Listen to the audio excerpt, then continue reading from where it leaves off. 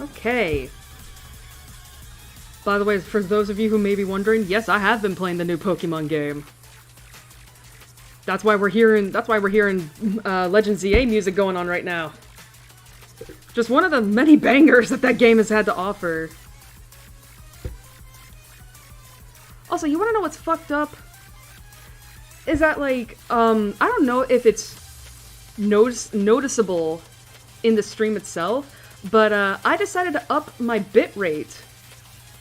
Because originally it was at 3,000 kilobytes per second, and I decided to up it to 6,000.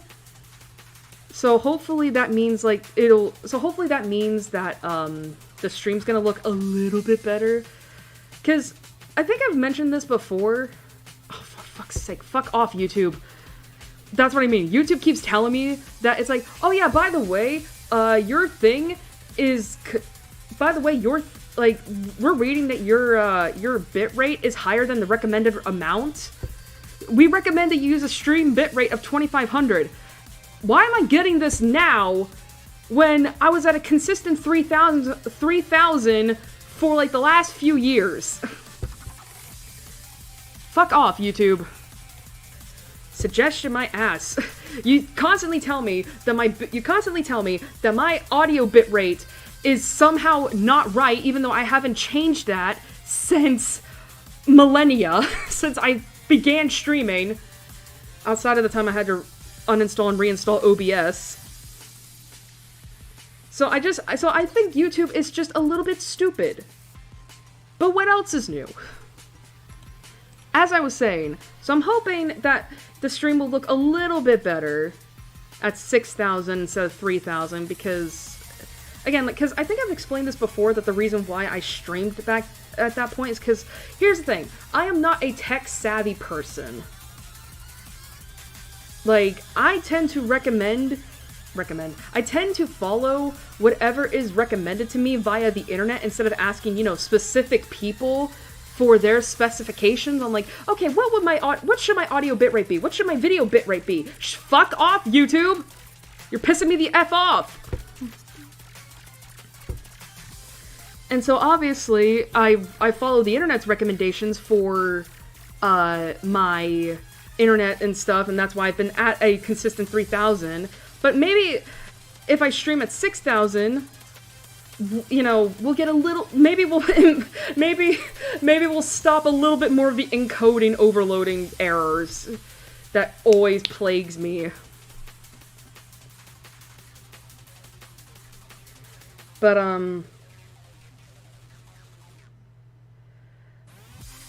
what was I gonna talk about? Oh, right. Fuck off, YouTube.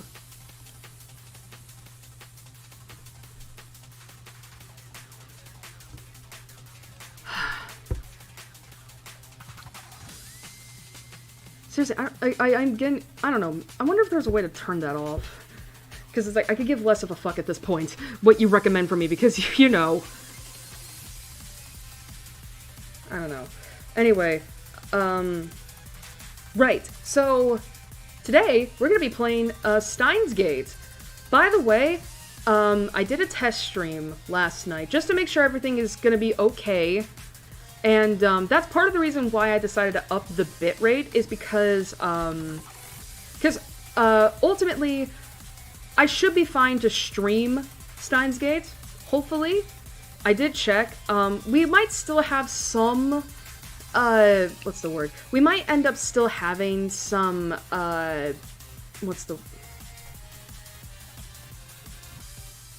we might still end up having some, points of, lag, I guess, throughout the stream, but hopefully not as much, because, I don't know, but, because I did notice that, whenever I would go into the menu specifically, that was when I would get, like, the frame rate drops. Now, granted, that could be due to my my computer here, that is currently screaming. It's also really hot, holy. But, But I also think it's because I had my browser on in the background, which I normally don't do when I'm officially streaming. So hopefully that'll also help. But for the most part, I did check, and Steins Gate should be able to run all right on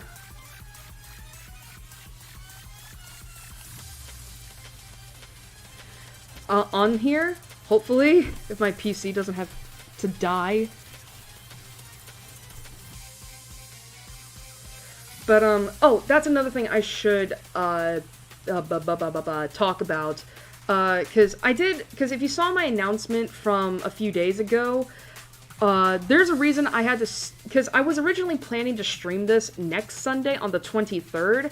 However, family plans decided to uproot that.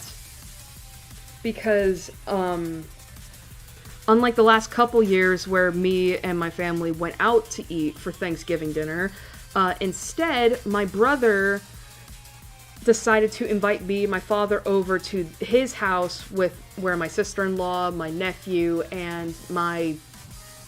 I don't know what I would call her in relation, because she's like... I mean, she's my sister-in-law's grandmother, so my grandmother-in-law? I don't know. They're gonna be doing Thanksgiving dinner at their house this year. And,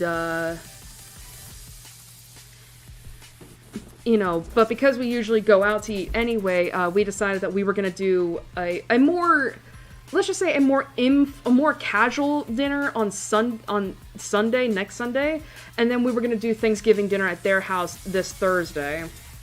So, because of that, it's like, well, I gotta change my stream date.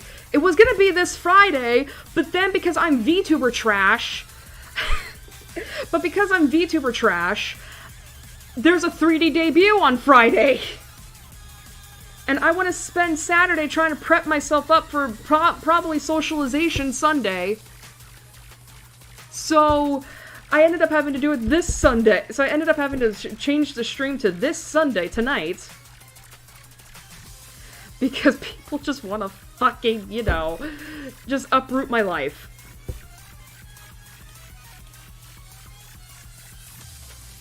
God, I will say, like, this remix by Glitch City is a fucking banger. Again, as I was saying before, as I was talking about before, I did get the new Pokemon game. I know last stream I said that, like, oh, I'm gonna get it. I was considering whether or not to get it, you know, on the day of release. Here's the thing. That was back when I thought it was gonna be releasing, like, this month. When instead it was gonna be, like, a few days after I streamed. And I was like, oh, fuck. So, I mean, I did end up getting the game, like, Friday. Like, basically the day after it released. And I've been playing that on and off for, like, the last few weeks. I don't know how far I am into that, admittedly. Because I finished Corbeau last night, actually. But I haven't yet gotten to the mission where I have to meet, I don't know how to pronounce her name. Jacin? You know, the fairy type trainer that everybody's been going gaga for the last few weeks. But I will say, I've been having a great time with that game. I don't want to go into it now since we're during the pre-stream, but like, I'll go more into my experience with it during the intermission, which we might not be able to get to for a little bit because I have an idea of when we're gonna like take an intermission, but that's gonna probably be for a while off yet, so there's that. Fuck off, YouTube. Christ on a stick, you keep telling me, we recommend you suggest that you switch to this bitrate. And it's like, you didn't give a fuck when I was doing it at 3,000. Why does it matter if I'm at 6? Ah! Why? Is it because I'm still streaming at 720? Why does that matter? Ah!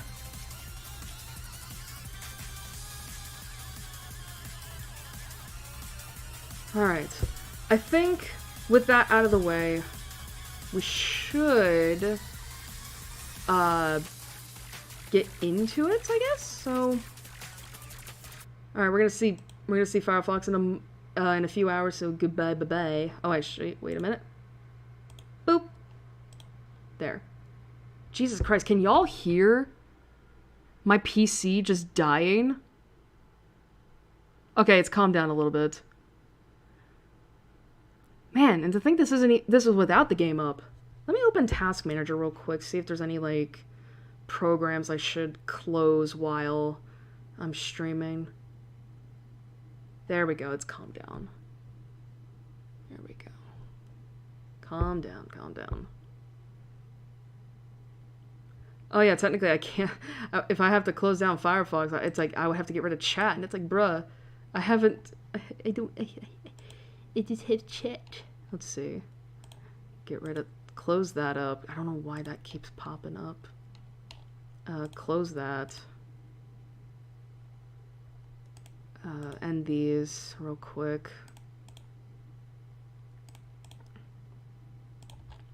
Alright, that's about as much as I can do for now.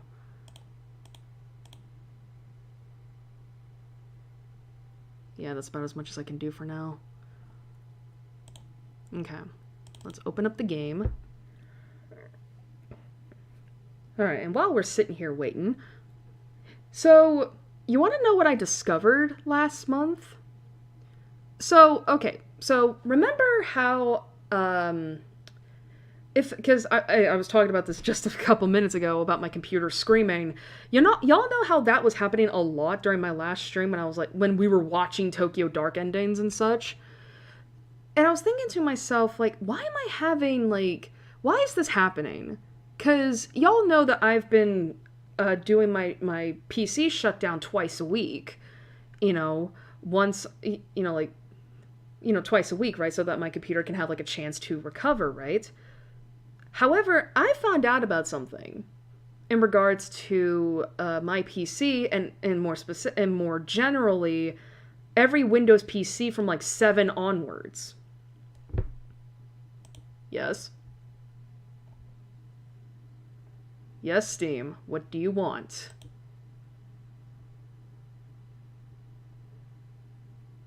Or you can just not tell me. That's cool too, I guess. But,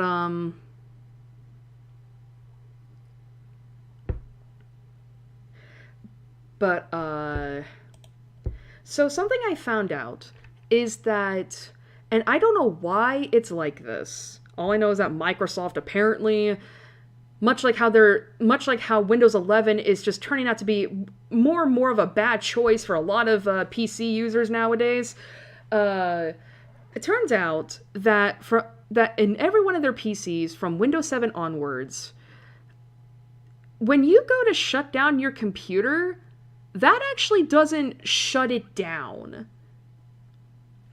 So I looked this up, and apparently, when you turn your PC on from a complete shutdown, right, that creates a sort of seed. And that seed is the one that basically logs all of the stuff that you do on your PC, you know, when you use it. And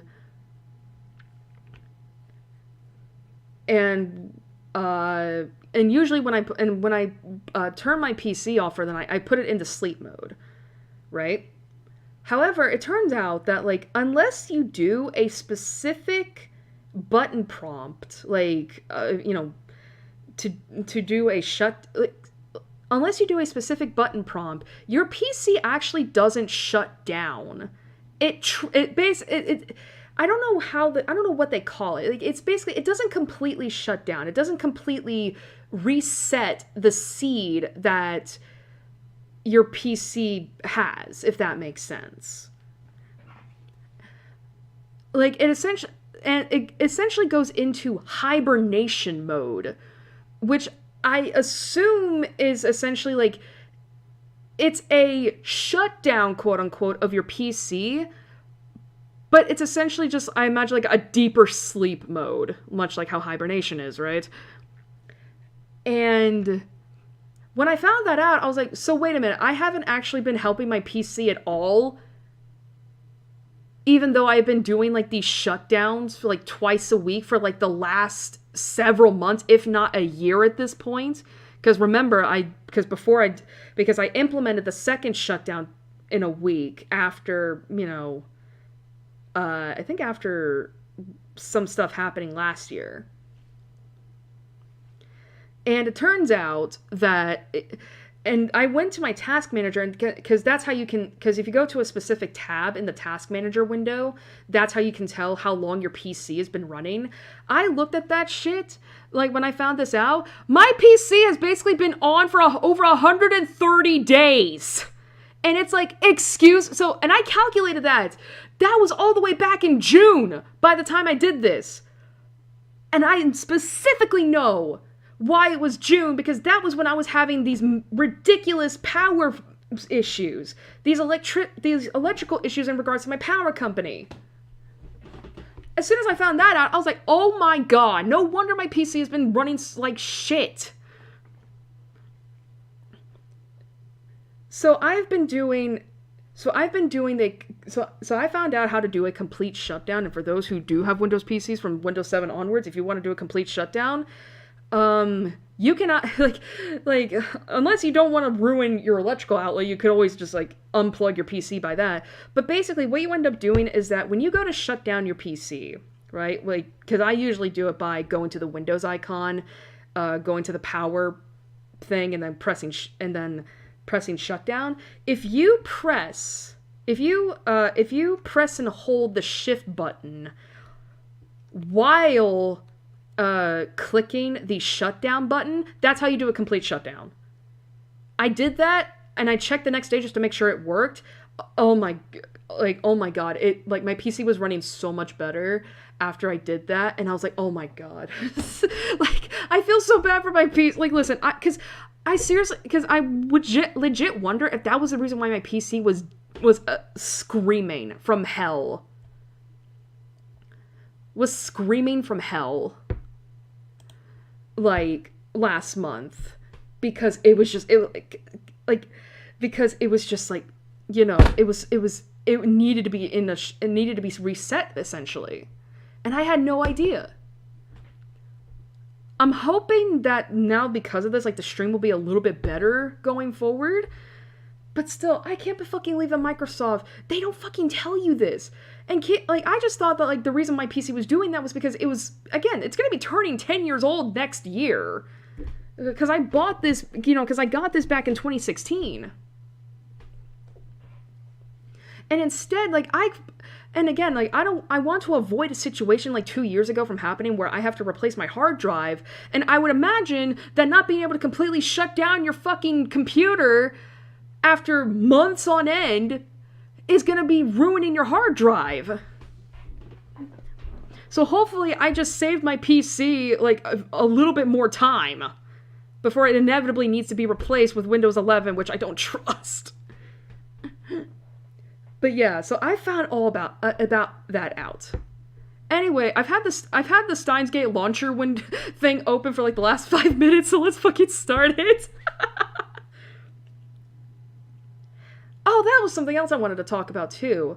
Because if you look down in the description below, there is a little thing that describes like not my experience with Steins Gate, mind you, but like. Because here's the thing, I did actually play through this game, like, almost actually 10 years ago. Because, if not 10 years ago, because I think I did play this in 2015. Because, yeah, I think I did play this in 2015, actually. So, funny story. Let me actually show y'all the... So, let me show y'all the game, actually. Look at that. Alrighty, so...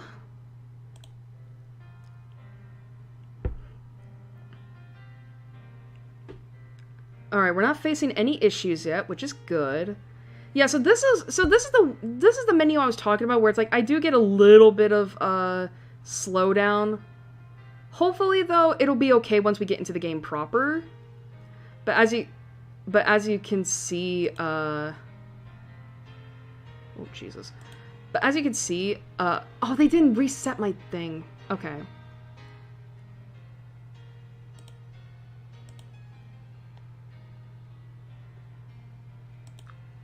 I will say when I was doing the setup for when I was doing the test stream last night, I found that the music is hella fucking loud. And it sucks too that I have to like keep the music a little bit like quiet because Steins Gate has a really good soundtrack, I will say. Anyway, as I was saying,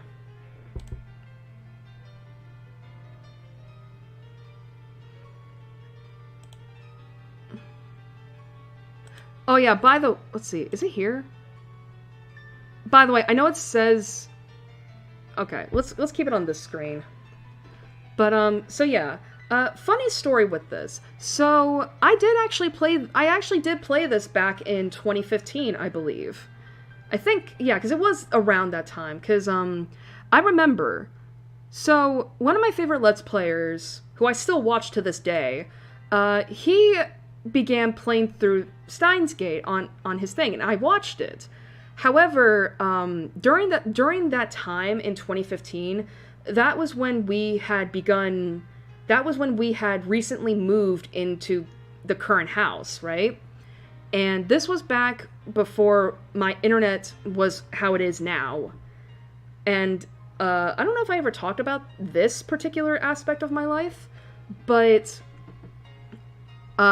when we first moved here, my internet provider did not have fiber optics. Again, that came during my whole streaming tenure. And because I live in a rural town, a rural county, a rural place in Tennessee, the only internet providers they had at the time were the local one, which we ended up settling on, versus the first one, which I'm not going to say the name of, because I think that is going to give away where I live.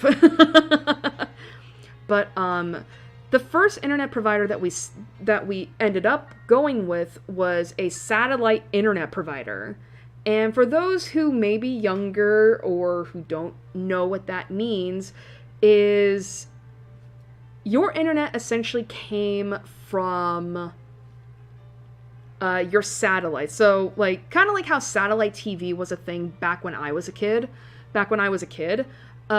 Your internet data, because also in regards to this first internet provider, we had a data cap, which I did not know existed until 10 years ago, because we had fiber optic internet, because that was back when we lived in essentially an urban place. This was a complete overhaul of my life.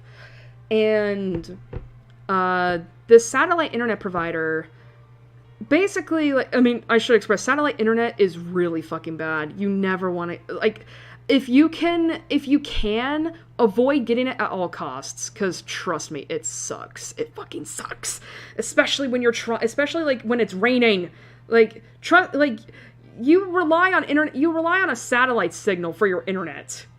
Can you imagine what will happen to your internet if it's a cloudy day or if it's raining? You're shit out of luck. And keep in mind, I had a data cap to abide by. And me and my brother are heavy internet users who have never had to deal with data caps before. We ran through that shit quick. And thankfully, that is what convinced us to quickly stop using that service, because this was just not going to work, especially, considering, like, my brother had school to deal with, and he definitely needs the internet. So, that was a thing. However, during that time, that was when I became aware of Steins Gate.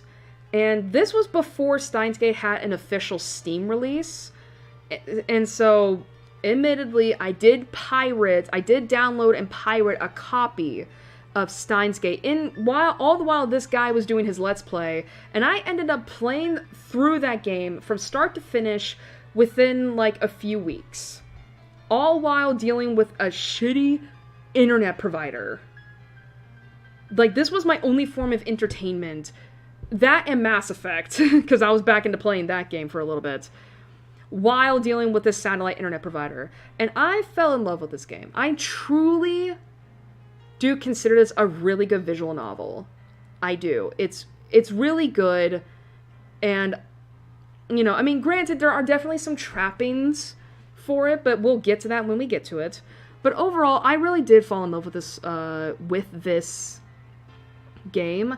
I will say, I never watched the anime, because I think that's what a lot of people's exposure to Steins Gate was through the anime, and I don't know if I can watch the anime, mainly because I know from experience that animes that are adapting visual novels, they never tend to, like, I'm not saying that all of them are bad.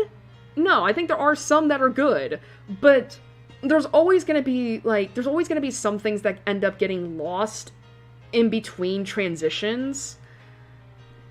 And considering how important some of the stuff is in Steins Gate, it's like, I think it's probably better if I just stick to the visual novel and not watch the anime.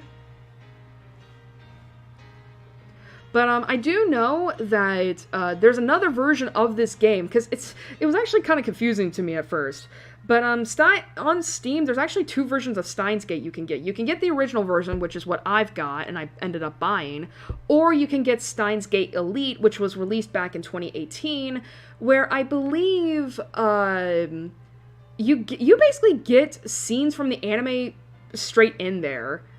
I believe. Like, I didn't check it out and all that, but I was like, I don't want to, because I do like the art style of Steins Gate more than I do the anime art style. And, and speaking of which, for those who are not aware, the artist for Steins Gate is, I believe his name is Huke. And if you aren't aware of who he is, as I said, he is the artist for Steins Gate. However, if you're a VTubing fan, you would know Huke as Kiara Takanashi's VTuber mama. He's the one who's responsible for her models. I don't know if he's responsible for her outfits, mind you, because I know she has a lot of outfits. But yeah, he is the one responsible for bringing Takanashi Kiara to life, essentially. And he's also, I believe, the one responsible for Black Rock Shooter, which, you know, for my youngins out there, that was a very popular, I don't know if I would say Vocaloid series specifically, but it is like if you know of a black-haired Hatsune Miku with a glowing blue eye, that's Black Rock Shooter. Huke is also responsible for that as well. Like, basically, Black Rock Shooter is like if Sans and Hatsune Miku had a baby. Let's just say that. Someone's gonna kill me for that. But yeah, so Huke is I would argue, is famous. Like, this was, like, Steins Gate was my exposure to him, but here's all these other cool things he did as well. So, yeah. Anyway, I have been talking your ear long enough. So how about we get into Steins Gate? So as you can see, we have 6 endings to go for. However, I'm gonna say this now. 4 of the endings, those definitely have their own endings, right? However, these 2 endings, I don't know for sure, like, where they're gonna appear at, but, here's the thing. One of the last endings you can get actually basically leads straight into the true ending, and what I mean by that is that, without spoiling, mind you, because I did say in the description that, I'm gonna try my best not to spoil things, because I genuinely believe Steins Gate is a visual novel that you should go in for, like, as blind as you can be. So I'm gonna try my best to not spoil anybody. But, let's just call it the 5th ending. The 5th ending, it's essentially like a shortened version of the true ending, maybe with some subtle differences, but for the most part, I don't think there's any major differences. Like, as I said, like, I genuinely believe the 5th ending is just a shortened version of the true ending. Like, you'll see what I mean when we eventually get there, but, yeah. So, fair warning.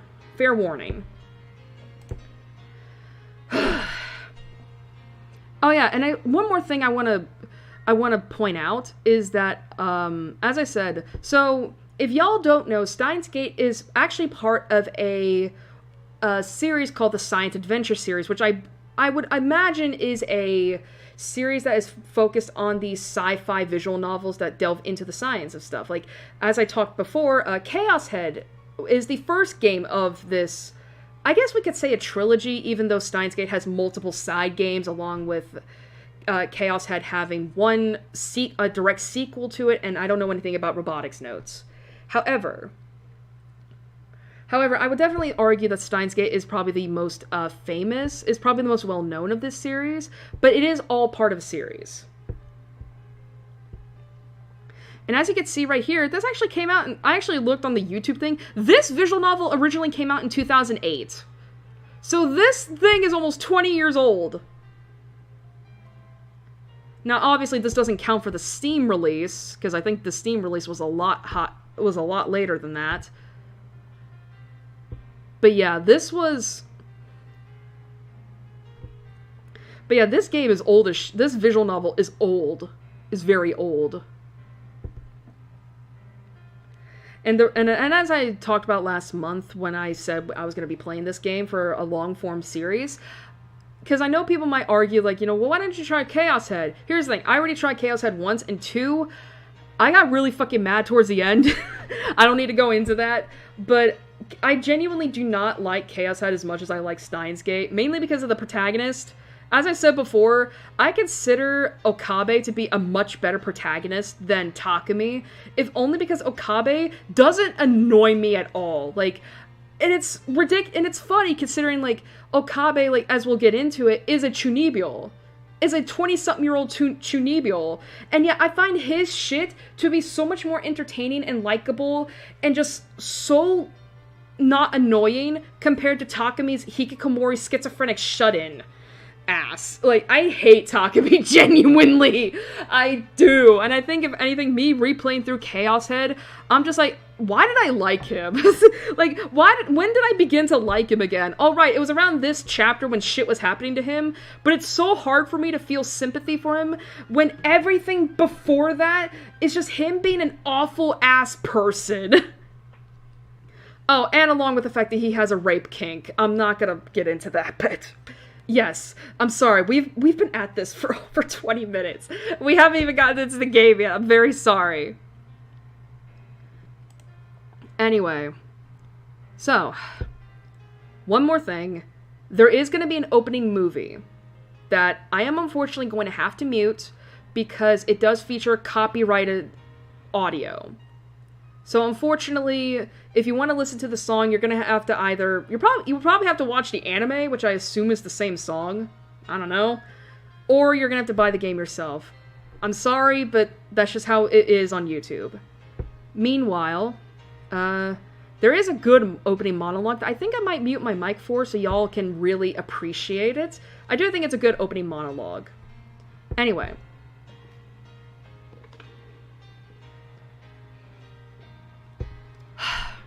Are we ready to get into Steins Gate? Let's do this. Alright, gonna mute my mic.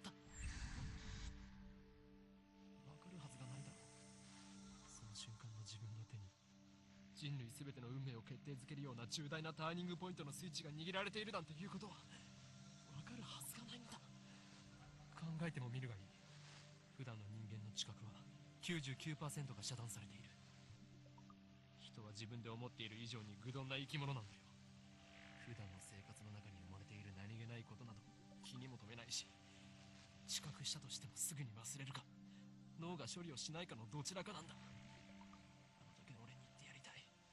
迂闊なことをするなと、軽率なことをするなと、見て見ぬふりをするなと、もっと注意を払えと。陰謀の魔の手は思った以上にずっと身近にあって、いつでもお前を陥れようと手ぐすね引いているのだと。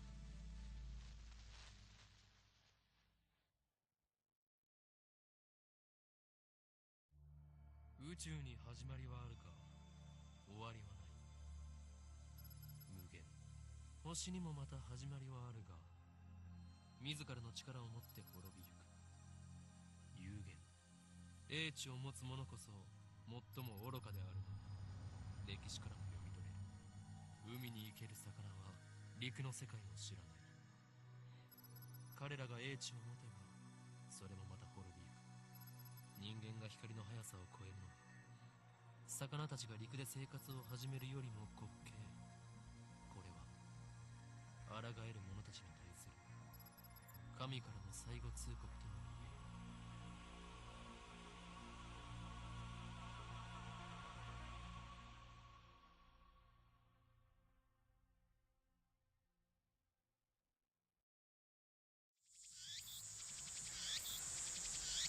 ねえねえ、何ブツブツ言ってるの？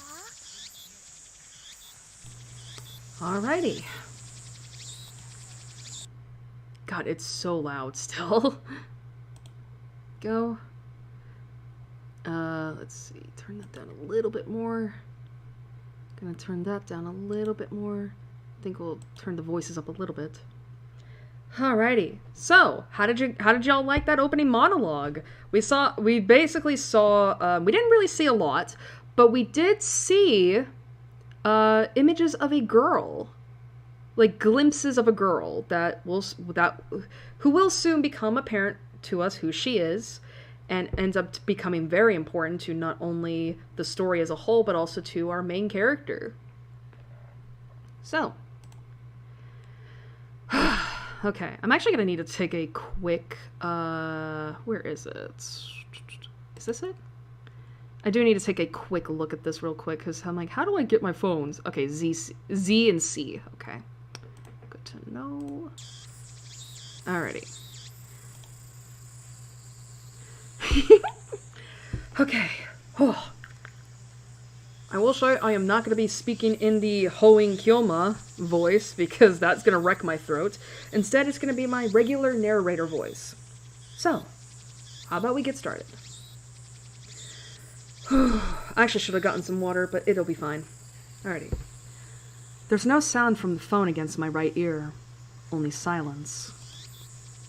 I am baking in the summer sun. Sweat slowly slides down my chin and drips onto the asphalt.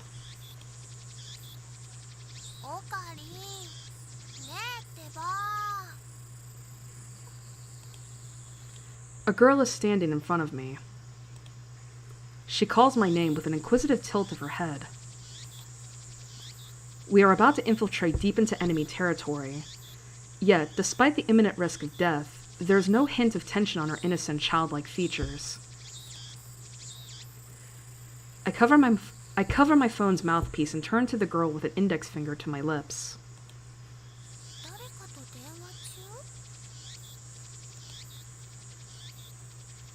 I nod and put my phone back to my ear. Still no sound from the other side. My contact is wise to maintain silence. The whole area could be bugged. We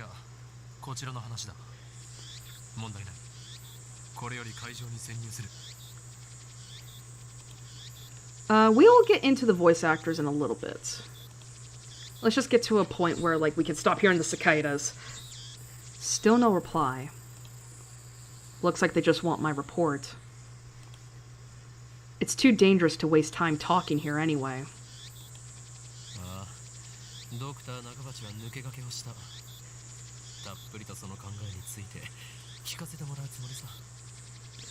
By the way, I do have the option turned on because I don't know if it was noticeable, but there is an option where you can sync the voices up, which basically, if you're not aware of what that means, it essentially means that whenever there's voice acting going on, the speed in which the text is shown is going to be synced up to when the voice is saying it, if that makes sense. I can turn this off if I want to, but I just kind of like, let's just see how it goes first off. But yeah, that's the reason why it's, despite me having the message speed like this, yeah, the dialogue itself is not gonna be affected by that, so.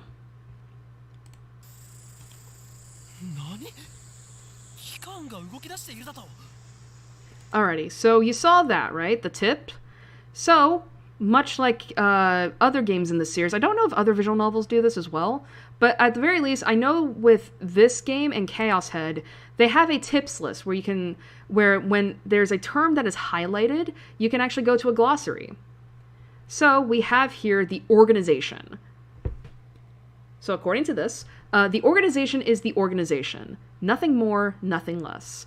Its formal name is something else, but even uttering that name is a death wish. For that reason, all who know of its existence call it simply the organization. I think here, the Chunibyo, I think that's like the category in which the, I don't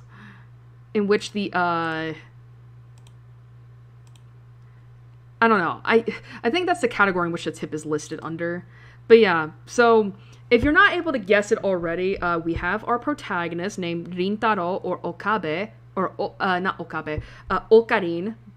And he's a bit of a Chunibyo. As I've said, he's a Chunibyo, which for those who are not aware of what that is, I think if I remember correctly, Chunibyo is roughly translated to 8th grade syndrome.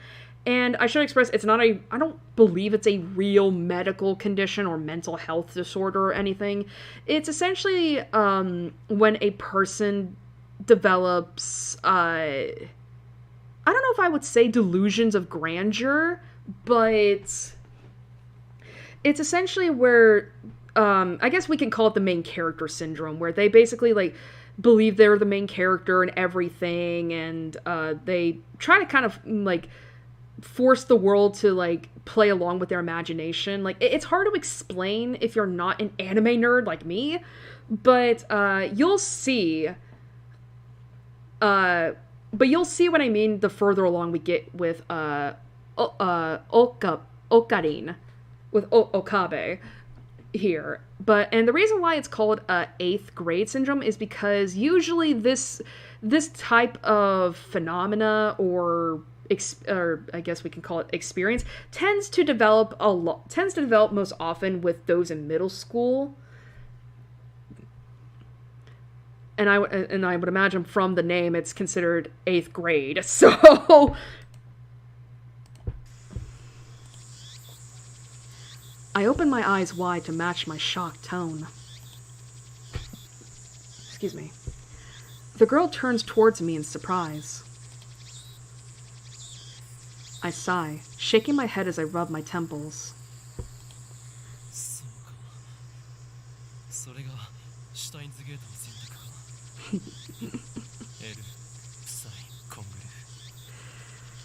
Keep this phrase in check. El sai congru. This is one of the many major signs of Okabe's Chunibyo syndrome. Speaking of which, I'm actually going to save real quick. Where is my save? This is just in case. Oh wow. That literally says we're in the prologue. Cool. I speak the parting words, then pocket my cell phone. Steins Gate. Some know it as fate. To others, it is the will of God. You could count on one hand the people in this world aware of its true nature. In any case, we should begin the infiltration. I advance towards Radikan, which is just across the street from the train station.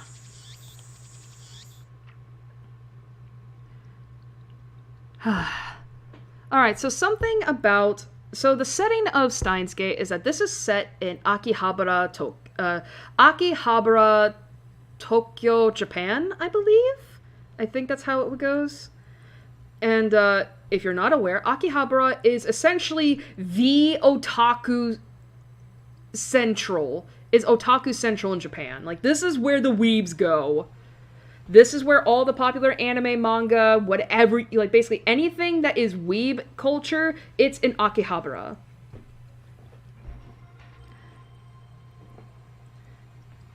And interestingly enough, Chaos Head, which is the game previous to this, took place in Shibuya, Tokyo. And yes, Shibuya, as in the place that everybody accuses anything that's not Persona 5 of copying from Persona 5. But yeah, you can even see it here in the background, the multitude of anime posters and all that, and you can see these little capsule machines. Okay. Of course, this is enemy territory. I can't just stride through the front door like an average person. I bypass the elevators and escalators and head to the 8th floor by the stairwell. But I only make it to the 7th floor before I have to stop and rest.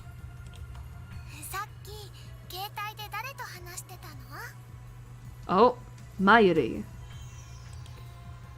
The girl, Shina Mayuri, immediately resumes our conversation. She followed me all the way here, and she isn't even short of breath. I, on the other hand, am gasping for air with my hands on my knees.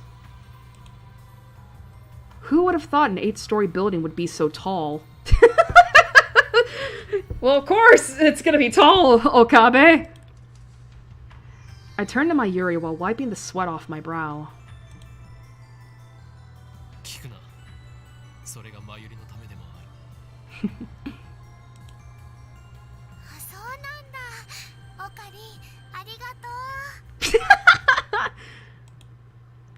Mayuri smiles happily and doesn't pry any further.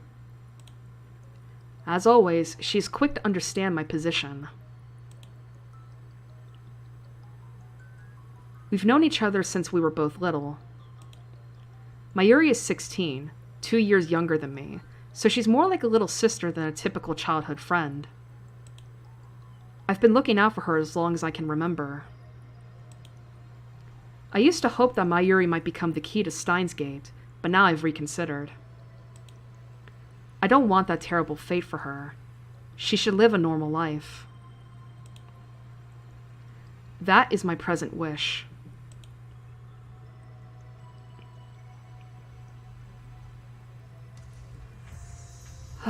Okay. So, if y'all haven't noticed already, we've only heard a couple of voices, but I will say that I feel like Steins Gate got a bigger budget than Chaos Head did, because if you don't recognize the voices, our beloved protagonist, Rintaro Okabe here, is voiced by none other than Miyano Mamoru, who is a very famous seiyuu. Like, you probably know him. Like, he has been in so many animes, video games, visual novels, etc., etc. Like, this man has been around since I was a child. Like, it is insane. It is insane. And Mayuri is voiced by Hanazawa Kana, who is also a famous seiyuu. I don't remember how long she's been around, but she's definitely been around since at least 2014. Because that was my exposure to her by Kozukura Mary from Mikaka City Actors, one of my special interests back in the day. But yeah, so she's been around for at least 10 years. Like, and there's gonna be more seiyus throughout this game that I'm like, oh wow, I actually know who you are.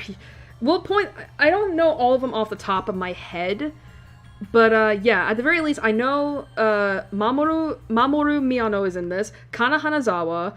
I believe, if I remember correctly, Tatsuhisa Suzuki is also in this as well. I would have to look up the others, but I know there's a lot of famous seiyus here, too, so... But we'll get into that when we get into it. Anyway, we continue to the 8th floor and enter the assembly hall. In front of us stands a cheap-looking stage with a podium and a sign reading, Dr. Nakabachi's Time Machine Press Conference. So something I did notice is that when Okabe was talking to his, by the way, empty phone, like he's not talking to anybody, he's pretending he is, he specifically said Dr. Nakabachi. Which is, I forget why he refers to him like that specifically, because because again, that's in English. Normally, you would address a doctor or professor of some kind, as presumably Nakabachi sensei. But no, it's Dr. Nakabachi, so...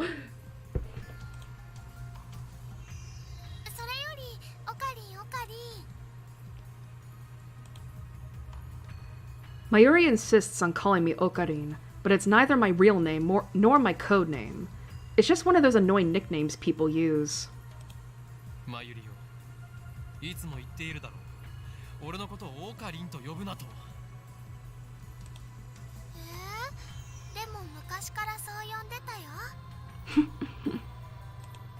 それは昔の話だ。今の俺は法院京馬。世界中の秘密組織から狙われる狂気のマッドサイエンティストだ。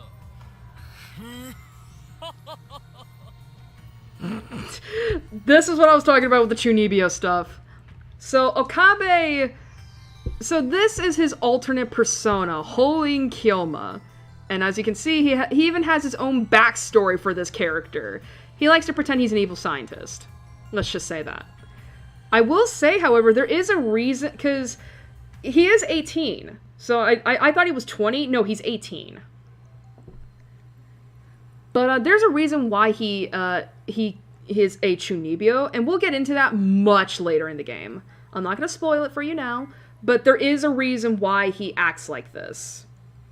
And coincidentally, well, not coincidentally, but I will say as a hint, it has a lot to do with her, with Mayuri.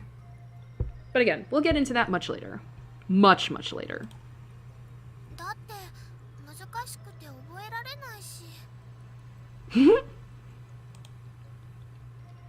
In any case, Hoin Kyoma is my true name. Okay. Whoops, I meant to go to the tips. That's gonna take a little bit. Alrighty, more Chunibyo. The name that describes one's true essence. Soul name. Okay, just making sure we get that out of the way.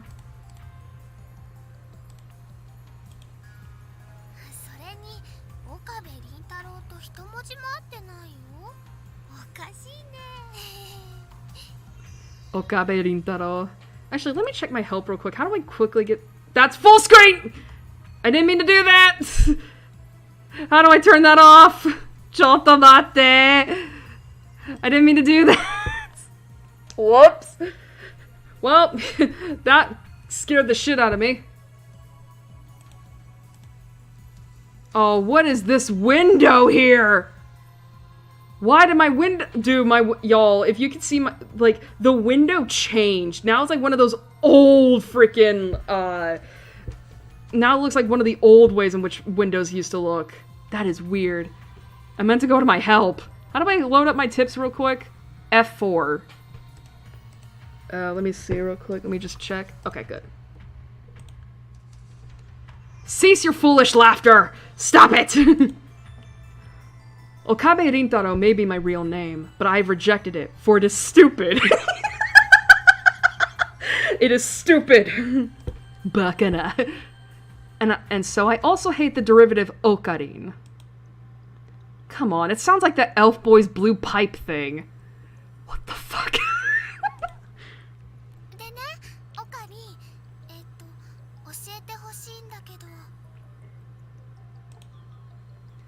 In one ear and out the other. She's been calling me that for 5 years now, so maybe it's time to give up. Yeah, you're not gonna change your mind.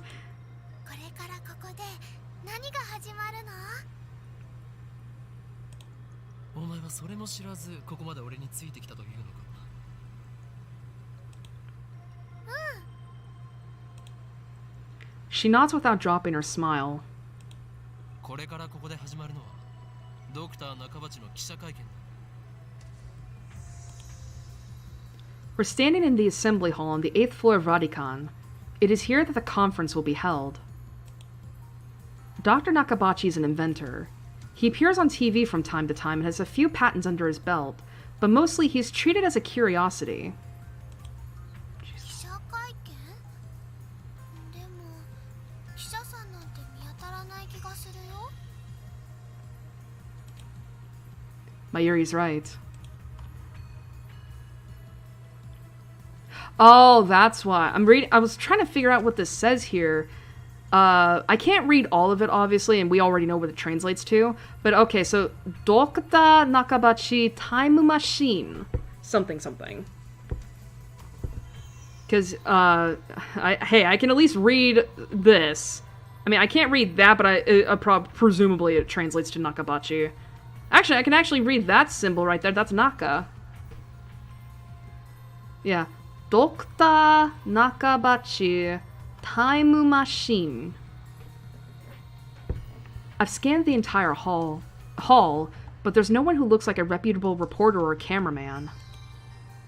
There are only about 10 of us standing in the hall, including me. Considering Nakabachi's moderate media presence and the fact that he claims to have invented a time machine, I would have expected more.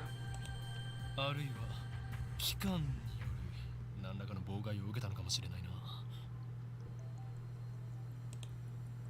I twist my lips into a sneer. I thought that Nakabachi was like me, a scientist fighting to overthrow the organization. But this press conference suggests other motives at work. Our enemies won't miss this chance. 巻き込まれるのは勘弁だがな。 Nevertheless, I'm interested in what he has to say. That's why I'm here, blowing an afternoon of my precious summer holiday. Mayuri ponders my utterance for a while before finally turning her head. 巻き巻きトカゲ？それを言うなら襟巻きトカゲだね。 I think y'all have already noticed that Mayuri's not... She's got a couple screws loose. I let out a sigh. Mayuri is known to not only make bad jokes, but to laugh at them too. She's always been special. That's a nice way of saying she's a little dumb. マユリ、気をつけろ。おそらくこの記者会見、何らかの事件が起き。 Oh.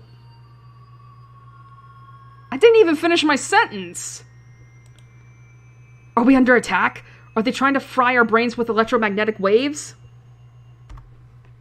Alrighty. So, electromagnetic wave. Waves that exhibit properties of both electricity and magnetism, first formally postulated by Maxwell in 1864. The electric field and magnetic field's oscillations cause them to mutually propagate each other, resulting in a wave that radiates through its surroundings. This is why it's called electromagnetic waves. Radiation, excuse me.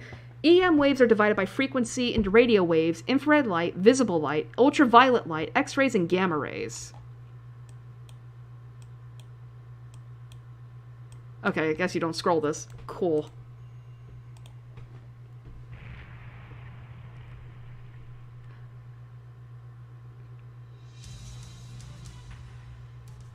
Okay, I will say, this scene, this whole prologue we're seeing right now, this is going to become extreme, like everything, I would say most things in this prologue are going to become extremely important in the endgame.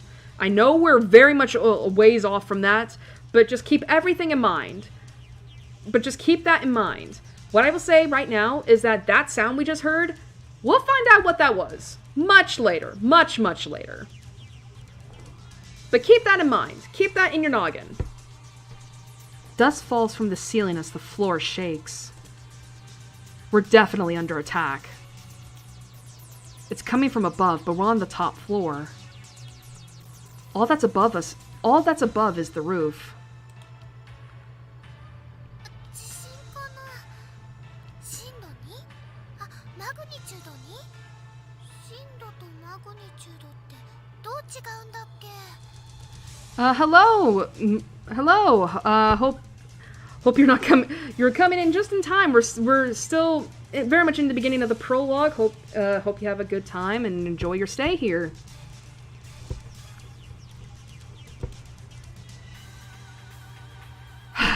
No time to deal with Mayuri's confusion. Something's not right about this. I bolt out of the conference hall and run up the stairs to the roof, ignoring the no trespassing signs in my way. The door is open. Upon closer inspection, I realize that the lock has been broken. Oh, we're getting a little bit of lag. I'm guessing because of these fucking particles. I open the door and see a billowing cloud of black smoke. There's some kind of phosphorescent dust sparkling in the air.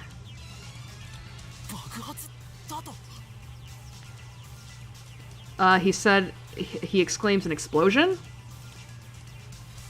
I can't believe it. Was there really an explosion? My heart is racing. Have you watched this game's anime? No, I have not, and I don't really have any plans on doing so. But don't you worry, I have played this game before, so I basically know all the story. However, I would ask that, just for the sake of anybody who watches this in the future, or who comes by later on who don't know what Steins Gate is, we're gonna keep spoiler talk to an absolute minimum. So I would please ask that you abide by that. Damn, I don't know what to do. Should I run away? But why an explosion? Terrorists? No, that doesn't fit. I mean, how do you explain that? Oh, He says, what the? A strange machine is sitting in the middle of the roof. It's huge, maybe 3 meters tall. It looks kind of like a satellite. Did that thing cause the shaking just now? Who put it here? Was it Dr. Nakabachi? Is this part of his presentation? Impossible. Even if that were the case, how the hell would he get it up here? My head is bursting with questions. As I search for the courage to approach the machine, a throng of reporters and building staff bursts onto the rooftop. They look just as confused as I am. Please stay back, everybody! And then a woman, who I assume is a staff member, appears to wave us back.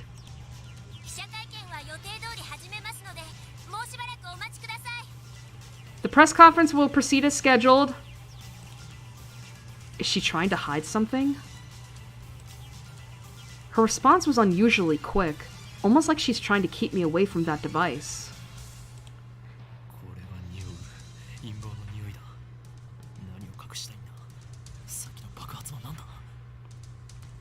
I've got a nose for conspiracies, and this stinks of a cover-up. What are they hiding? What was that explosion? I want to know, but I shouldn't risk getting any closer. I turn and leave. But not because I'm scared or anything like that.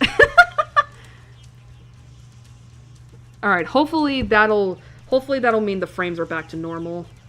God, I hate that, like, stuff like that, like, that the particles will cause the game to just lag. Staff members lead all of us back to the 8th floor. Mayuri is nowhere to be seen. She's not in the event hall either. I find her on the 7th floor. Several capsule toy machines are lined up next to a plate reading Birthplace of the Japanese PC. Alright. Capsule toy. A vending machine that dispenses small toys at random. One cannot tell what the toy is before opening the capsule. I remember these back when I was a kid. Like, I remember whenever my mom would take me to the grocery store, at the front of the store when where you were coming and going, they always had these little capsule machines that like you put a quarter or two in them and you would get a capsule, and it would just have these small little like toys or trinkets inside them. I never got to have many capsules because my mom did not like wasting money, but I have a couple, and I miss having those. Okay. She's gazing upon them with a wistful look. I breathe a sigh of relief, then take out my phone.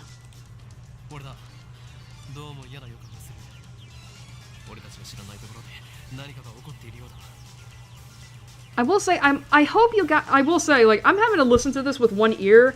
I can still barely hear the voices. The voice acting.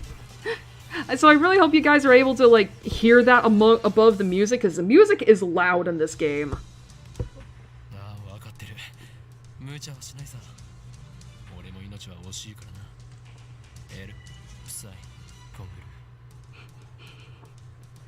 I will say right now, I don't think this phrase in particular is, like, has any meaning. I could be wrong about that. But I don't think this is not English, obviously. It's just like what the fuck Okabe picked out, I guess, as a cool catchphrase. Excuse me. After I speak the words and hang up, I'm able to wipe the sweat from my forehead. My sweat is cold. Half of me hopes something will happen. The other half fears the same thing. I put away my phone and look back at Mayuri. She's still staring at those capsule toys. She doesn't seem to be worried about the explosion at all. I can't decide if she's level-headed or just airheaded. Definitely the latter.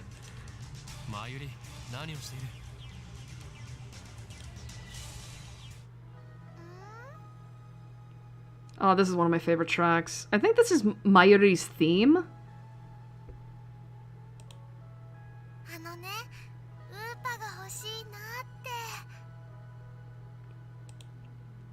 Just as I thought.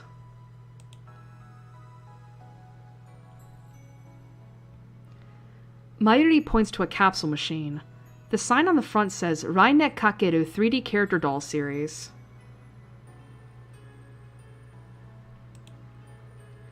Rainet Kakeru is a popular anime series with its own card game spin-off, Rainet Access Battlers. They even hold international tournaments. Alrighty, so this is not a real series, but regardless. Rainet Kakeru, a popular manga serialized in Loco Loco Comics. Is it supposed to be Koro Koro? The third season of the anime adaptation is currently airing on To TV. Although the series is ostensibly aimed at children, the realistic themes depicted also appeal to adults.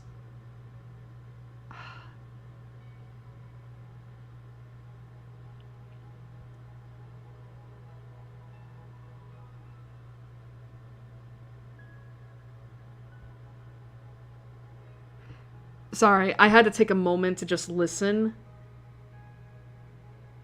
As I said, this is one of my favorite tracks of this game, and I think it's considered Mayuri's theme. And I think if I remember correctly... Now, this was from the pirated copy that I played back in 2015, but I think it was called Quiet Air. So, I don't know, I might look that track up later, just to listen to it on my own. Anyway... More and more children are learning about the internet through this anime. It has reached the point where some scholars claim that children are better informed than their parents with regard to internet issues.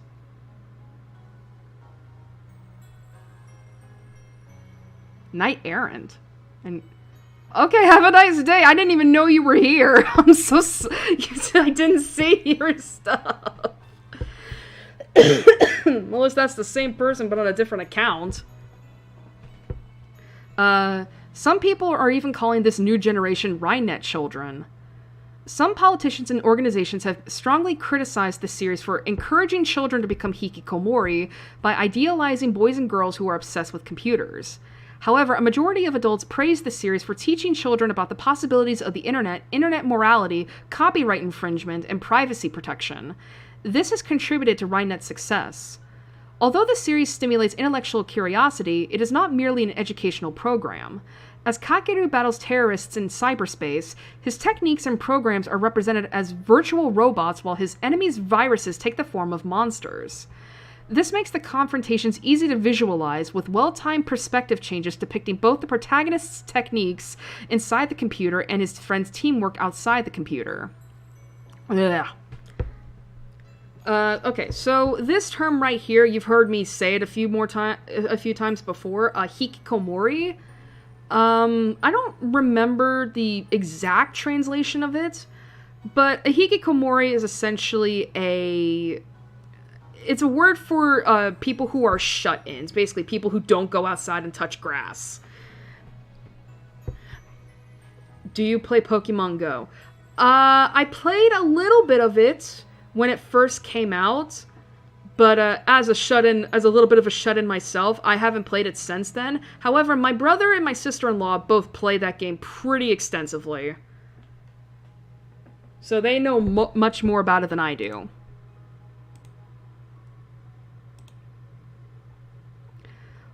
Upa is the series' mascot character. It resembles an elliptical egg with limbs sticking out, like some kind of deformed dog. That's so messed up. It's what they call an ugly cute character. That's a trope. High school girls find these creatures adorable for some reason. Last year, an ugly frog character was the rage. Its name escapes me, though. Alright, this right here, that's a Chaos Head reference, because the ugly frog character Okabe is talking about, his name is Ghetto Froggy. And that actually turned out to be a pretty major factor in the game's story, which I will not spoil, by the way. But it was interesting, to say the least. A plushie somehow has to do with, like, people going nuts.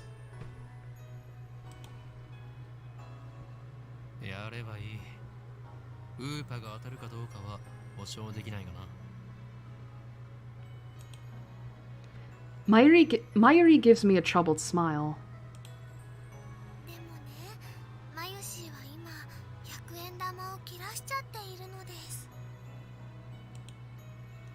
Mayushi is what Mayuri calls herself sometimes. According to her, it's supposed to have... That should be A. That should be an A. It's not N, because that's a star. The grammar. It's supposed to have a star at the end. Mayushi. Ah! Hoshi. But who really cares?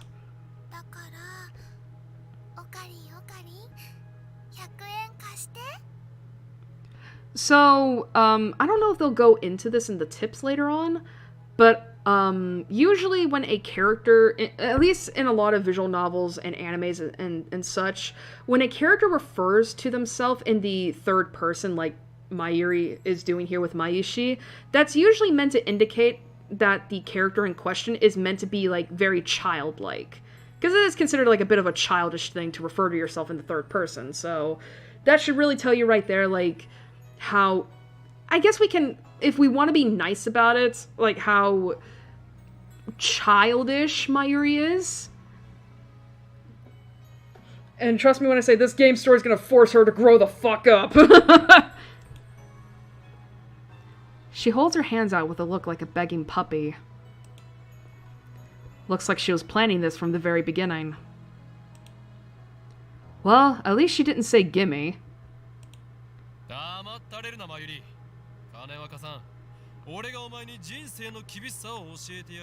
I'll show you just how harsh life really is.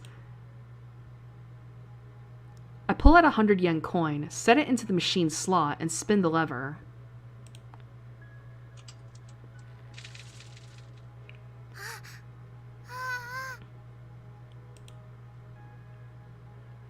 I open the capsule and take out the contents. Mayuri leans forward eagerly to see what I got.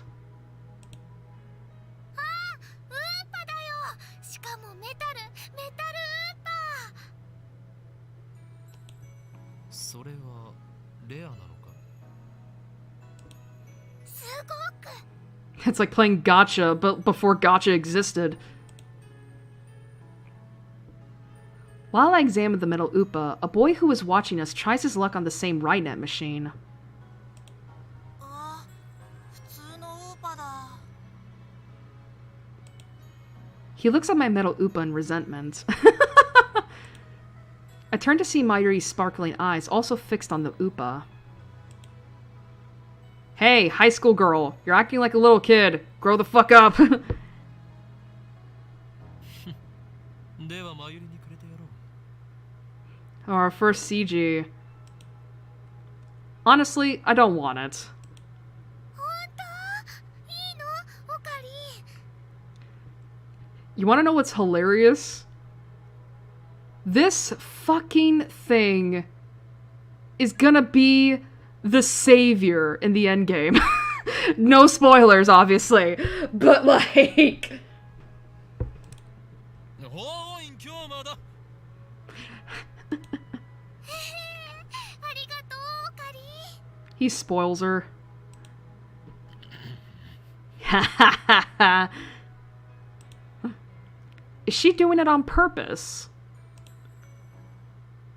Oh. 本日はドクター中鉢によるタイムマシン発明成功記念会見にお集まりいただき誠にありがとうございます。 I hear the announcement from the floor above. どうやら始まるようだな。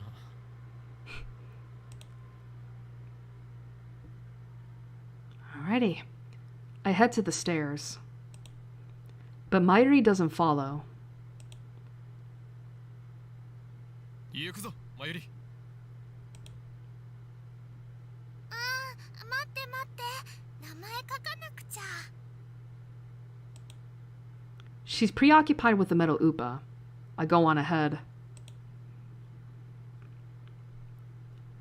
それでは早速登場していただきましょう。発明家ドクター中鉢さんです。皆さん盛大な拍手でお迎えください。 Punch, punch, punch, punch, punch, punch. Dr. Nakabachi enters to sparse applause. Excuse me. He walks up to the podium. He's already wearing a frown, for some reason. I can feel his irritation from here. We'll find out. Eventually. ドクター中鉢だ。どうぞよろしく。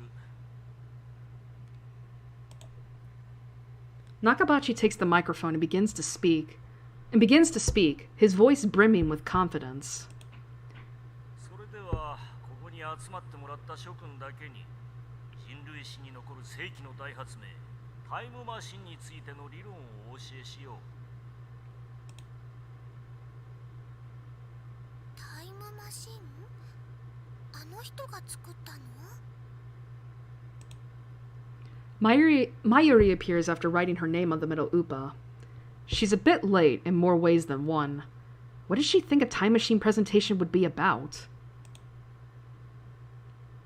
I take another look around the room.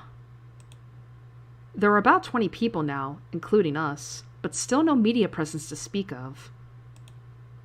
So this is the extent of Dr. Nakabachi's fame. No one believes that he invented a time machine.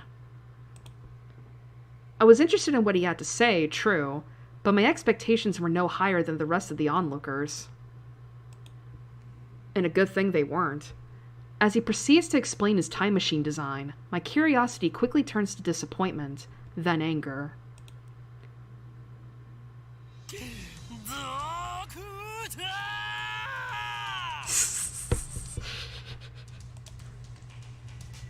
My roar silences Nakabachi and draws the eye of every person in the room.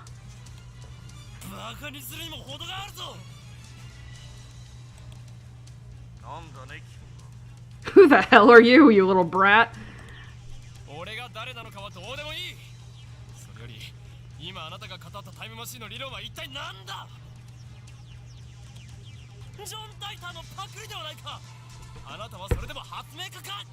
Okay, John Teeter. Okay. A self-proclaimed time traveler from 2036 who appeared on an American internet message board in November of 2000. The The internet went into an uproar, flooding the board with questions and debate. Teeter, however you pronounce his name, posted pictures of his time machine and its control manual, as well as diagrams illustrating time machine mechanics. He also disclosed information on near-future events, time travel physics, history intervention, the multiverse, timelines, and world lines.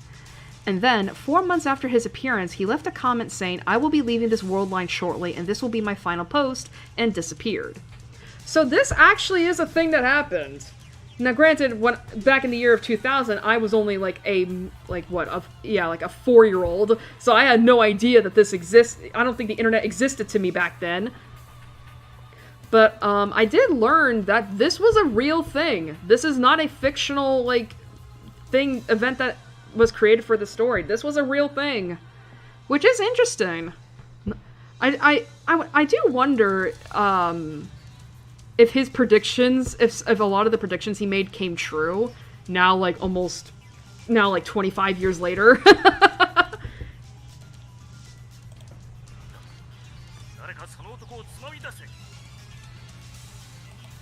出ていくのはあなただ、ドクター。恥を知れ。不人罪。あなたには発明家を名乗る資格はないぞ。うるさい、黙れ。生意気な若造め。Just then, someone grabs my arm from behind.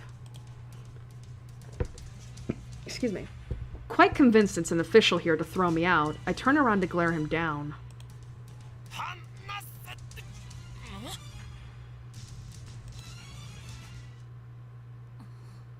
Oh, here she is.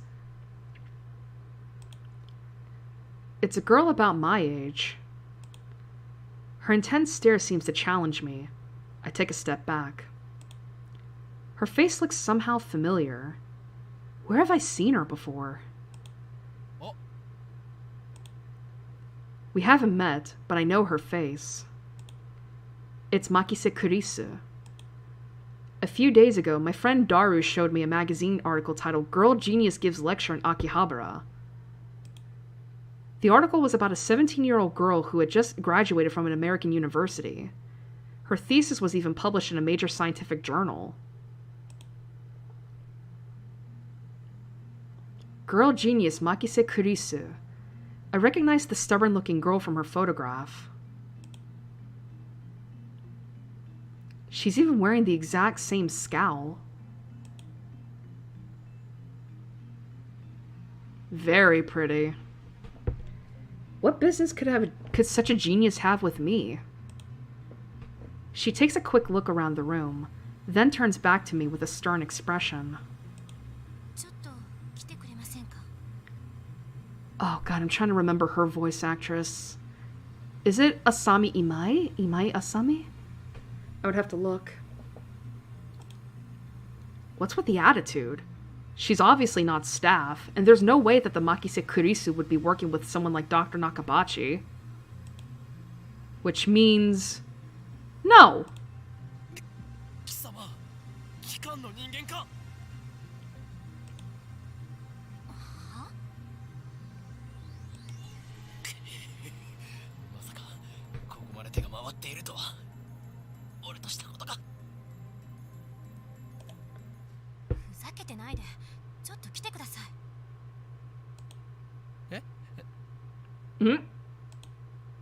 My outburst is already attracted to...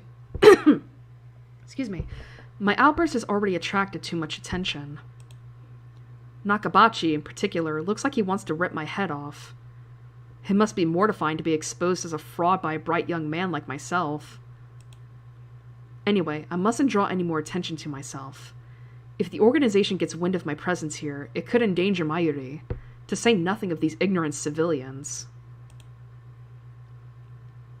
I let Makise Kurisu lead me out of the assembly hall. Makise Kurisu. ここで俺に何かすれば人目につくぞ。そうなれば貴様もいろいろまずいだろう。何かって何ですか？人聞きの悪い。She glares at me, quite fiercely at that. Attractive though she may be, there is no innocence in her eyes. A beautiful agent, unmatched in cruelty. My heart beats in exhilaration from the danger. Looks like chaos really does get my blood pumping. 私はあなたに聞きたいことがあるだけです。それに答える義理はない。機関のやり方は分かっている。だから機関って？ Instead of answering, I take out my phone and put it to my ear. 俺だ。機関のエージェントに捕まった。ああ、マキセ・クリスだ。あの女には気をつけろ。いや、問題ない。ここはなんとか切り抜け。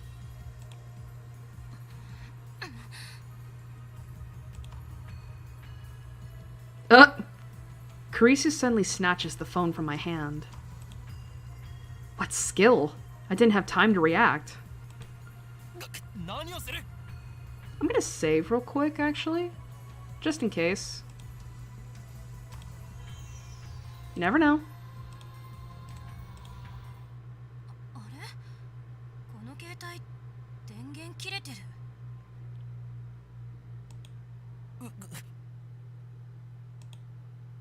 誰と話していたんですか？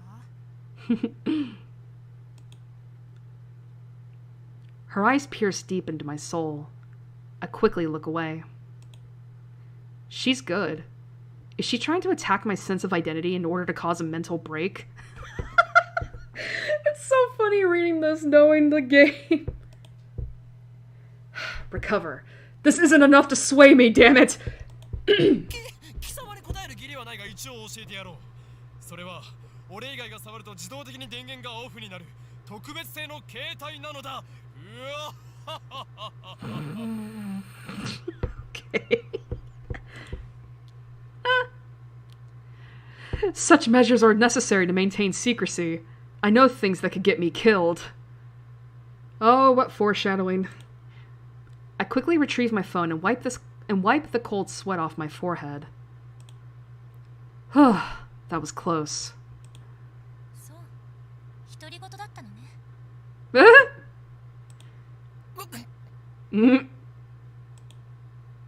This is bad.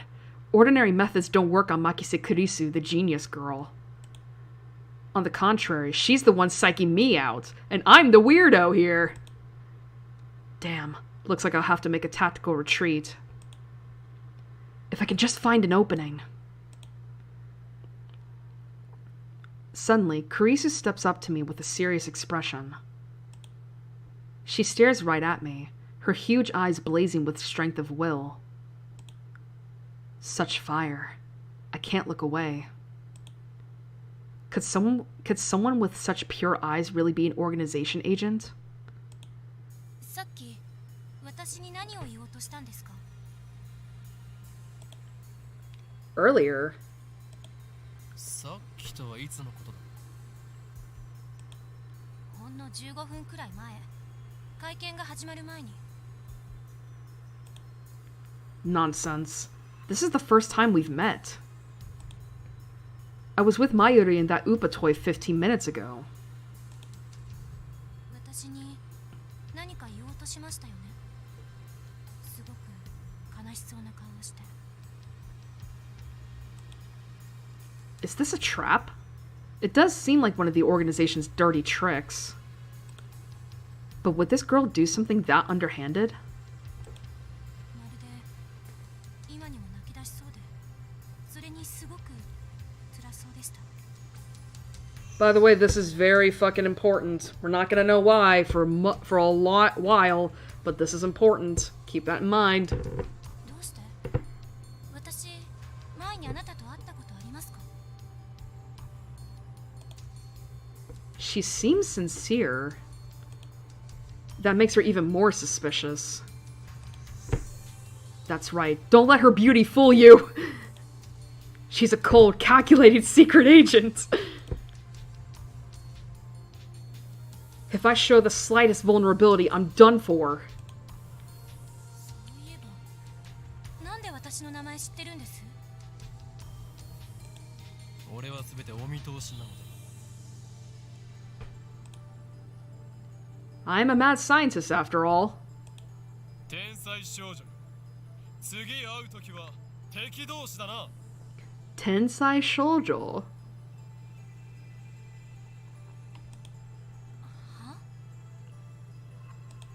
さらばだ Sayonara! She's like, what? I spin around and take off down the stairs, ignoring her call to stop. Like I'd listen to the enemy.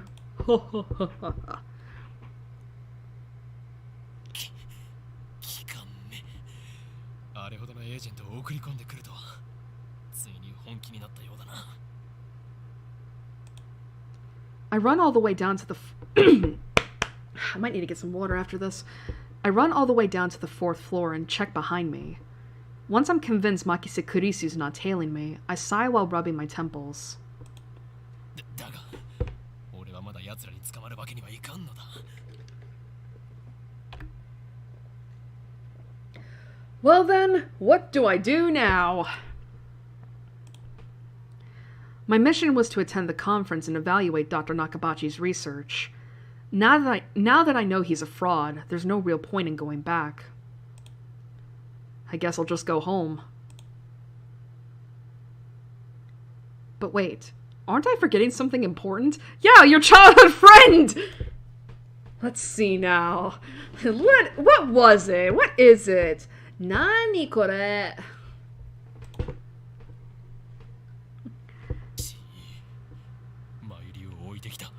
It takes him like a minute to remember. Oh, right! I knew she'd be a liability. I shouldn't have brought her along. I was trying to prioritize her safety, but got careless. I'll try calling her first. If she's alright, then I can just have her meet me here. With that thought in mind, I take out my phone. I turn it on. So yeah, that shit was off the entire time. Alrighty, so July 28th. And twisty. And it rings just as I do.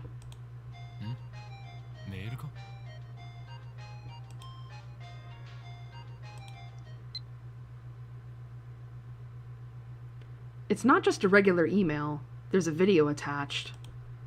And it's from an unknown address.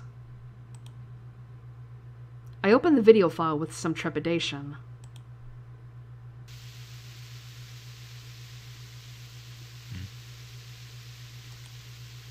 There's nothing but noise. Is this a prank? Or some sort of Makise Kurisu style attack? Maybe the noise is some sort of make people go crazy frequency. No, wait. I don't remember giving her my mail address, so I'm probably just thinking too hard. I curse myself for being gullible enough to play the video. Jesus Christ, that scared me. I have more pressing matters to deal with anyway.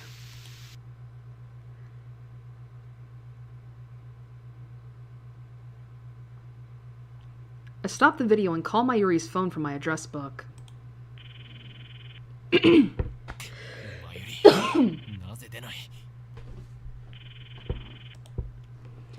Looks like I have to go back to the assembly hall. But things will get messy if I bump heads with Makise Kurisu again.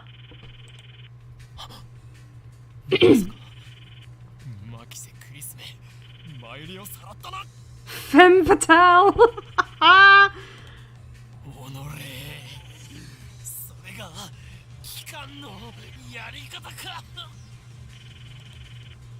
Leaving without Mayuri isn't an option. Call me overprotective, but she's like a little sister to me, and there's a very real danger that she might wander off somewhere the moment I let her out of my sight. Mayuri has always been like that.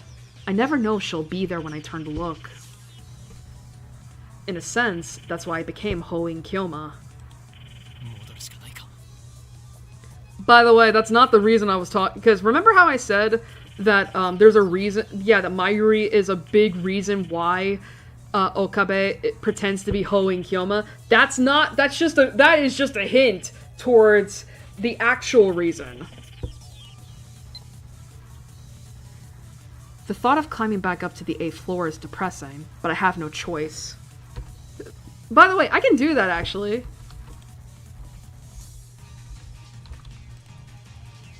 So yeah, I can bring up the phone through the Z and C keys. But I guess I'm just not able to do anything much yet. Ah, that's also how you do it. Ah, here we go. So yeah, you can. So this is a unique feature of the game here, is that you can pull up your phone and change stuff. We're not gonna. I don't think we're gonna mess with any of that for now. Let's see. Let's see. All right, we're not gonna do anything about that. The mail, nothing. There's that. Hey, I got an achievement! All because I viewed the history! Alrighty, so you see these names here, Daru, Funway, Ferris, Mayuri, and Lukako. We're gonna meet these three at a later point. This will be something special. We'll find out what that is later.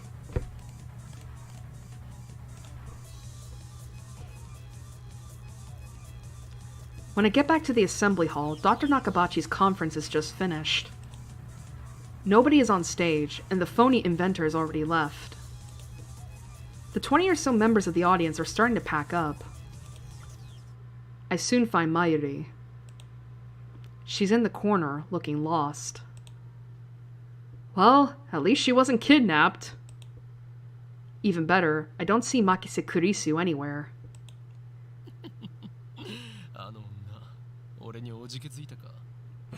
Okay, sure, dude.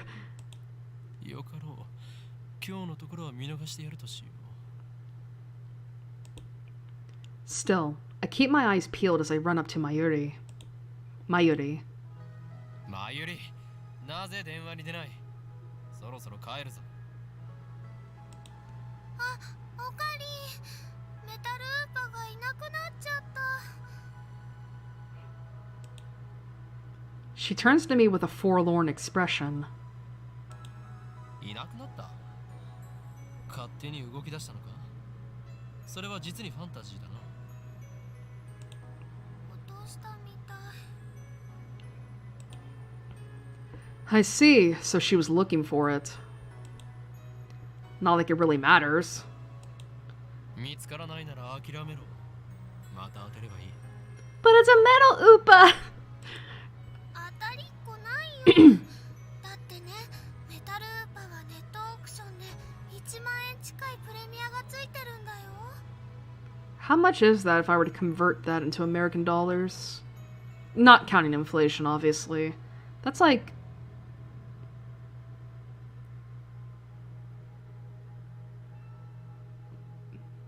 Dun, dun, dun, dun. Dun, dun. I think if I remember correctly, 100 yen is like $1? Da-dun, da-dun, da-dun. Yeah, I think 100 yen is like $1. So, 1,000 is 10.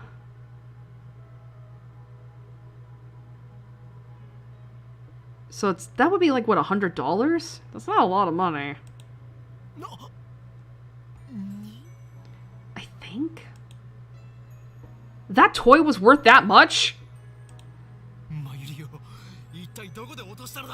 Where did you get it so we could sell it? わかんないから探してるんだよ。あと見つけても売らないからね。その1万円、この俺の研究資金にしてやる。だから売らないってば。マユシーの名前書いちゃったし。Thus begins our search for the metal Oopa. トゥットゥルー、ウーパさん、ウーパさん、出ておいで。 Oh boy. There's another catchphrase. Mayuri tries calling its name. I don't know if she truly expects a response. By the way, is Mayuri's catchphrase. It means...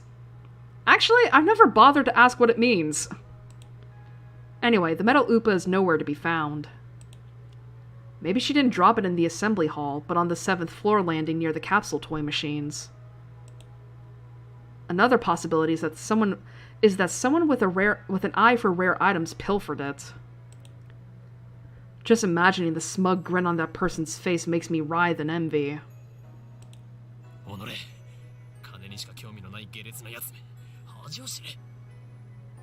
So says the man who was also going to sell it. That's... Whoa, wasn't expecting that from Airi.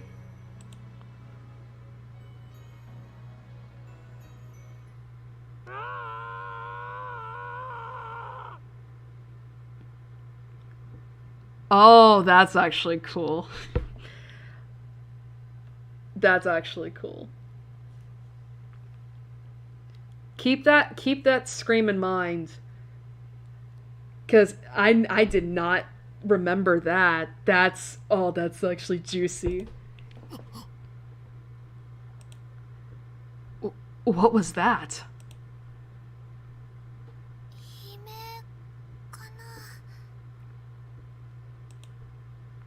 I think so. Only the presenter and a few other people are left in the assembly hall.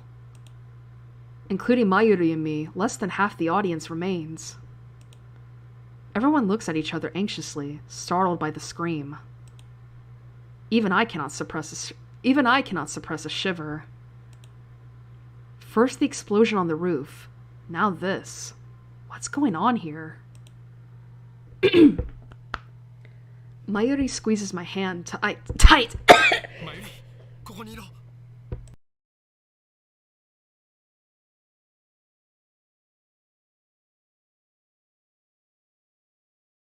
I had to mute my mic. I might need to take some water after this.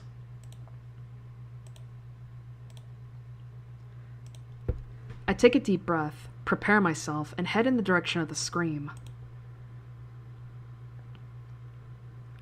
The echoes lead me down a dark, empty hallway on the same floor. I'm pretty sure it came from around that corner.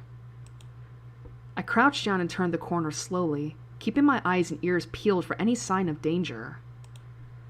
And there, at the end of the passage, I see it. There's something on the ground. No, someone. Motionless. Who is it? The clothes are familiar. It can't be.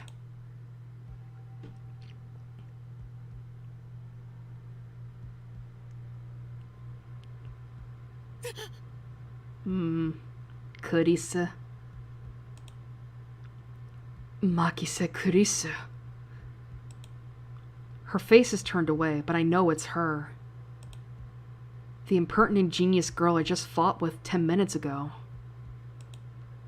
is now face down in a pool of bright red blood. She's dead.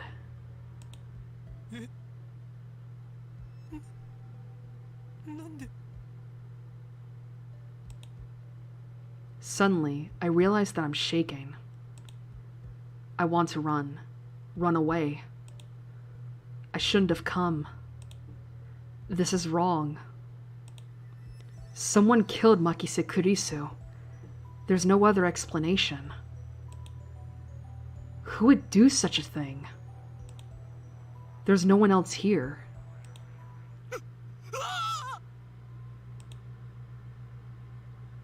I twist around in shock. Some other men have followed me. And every one of them is ghastly pale. They must have seen the body.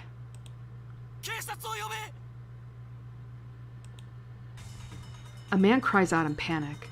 At this, everyone else starts screaming and running away. I follow them, of course. There's absolutely no reason to stay here. Concern for Makise Kurisu superseded by my instinctive urge to flee. When I get back to the assembly hall, Mayuri is waiting for me with tears in her eyes.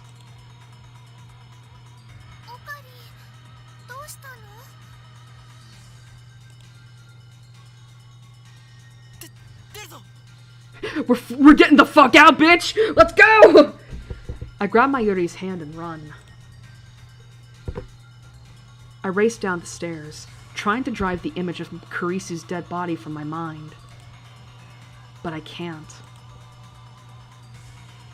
The redness of her blood is burned into my mind, more than the sight of the body itself.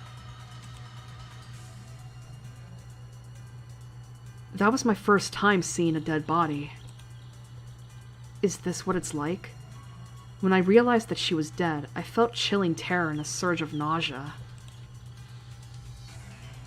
But that was all I felt. Fear and disgust. Shouldn't there be something more? I guess I just didn't know her that well.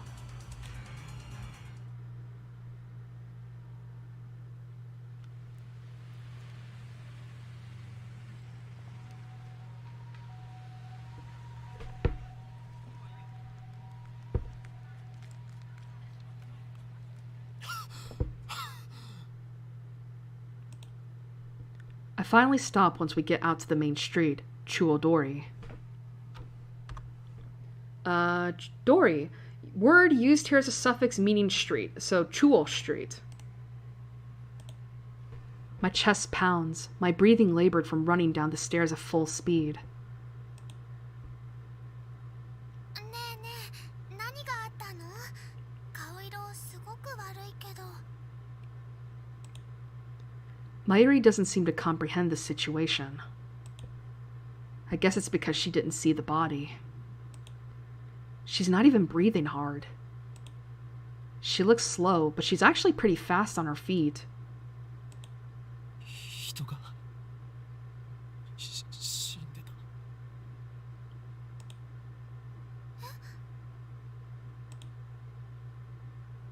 I take several deep breaths. The color of that blood still stains my brain. But I've calmed down a bit. Makise Kurisu is dead. And I don't know who the killer is. Sirens in the distance. I guess an ambulance will be here soon. Then the police will arrive, and this area will become a crime scene. But for now, the crowds milling through Akihabara have no idea what has happened. Everyone is going about their business as usual, the never-ending search for electronics, moe, and porn. Moe. A word used to describe character traits that are cute or endearing. Includes flaws such as glasses, clumsiness, or ditziness. Also used to refer to the culture of entertainment centered around characters who possess such traits. Pronounced moe. I know how to pronounce it, game. Just another day in Akihabara. I take my phone out of my pocket, perhaps out of reflex. I'm not sure what I plan to do with it. Oh, I know. My friend Daru. I'll tell him what happened just now, since he knows about Makise Kurisu. I suppose it might be disrespectful to the victim. But my adrenaline is pumping. I can't make calm decisions after witnessing something like that firsthand. That's how humans are, after all. We're not as special as we like to believe. At the end of the day, we're nothing but dirty, slime-like flesh. Our souls fester like... Okay. That's a hell of a line! I don't remember that! Our souls fester like semen left her rot in the womb. That's an interesting way of saying that. That's how we humans are. While wallowing in a bit of angst, I begin to type on my phone. While wallowing in a bit of angst. Trouble. Someone stabbed Makise Kurisu. Looked bad. Hope she's okay. Yeah. I actually like that because obviously this is... Because I would imagine that this was written with kanji. So... Oh, they actually fixed it. I don't know if she was stabbed. That just seems like the most logical explanation, given the amount of blood and the absence of a gunshot. Not to mention that guns are not legal to carry in Japan outside of police officers. And I think, like, important officials? On the other hand, I didn't write that she was dead, even though I'm pretty sure she was. I can't exactly explain why I didn't. If I had to say, I guess I felt like writing it down would set it in stone. It might make me feel guilty as well. The thought brings a smirk to my face. It's not like I'm the one who killed her. Why should I feel guilty? I just saw someone's death up close, and only a few minutes later I'm smiling. Am I really that cruel and cold? Well, I am a fiendish mad scientist, so it suits me. I finished typing and placed my thumb over the send button. And then I pressed down. Sending.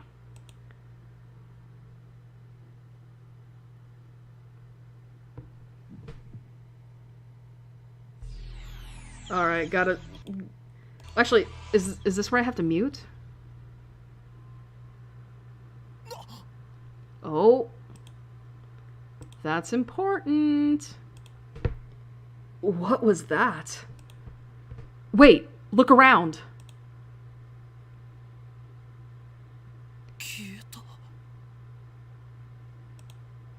Summer break. Noon. The busiest street in town. Just now, thousands of pedestrians vanished into thin air.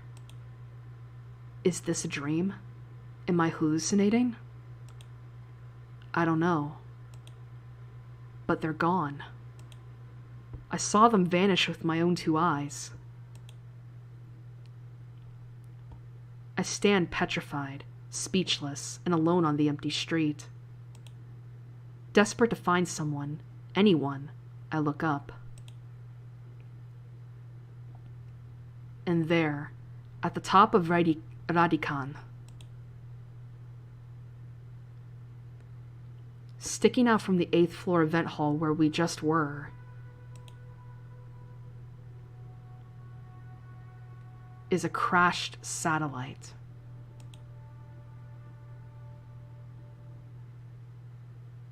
Is this it? Yup. I gotta mute it here.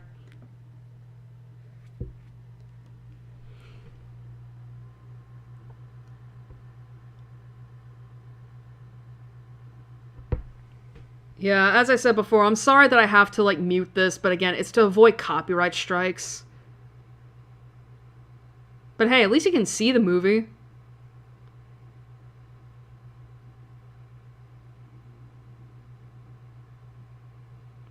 Okabe Rintaro. Hashida Itaru. Makise Kurisu. Shina Mayuri. Amane Suzuha.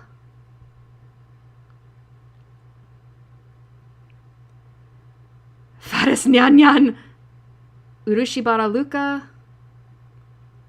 Kiryu Moeka.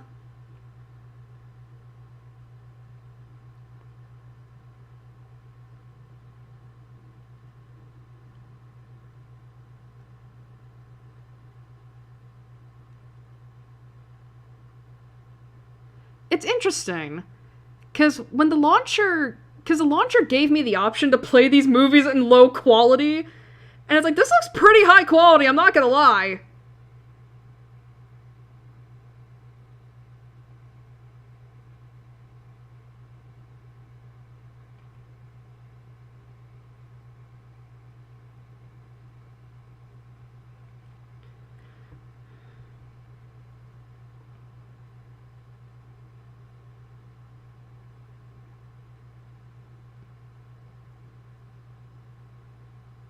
And I'm surprised that we didn't get any errors from that. Prologue clear. Chapter 1, Time Travel Paranoia. Alrighty.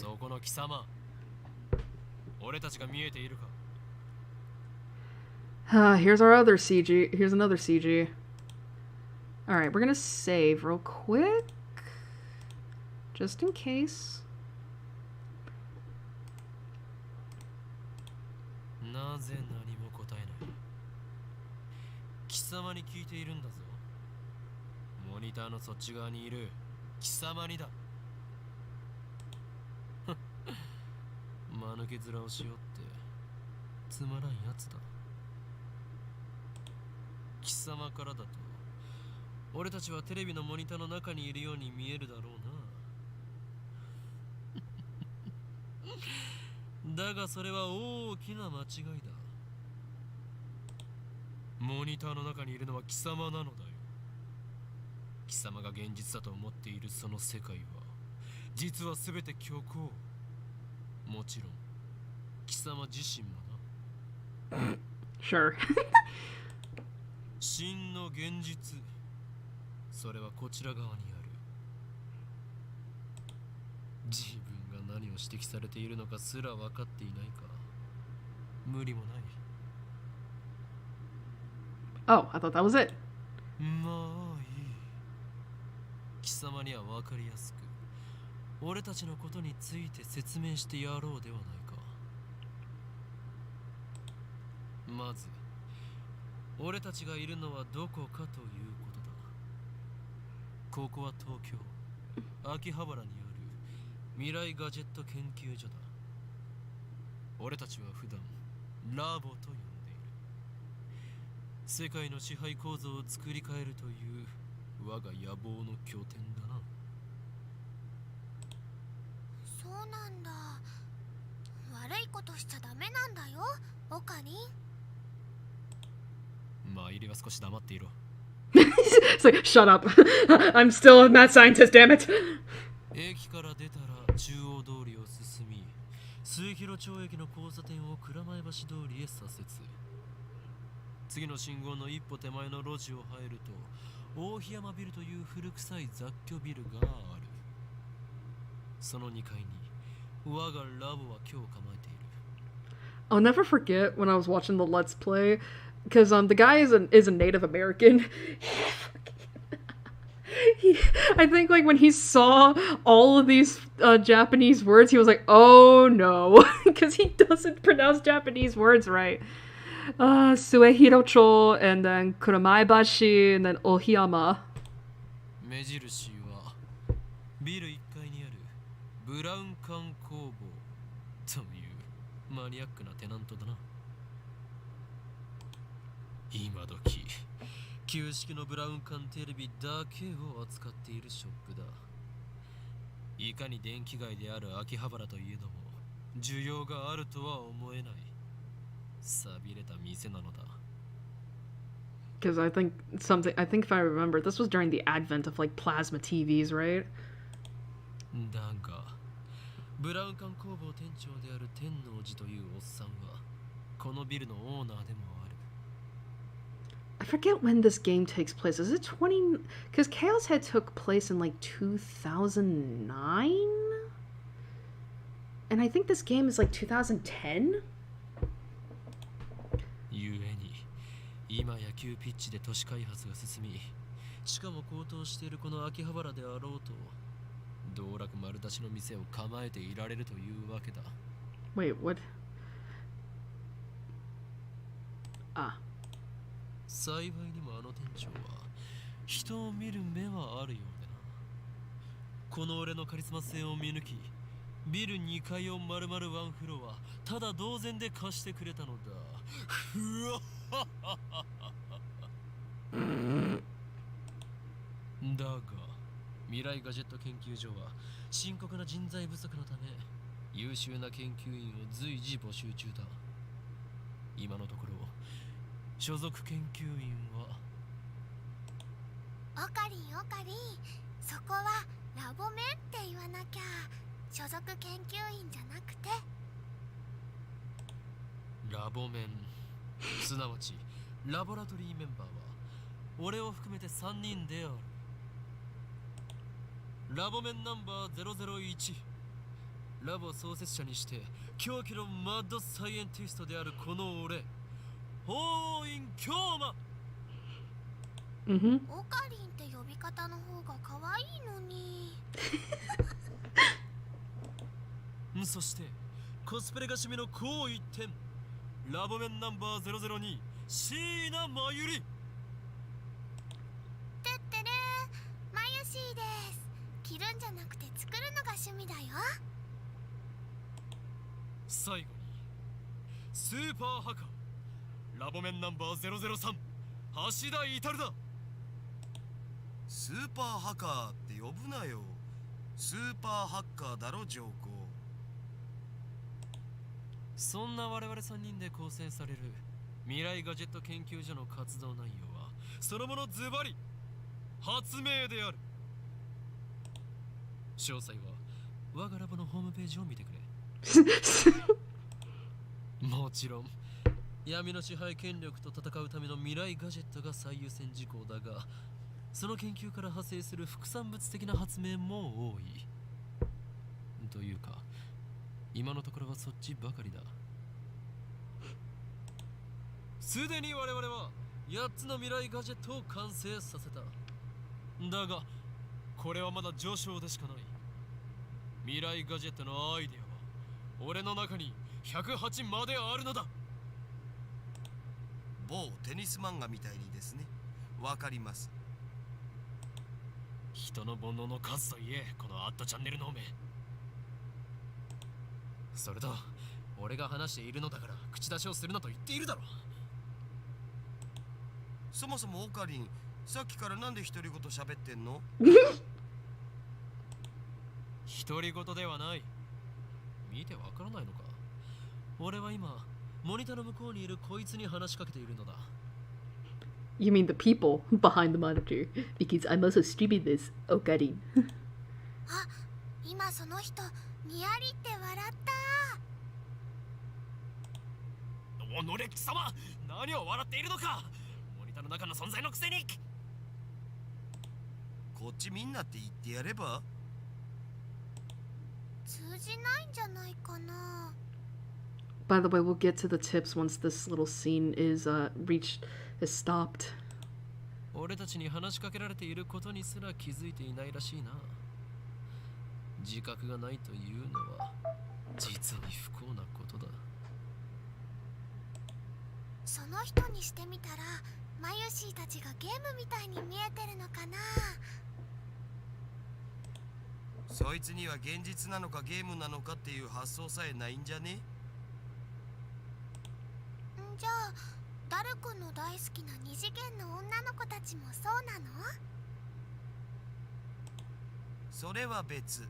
あの子たちは僕の嫁だから。ダルの嫁の話はどうでもいい。Shut the fuck up. でもさ、マユシの言ったことって興味深いテーマじゃん。もし仮に僕たちがゲームの中の住人だとしたら、それを見極める術はあると思う？ I love how we're just breaking the fourth wall here for just casually. ないな。即答かよ。故にそのような議論は不毛。世界の支配構造を打ち砕く方法について考える方がよほど有意義だ。中二病、オツ。Oh, hey, I can explain what a chunibyo actually is. But we'll get to it when we get to it. There we go. We got so much. Alrighty. So, first off, chunibyo. Literally 8th grade syndrome, a term referring to a mindset exhibited primarily by teenage males, also used as a derogatory term to refer to older people who still exhibit this mindset. Characterized by an affected attitude of nihilism or cynicism, extreme self-centeredness, delusions of power or superiority, and a consuming fear of being treated as a child. The person exhibiting these symptoms believes that they are cool, but most observers find them pathetic.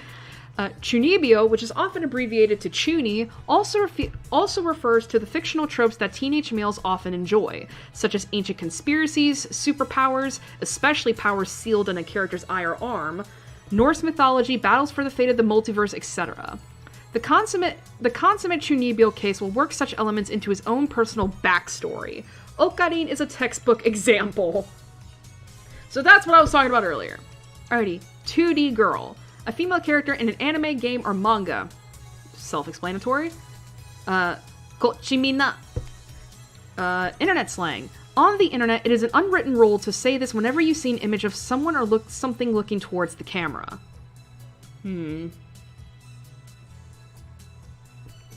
Alright, at channel. I think, okay, it says it's fictional, but I think this is probably based on, probably a real forum that Japan had at one point, if not still has it to this day. Japan's most popular message board covers a wide variety of topics from hacking to cooking to anime to current events. This actually played a huge role back in the last game of Chaos Head. But I think this, I think this is where I think if I remember correctly, this also plays a huge, part in this game as well, so. Alright, Super Haka. A tremendously skilled hacker, or at least someone who claims to be one. The threat my friend's a hacker so he can easily find out who you are often appears during arguments on the internet. People mockingly call the obviously non-existent hacker a haka.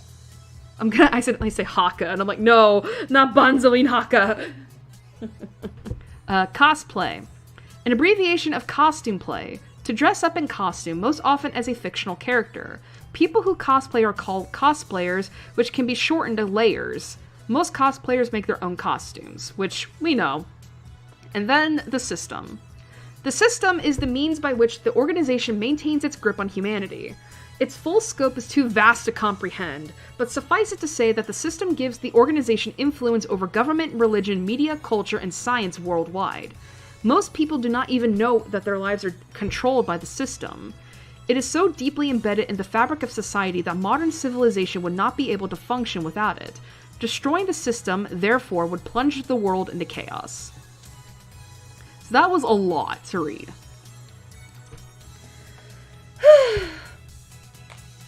Okay. I thought I would be taking my break after this, but no, we'll keep going for a little bit. Okay. I step back from the monitor. What the fuck is this? Displayed on the screen is the ugly cute character Alpaca Man. That's... reminds me of, this specifically reminds me of this, like, I forget what the game is called, but it reminds me of the game that, like, you see a lot on the memes of, like, there's, like, this one game way back in the day, I think it was, like, PS1 era, where it's basically, like, a fish, but with a man's face, and you could talk to it. That's what this reminds me of. Whoops. Alpaca Man. Or an alpaca. A mammal, related to the camel. Average weight is 50 to 55 kilograms. The average length is around 2 meters. Habitat, Peru, Bolivia, Chile, and recently, alpacas can even be found in America and New Zealand. Unlike camels, alpacas do not have humps. Their bodies are covered with fluffy fur. Due to their strangely long necks and charming faces, they have some popularity as an ugly cute animal. Yeah, but obviously this is not what an alpaca really looks like. This is a game called Alpaca Man 2, where you speak to Alpaca Man via microphone and watch him react. The game exploded in popularity when it was released 10 years ago, but personally I find only the ugly part of ugly cute to be true. I bought it yesterday, 500 yen used, headset included. I turned to Daru with a menacing glare.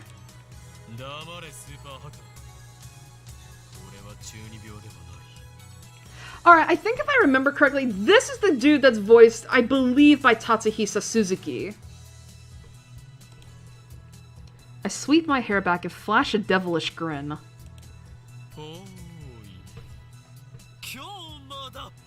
Oh, can I do the voice? Like, I always pull it out as a joke, but like, when I try to do it seriously, like, Hoin Kyomada! There we go.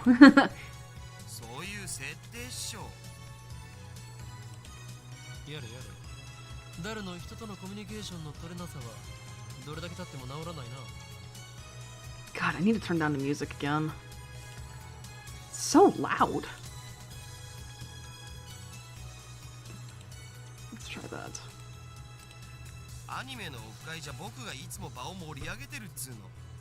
Offline meet. When members of an internet community meet in real life. Offkai! Whoa! Wow, that's interesting. That's interesting.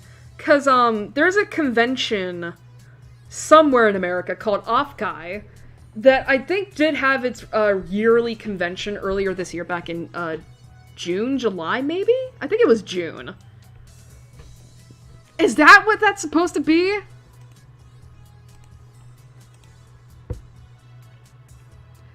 This fat... Sorry, that just got to me. This fat, bespectacled guy is my brother-in-arms and right-hand man, Hashida Itaru, nickname Daru. He's a hardcore otaku. You can always find him in front of the computer, playing games and watching anime. He has 2D wives on whom he cheats with 3D maids. I don't agree with his preferences, but to him, anything's fine as long as it's moe. He's the reliable and skilled partner who brings my ideas to fruition. Despite his insistence that software is his forte, he shows remarkable aptitude with hardware as well.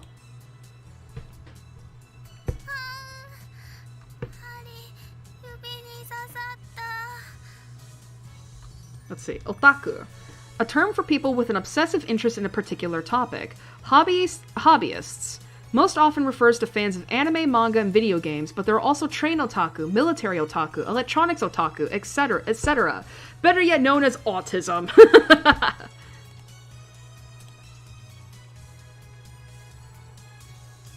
Over here, nursing a pricked finger, we have Shina Mayuri, a 16-year-old high school student, if you can believe it. I've known her since we were both small. She's also an otaku. Nowhere near Daru's level, though. This ditzy girl is in charge of the lab's official costume division, for women, and today she's working on costumes at her usual leisurely pace. Why does the Future Gadget Laboratory need costumes for women? You ask? It doesn't. The truth is that Mayuri is completely useless. Fucked up. Still, there's no way I would ever kick her out. After all, she was the first one to join the Future Gadget Laboratory. I still remember the day Mayuri first came to the lab. It was spring. She said to me,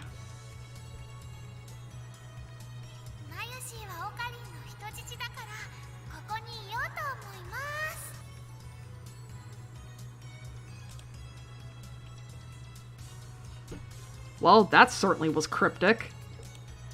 But her offer was my salvation.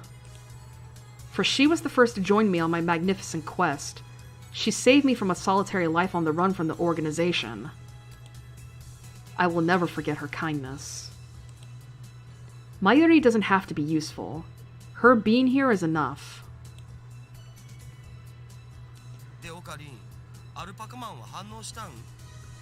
And boy, does that prove to be right later on.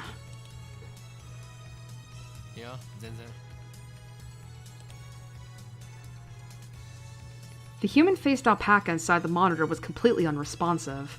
So unresponsive you'd think the game was bugged. Whatever, I give up. Never again will I play this boring game.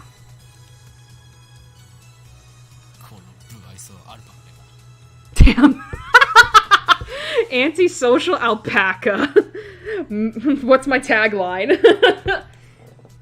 I curse his name and smack the TV. As soon as I do, the TV makes a sound like it's shorted, and then the screen goes blank. I changed the channel. Nothing. Check the power cable. Nothing.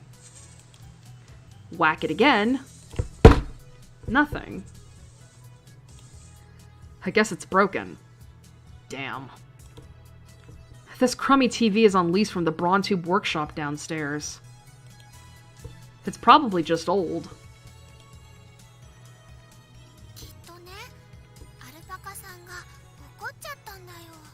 You made Mr. Alpaca angry!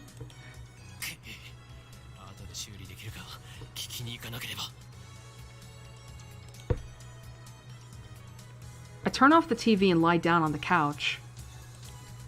I'm fed up with the humidity of Japanese summers. I stare at a conspicuous stain on the ceiling while fanning myself. I close my eyes. And what naturally comes to mind is that impossible scene I saw an hour ago.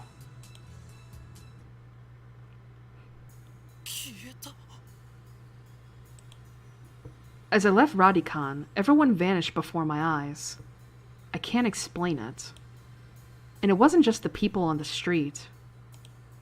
The people in the stores, gone. In the restaurants, gone.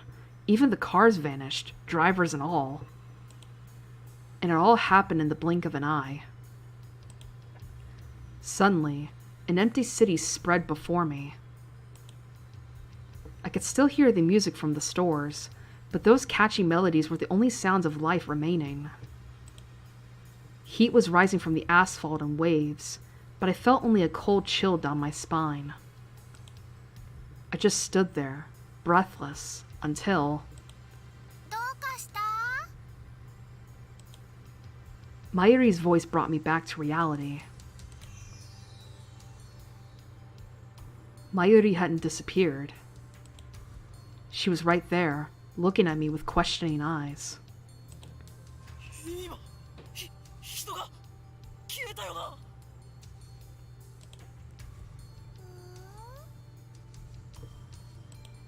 消えただろ。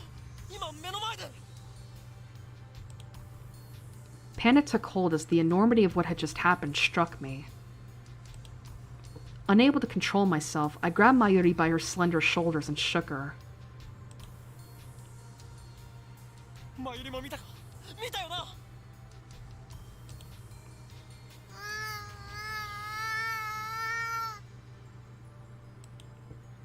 Mayuri's head flopped back and forth from my shaking.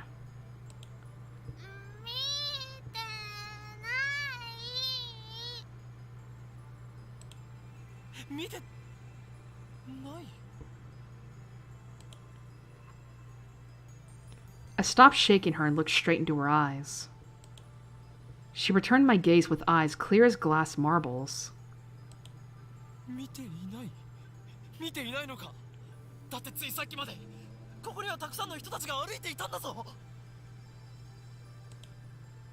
歩いてたかな。それに店員まで消えている。こんなことはいくらなんでもありえない。 それは仕方ないと思うよ。 Her reply didn't make any sense. とにかくね、最初からこの辺には誰もいなかったよ。あ、そっか。オカリンは幻を見てたんだね。きっとこの暑さのせいだよ。トゥットゥルー。 How could she laugh at a time like this? I always thought she was a bit strange, but maybe her brain is actually broken. I realized that she couldn't help me. With nowhere else to turn, I looked up at the bright blue sky.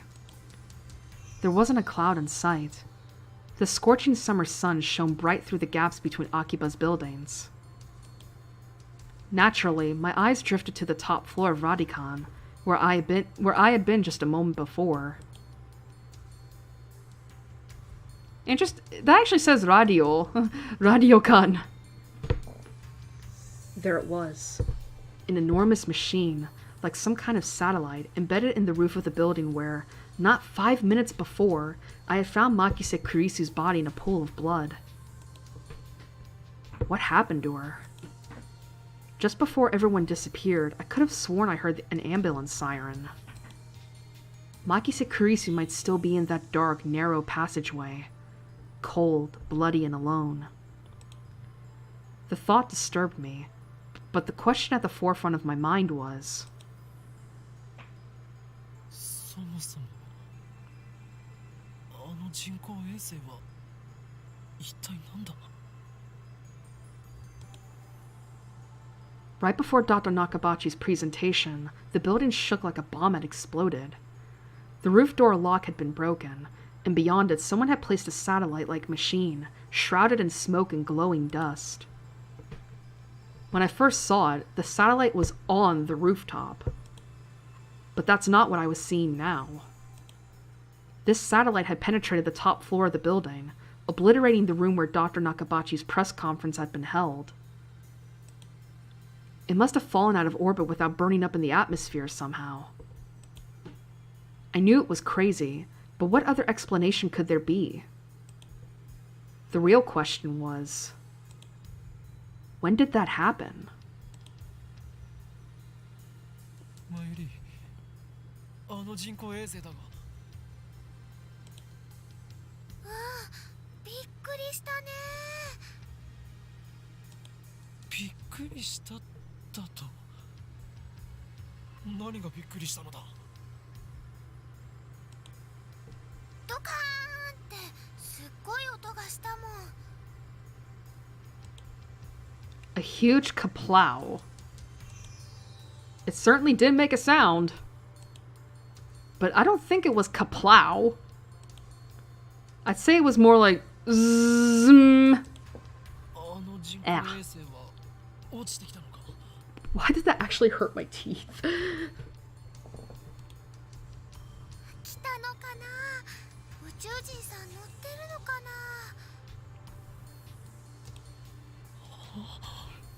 You know, she was the perfect person to do this gaslighting shit.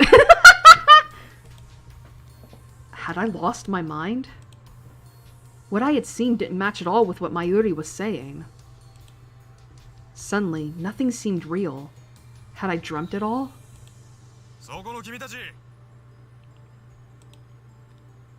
Just then, a uniformed policeman ran up to us, his expression stern. ここで何をやっているんだ。ここらは今立ち入り禁止だ。すぐに出て行きなさい。ごめんなさい。それより制服警官さん、仮にあなたを警官 A と名付けるが、一つ聞きたいことがあるんです。First, my good man, let's call you Officer A. I have a question. 警官 A って。今ここで数千人の通行人が一瞬で消えたんです。あなたも見ましたよね。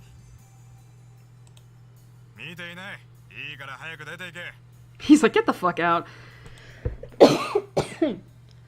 I was quickly losing confidence in my own memories.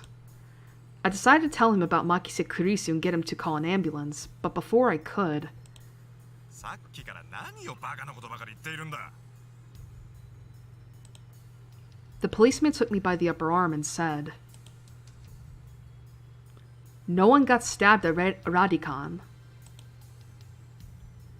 What? How could he say that with such certainty? While I was still trying to comprehend the situation, the policeman forcefully led us away. We were escorted up to UPX and released. A major office building in Akihabara. I don't know about this, so don't expect anything. There were people at UPX, like usual. Actually, there were far more people than usual. The place was packed. Just as Officer A had said, Chuodori had been blockaded by police, so nobody could enter. Excuse me. There was nothing we could do, so we headed back to the lab. And that brings us to the present. I'm baffled. Did the whole hour since the beginning of Nakabachi's presentation really happen? I check online for any news. The net is buzzing about the mysterious machine that crashed into Radicon. All of the major stations in Tokyo, even Toll TV, are running special bulletins about it. Fictional. Toll Tela. Okay, Toll Tela. A television network based in Tokyo. Toll TV airs more anime than other commercial television networks, making it a favorite among otaku. When a major news story breaks in Tokyo, most stations interrupt regular programming to deliver a special bulletin. Toll TV is the exception, which has given rise to the joke, if Toll TV cuts to a special bulletin, the apocalypse is nigh. Damn. Fortunately, it doesn't look like anyone was hurt, but Chuodori is still closed off. Akihabara Station is jammed with reporters and curious onlookers. Nobody has mentioned anything about the disappearance of thousands of people from Akiba streets, nor about Makise Kurisu's murder. It's all a mystery. A mystery?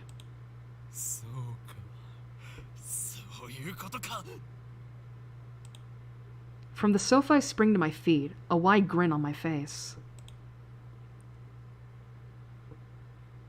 Daru and Mayuri turn and stare. これも全て機関の隠蔽工作ということだな。警察にすら圧力をかけられるということは、この国の中枢ももはや奴らの手の内にあるということ。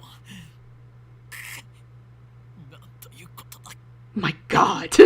My God! だが俺の目はごまかせんぞ。いつか必ず奴らの所業を暴き、その支配構造に終止符を打ってやる。Having come to a satisfactory conclusion, I take a celebratory bottle of Dr. P, my favorite soda, from the fridge. Oh, the copyrighted version of Dr. Pepper. The lab has no air conditioning. Ice cold drinks are essential. Yeah, especially because this is summer. 頭脳労働の後のドクターペッパーは相変わらず最高にうまいな。Elixir. Elixir intellectualis. What the intellectualis? Is that how you pronounce it? Dr. P. コーラの方がよくね。オカリンは本当にドクターペッパーさんが大好きだよね。 Yeah, they literally say Dr. Pepper. Dr. Pepper da. この知的飲料の良さがわからないやつは人生の5分の1を損しているぞ。うわ。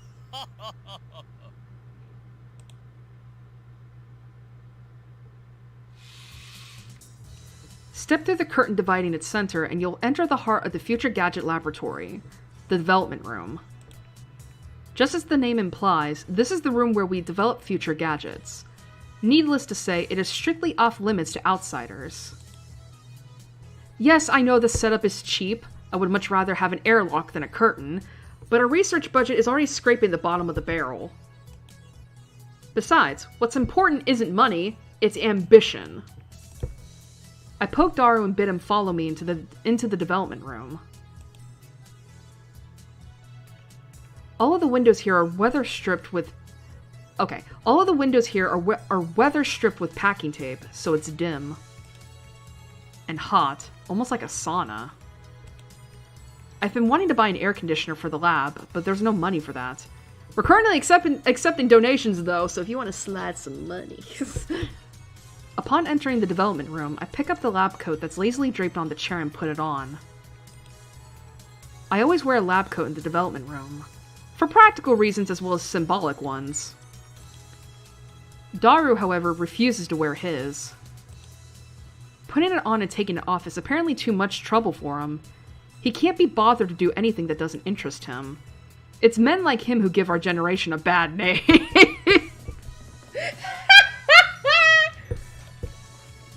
His lab coat, purchased from my own pocket money I might add, just sits on the shelf. It's never been worn and probably never will be. ダル、計画は順調に推移している。え、計画ってなんぞ？ Daru gives me a blank look. I sigh and turn his attention to the table in the middle of the room. Sitting majestically on top of the table is a commercial-grade microwave oven. It's significantly larger than newer home models. Ah yes, the microwave oven. A cooking appliance which heats food by bombarding it with microwaves. Originally called the Radarange? The microwave was invented when a radar technician accidentally discovered that electromagnetic waves could warm food.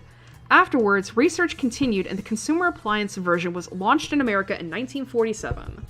It emits electromagnetic waves at a frequency of 2.45 gigahertz, I'm assuming. This is a special frequency known as ISM band, which is also used by wireless LAN devices. Consumer-grade output is around 500 to 1,000 watts, and commercial-grade output is around 1,500 to 2,000 watts. Listen, we're learning all about science here. 計画は計画だ。8号機の調整以外に何があるというのか。ああ、そのこと。いきなり計画とか言うから何事かと思った。そろそろお前との付き合いも3年半ほどになる。We went to high school together, and now we're going to the same university. We share an inseparable bond, like prison cellmates. He's only been a lab member for 2 months, though. 高2の時はクラス別でほとんど喋んなかったじゃん。だから実質2年半じゃね？細かいことはどうでもいい。それほどの付き合いの長さなのだから、いい加減俺の会話についてこられるようになってくれ。It's like, I need you to keep up with me, honey! Come on! それは無理。Nope. Awkward silence. Man, all I wanted to do was have one of those cool cryptic conversations where we talk about plans and preparations and other important sounding stuff, but no one knows what it means except us. Shot down again. それで、8号機の不調の原因究明は進んだか？いや、まだ。So far, the Future Gadget Laboratory has completed a total of 8 inventions. As I explained to Alpaca Man, the lab's primary goal is to develop weapons for the war against the Dark Dominion, led by the organization that rules the world from the shadows. At present, we haven't completed any inventions of that sort. On the contrary, we haven't even figured out what we should make. But along the way, we have managed to create some ingenious future-ish gadgets as a byproduct of our research. It is a fundamental truth of science that great inventions are often created by accident. In other words, serendipity. Serendipity, the ability to discover something valuable when looking for something else. The microwave oven was born through serendipity. Thank you, Eric, for playing Dota 2. Allow me to introduce our glorious future gadgets. Gadget number 1, the Bit Particle Gun. Alright, the very first future gadget, a toy ray gun with a TV remote jammed inside. You can change channels by pointing at the TV and pulling the trigger. However, the only supported button is Channel Plus. No other buttons like volume are usable. To turn the TV on, you must manually flip the switch on the TV. Its name is a reference to the classic Japanese robot anime, Mobile Jacket Gundam. It's Gundam, basically. Listen, we gotta play by the rules here. There is no such thing as copyright. Gadget number 2, the Bamboo Helicam. A CCD camera mounted to a bamboo toy helicopter. The camera is attached to the helicopter's fulcrum, allowing it to record aerial footage unpowered. However, the image is rotated at high speed, so you might get dizzy if you keep looking at it. Name originates from the sci-fi manga 22 Emon. I don't know what that's a reference to, so put down in the comments if you know. Gadget number 3. Could this be Ora Ora? Oh, it's a JoJo reference, huh? Whoops. A lie detector based on thumb perspiration. Though it might be more appropriate to call it a sweat detector, you have to admit it's a pretty clever invention. Its name is a reference to the classic manga Juju's Bizarre Adventure. It's JoJo! It's JoJo! And that's in the Ora Ora! That's from part 3. With Jotaro. Gadget number 4. Moad Snake. Moad Snake? Moad Snake? An instant super humidifier uses electric heating coils to quickly boil a large volume of water. This generates enough steam to fill a room of 12 square meters, though it can only be operated continuously for a few seconds. It looks like a Claymore landmine, which appeals to military otaku. Its name is a reference to the stealth action game Metal Moa Solid Rising! Wait, Rising? Revengeance? But that's with Raiden! Metal Gear Solid Rising Revengeance. Yeah, like, what? But that game came out way after this! Right? Gadget number 5. Once again, I've made a worthless object by Goemon. Created by combining a dryer and a vacuum, the dryer is operated using the exhaust of the vacuum. Its name is reference to the popular anime Lupin's the Third, or Lupin the Third. Gadget number 6, the Sialoom Saber. A red chemical glow stick with a handle attached, allowing one to grip it like a sword. Made possible not just with Future Gadget Laboratory hardware, but also with chemical knowledge. Inspired by Spark Wars, a series of epic sci-fi movies. So, Star Wars, but also, this was also referenced in Chaos Head. It's actually one of the things that one of the main villains is very heavily interested in. Gadget number 7, Ghost in the Ball. Come on.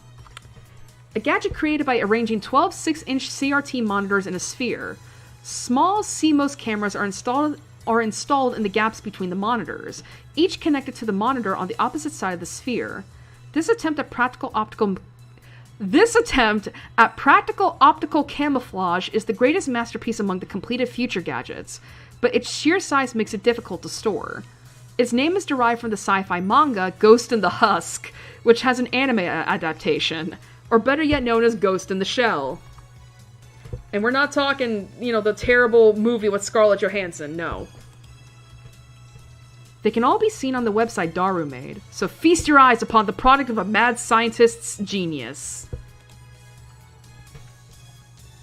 Anyway, our current problem is Future Gadget number 8, the Phone Wave, name subject change. Phone Wave is a pretty weak name, so I've added name subject to change to the end until we come up with something better. For the record, it was Mayuri's idea, not mine. Don't you dare say it was mine. When a Future Gadget is completed, the three of us discuss what to name it. I prefer names based on mythology, or names with hidden meanings that need extra explanation to understand. Daru thinks my naming style too ridiculous. He just doesn't have a passion for words like I do. AKA, I want to be a fucking chuny. Mayuri can't be bothered to remember difficult names. She says they don't fit in her head. And so, our opinions on gadget names are always split. But I digress. The Phone Wave, name subject change, is, in short, a remote-controlled microwave. You put food into the microwave before you leave, then on your way back, call the attached cell phone to start the heating process. Voila! Hot food ready for your arrival. The prototype Uber Eats. So it's basically a piece of junk, but you know what? It's fine. A few days ago, however, we discovered that the Phone Wave, name subject to change, has a second unintended capability. Our brave, or possibly just ditzy, Mayuri had made it her daily routine to heat some frozen fried chicken by remote control. Long story short, she was defrosting her beloved juicy chicken number 1 as usual when the unexpected happened. The chicken came out more frozen than when she'd put it in. The microwave refroze the chicken. Since then, Daru and I have been searching for the cause. I'm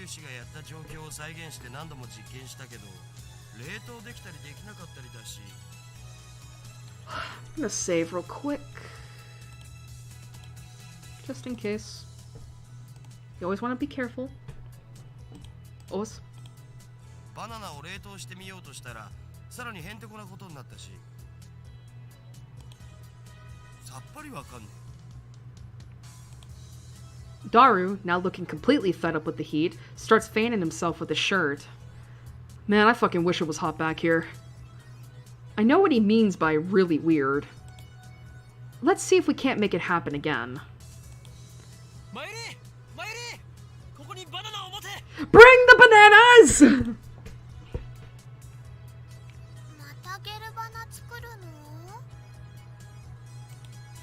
前から気になってたけどさ、まゆし。ゲルバナって略さないでくんない？ Gobana. だ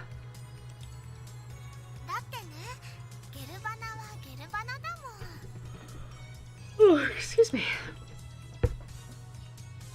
I take the bananas from Mayuri and stick the whole bunch into the Phone Wave, name subject to change. Name subject to change.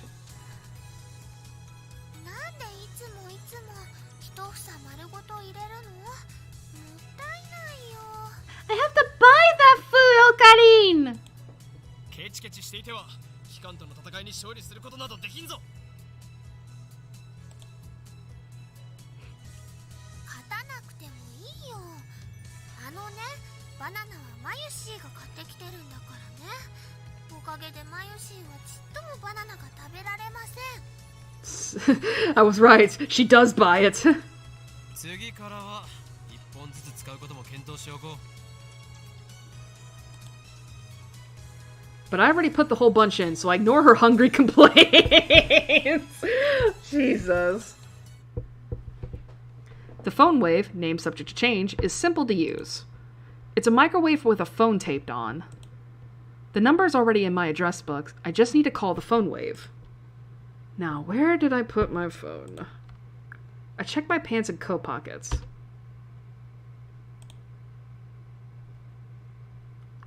Do do do do do do do do do do do. I'm in. I'm connected. RENG こちらは電話レンジかっこ仮です。 This is the voice of Mayushi Guidance, the system Daru programmed to operate the phone wave. マユシーの声聞こえてきた？少し黙れ。マユシーガイダンスが聞こえなくなる。こちらからタイマー操作ができます。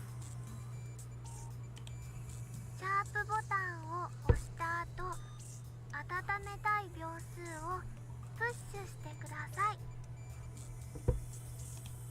例えば1分ならシャープ60、2分ならシャープ120です。 Entering the command properly will cause the phone wave, name subject to change, to function like a normal microwave. I will say this. This is kind of a neat thing that's like they somehow managed to like rewire a microwave to operate via phone. And this is with a cell phone, by the way. Instead, we're going to deliberately mess up and enter 120 hashtag. Oh, I don't remember this. Okay. 1, 2, 3, 4, 5. That should do it. This method was originally a simple mistake on Mayuri's part, but it somehow starts the freezing process. The phone wave, named subject to change, comes to life. The turntable begins to rotate. 綺麗なターンテーブルだろう。普段と違って逆回転してるんだぜそれ。何？逆回転？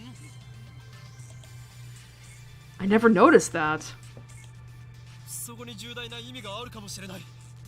漁師の振る舞いにも影響してくる問題であり、奮闘の規則を導入して。 Hund's rule, huh? The rule governing the placement of an atom's electrons. Orbitals of the same energy are each filled with one electron of the same spin before any are filled with a second. Also known as Hund's rule of maximum multiplicity. By the way, have we figured out yet that this is a sci-fi novel? You know, I mean, we're just dealing with time travel and all that shice. あるわ。ねえよ。ないか。ないね。そうか。 The three of us wait and stare at the spinning bananas. After 120 seconds pass, the microwave chimes. Mayuri takes the bananas out. ゲルバナの出来上がり。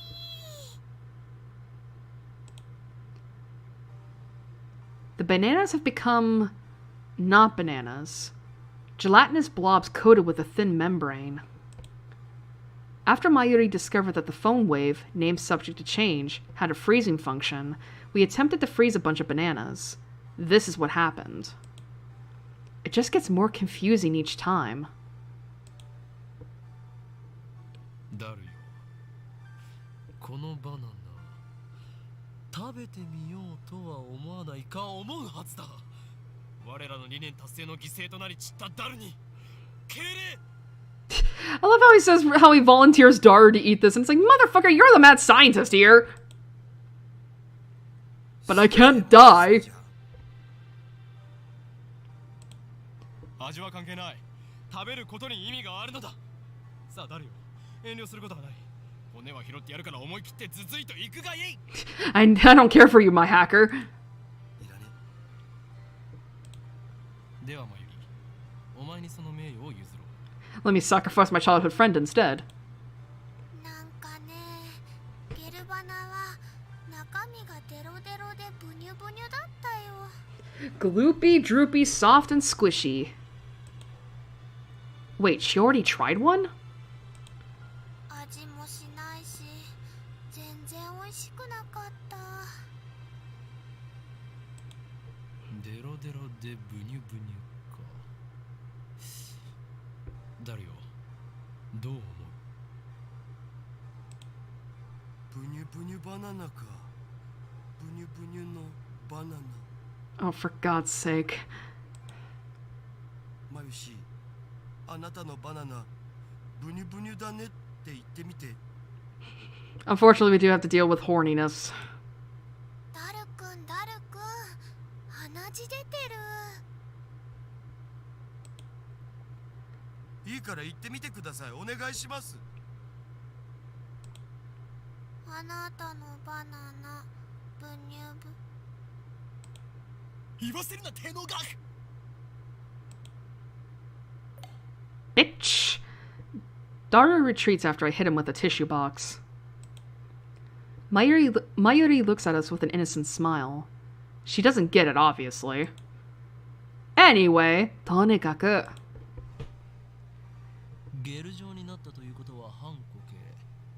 すなわち、分子同士の結びつきが弱くなっている可能性がある。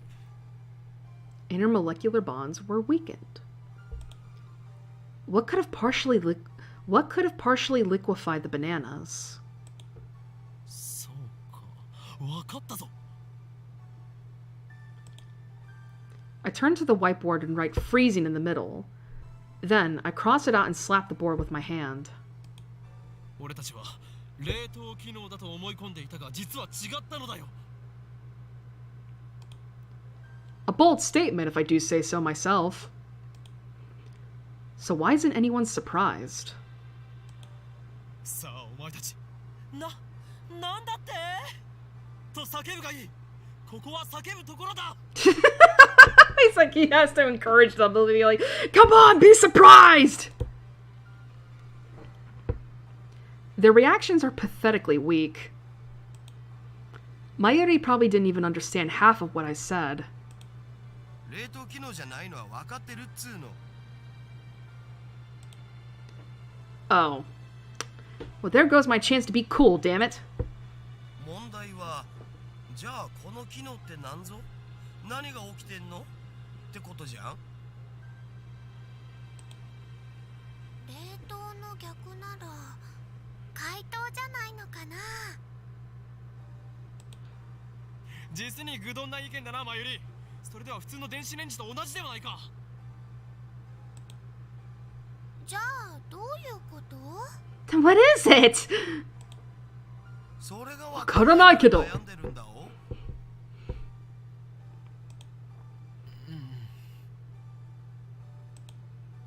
He's right. To be honest, I haven't a clue.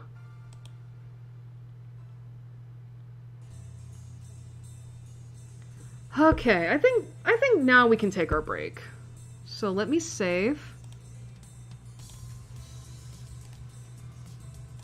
Okay. Alrighty. Okay, we're gonna be taking our break real quick. Let me just get Firefox back up. Give my computer a chance to, like, rest. Besides, we were going for, like, almost 3 hours. So, yeah. Perfect time. What? What do you mean? Arigato! There we go.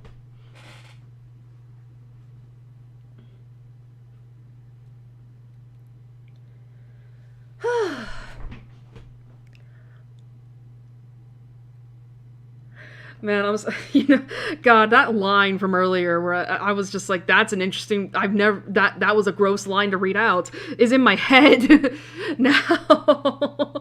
I genuinely don't remember that line at all. It's like, what the fuck?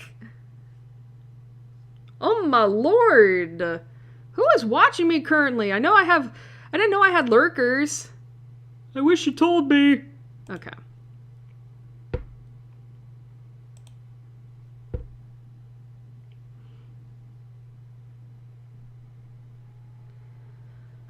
What music do I want to play? What music do I want to play?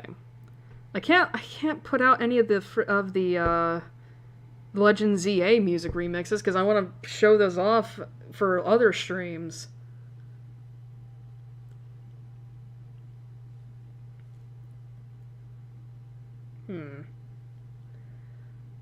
What music? What music? Ba, ba, ba, ba, ba, ba, ba.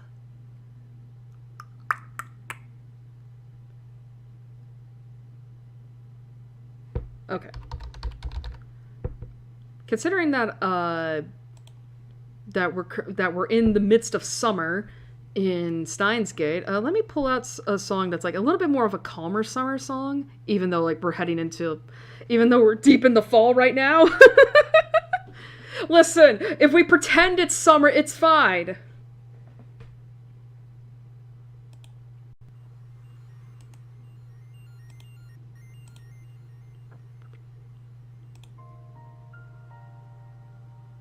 Okay. Da, da, da, da, da, da.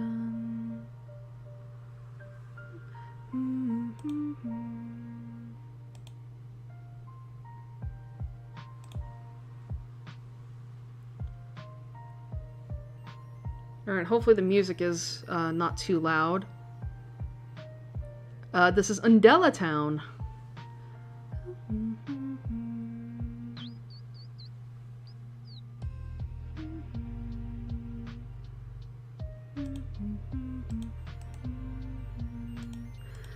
Alrighty, so we are currently on break, which means you can go get something to eat, something to drink, go to the bathroom, basically do whatever it is you want, because we're going to be taking a probably half-hour to 40-minute break. To be fair, I do need to get up, get myself a drink, maybe something to eat. I'm not feeling particularly hungry right now, but I definitely do need to stretch. Anyway, yeah, so I'm gonna go do that real quick. So sit tight, and I'll see you all in a little bit.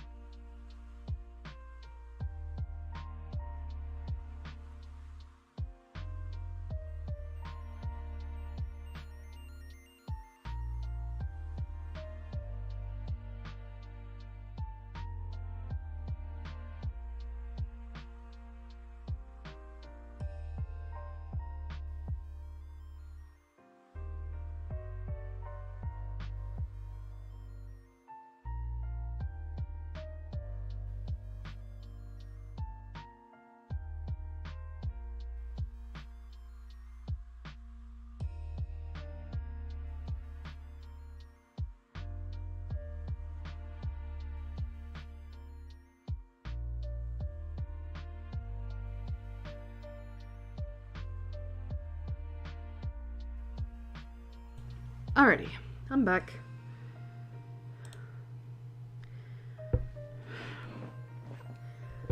You know what I should do is, like, maybe, like, to kind of, like, tell people if I'm, like, not currently on mic or whatnot, just to have, like, text there that says, like, hey, mic is currently off. You know, BRB or something like that. Anyway, I realized I forgot to ask this, at the beginning of this, how has everyone been lately? I imagine, I hope everyone had a good Halloween. Mine was pretty much just there, I guess. I did get to have some Halloween candy, mainly just, Milky Ways and Twix, but,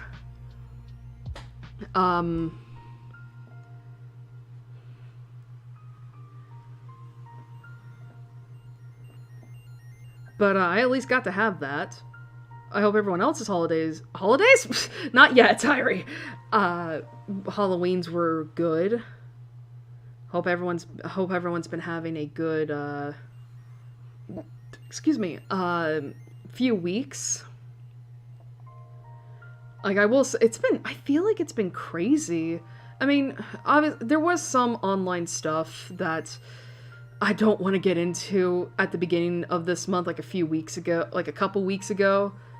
And that was a lot. Like, all I will say about that is that, I realized I found myself falling into a familiar pattern of behavior that I was last in back in 2020, so height of the pandemic era with Crit Roll Campaign 2, where essentially I was going into areas / spaces online that I knew were going to, you know, let's just say piss me off, make me upset, etc. Just completely tank my mood. And I realized that pretty quickly. And I was like, I'm doing that thing again. I need to prevent myself from doing that, so I ended up blocking more people on Twitter. And that's good. It's been great. It's actually been really good for my mental health. It's great. Oh yeah, our government shut down for over a month, I believe? Which, this is now the second government shutdown I've lived through in my life. And it was all because of our president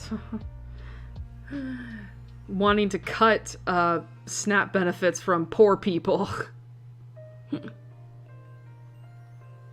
Or something like that. It was basically about cutting money from you know, people who needed it sometimes, because the rich get richer. So, and I only recently came back on, or I guess it's not on. It came back. You know, that was.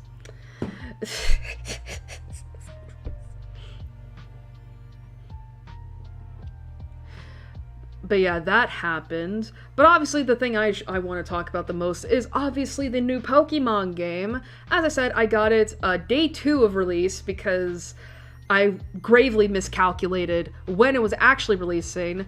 Because I bet people who watched the stream last time were probably laughing at me because it's like, oh, Airi doesn't know how to count. She thinks it's coming out next month. Shut up, alright? I'm so used to Pokemon games being released in November of the years, not October. Can you blame me? But yeah, so I got it day 2, and I've been having a blast with it so far. As I said earlier in the stream, at the beginning of this, I literally battled Corbeau last night, but I haven't yet reached the mission that where I'm gonna be meeting Synth, however you pronounce her name. But yeah, I've been having fun with it. Like, I'm kind of addicted to it. I will say, the game has pissed me off a couple times. The game has pissed me off a couple times. I mean, some of the frustration I have with it is obviously the parkour. Like, I'm not, y'all know me. I'm not a gamer like those gamers, but like, you know, but it's like, what do you mean I'm missing the edge of a fucking roof by like I'm scraping my face across the railing? Granted, that was before I got the Rotoglide. That was a life send for me, because it's like, oh my god, I can finally reach these places. I thought I could if I was just better. But I will say, I do like a lot of the features of that ZA introduced, because, I mean, first of all, the experience candies have actually been really helping me in regards to, like, keeping my Pokemon leveled up, but without going through the tedious process of grinding. Granted, I'm still doing that with the Royale stuff, but the candies just kind of, like, help push me to those last couple levels I need, you know what I mean? I will say, like, and as I said, like, I talked before, like, the bangers, the music of this game is actually really good. It's like, damn. Like, I understand why people say, like, some of the tracks in that game do not fit a Pokemon game. It's like, what the hell? But, I will say, I haven't actually found the game to be too hard, except for one battle. And y'all know what I'm gonna talk about. Because the game introduces these, like, I guess we could call them boss battles, in the forms of, like, rogue mega evolved Pokemon, which is basically the game's way of, like, hey, if you beat this boss, you get that Mega Stone, right? Free of charge. And so far, I've not had any trouble with those. Except for one. Mega Bayonet. Oh my god, that has been the only time, that Mega Bayonet fight is the only instance so far in the game total that I actually blacked out. Because I hated that, I legitimately hated that fight so much. Like, I will admit that maybe part of my difficulty with it was the fact that, like, that the Absol I brought into it was underleveled compared to the Bayonet. So, okay, I'm willing to admit that. But the other parts of it were just straight up bullshit. What do you mean?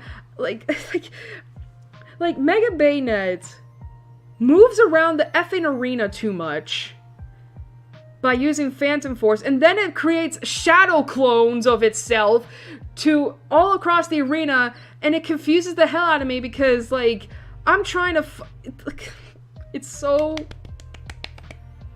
I almost threw my Switch across my room because it is so difficult trying to hit that thing because it's so fucking quick. I never wanted to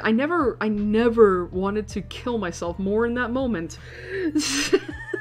But that was the only time I had trouble with it.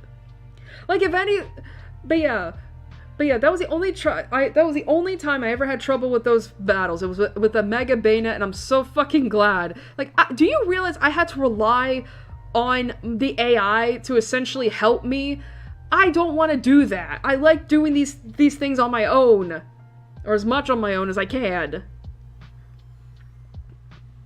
And that, like, Mega Bayonet could go screw itself. I got the Mega Stone regardless, but fuck that fight. I hated it. Like, how is it that the trainer battles are not giving me much of any difficulty whatsoever, and yet the fucking boss battles are? When it's like, I would argue, I say the boss battles, like, the trainers should be giving me more difficulty. And granted, there have been times where it's like, I've raged at the Roy, because, like, here's the thing. I love the idea of sneaking around and then, like, and then ambushing your opponents. I love that aspect. But I swear to God, there are straight up times where I'm like, how the hell do you effing see me? I'm right behind this plant! How do you see me? Like, are you just, like, that much taller than me, motherfucker? That you can see my head over the top of this, like, tree? And there are other times where it's like... And there are other times where I genuinely have no idea how it is that, like, I swear to God, the game just hates me sometimes, where it's like, I get caught regardless. Like, even if I'm not moving at all, like, I'm in a bush, and I'm not moving at all, I'm only moving my camera, that's it. The trainer still somehow spots me, and I lose my chance to be sneaky. I hate that shit. It pisses me off. Especially when I'm gathering cards that rely on me being sneaky and ambushing my opponent for the freaking prize medals and the points. And you know what's hilarious is that, like, I've done the Royale training so much that I now have like 2.3 million Poke in my pocket right now. Like, that, I will say, I've never, like, once I really started getting into the Royale mechanic or aspect of the game, I never had any money troubles from there on out. I never had any money troubles. Now I just have 1 million fucking Poke in my pocket. Which was so funny, because, spoilers, by the way, when I started the mission... Not the reaching rank whatever with Corbeau, but the mission before that, where Corbeau's like, hey, I need you, your friend borrowed 100,000 Poke from us, and now there's an exorbitant interest rate that's now been inflated to 1 million. You need to work out that debt. Meanwhile, me with like almost 2 million Poke in my pocket's like, okay, sure. I don't think the game accounted for you to like... I don't think the game accounted for you to have that much money. Probably because you'll be spending too much of it. Probably because you'll be spending too much of it on the clothes. Or the healing items or whatnot. Or they probably also didn't expect you to, like, continue hitting the Royale long after you obtain the Challenger's ticket.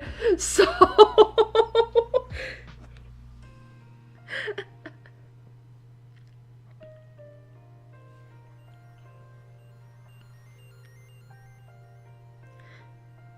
So, yeah, that little thing is broken, by the way. It is rather funny, though, to imagine that, because, like... But again, it's just funny, though. It's like, you can't even hand Corbeau the $1 million. But then again, we wouldn't have gotten to see how much of a good guy he is. You know, speaking of Corbeau, I get it, by the way, because in the weeks after this game release, I have been seeing so many people talking about how hot Corbeau is, and I mean, I will admit that even before I got to know about his character, like, I kind of understood it. It's like, okay, his design is pretty nice, and all of that. Like, I can definitely understand, and I can see, and at least by my standards, he is attractive, right? So I was like, okay, yeah, I kind of understand. But now that I've gotten to know him, it's like, oh yeah, nah, I get it. I fucking completely understand. It's like, this man is hot. It's just like... And his theme is a banger, I will say. Like, it's so funny. Like, he's essentially just like he's like the Pokemon's version of the Yakuza. Specifically, like, Kiryu. Because, I mean, granted, he's not as tough as Kiryu. But, like, he's just, like, wanting to do good deeds around the city, even though, like, everybody believes him and the Rust Syndicate are, like, these bad, evil dudes. And it's like, they're just very passionate about keeping the city balanced, okay? Who cares if they dress scary? It's fine.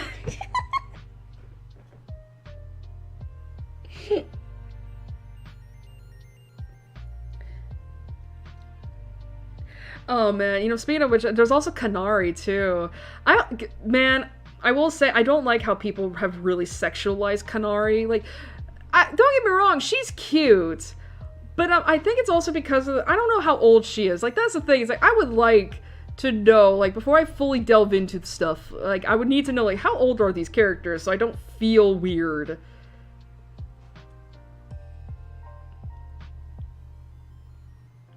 I don't want to feel weird, right? But yeah, I know that Kanari got sexualized, and I don't know how to feel about that, because it's like,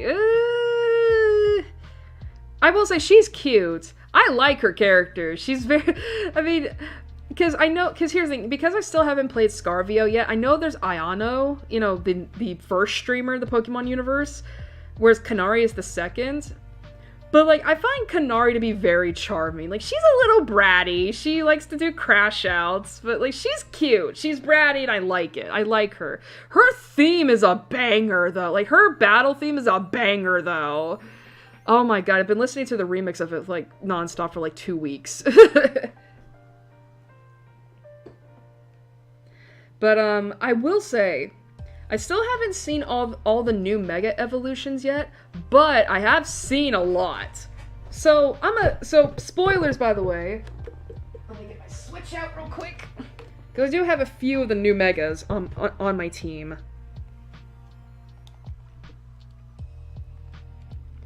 Alrighty, so I have seen the, and I kind of expected this, that's like, okay, the starters that we get for ZA are probably gonna have Megas.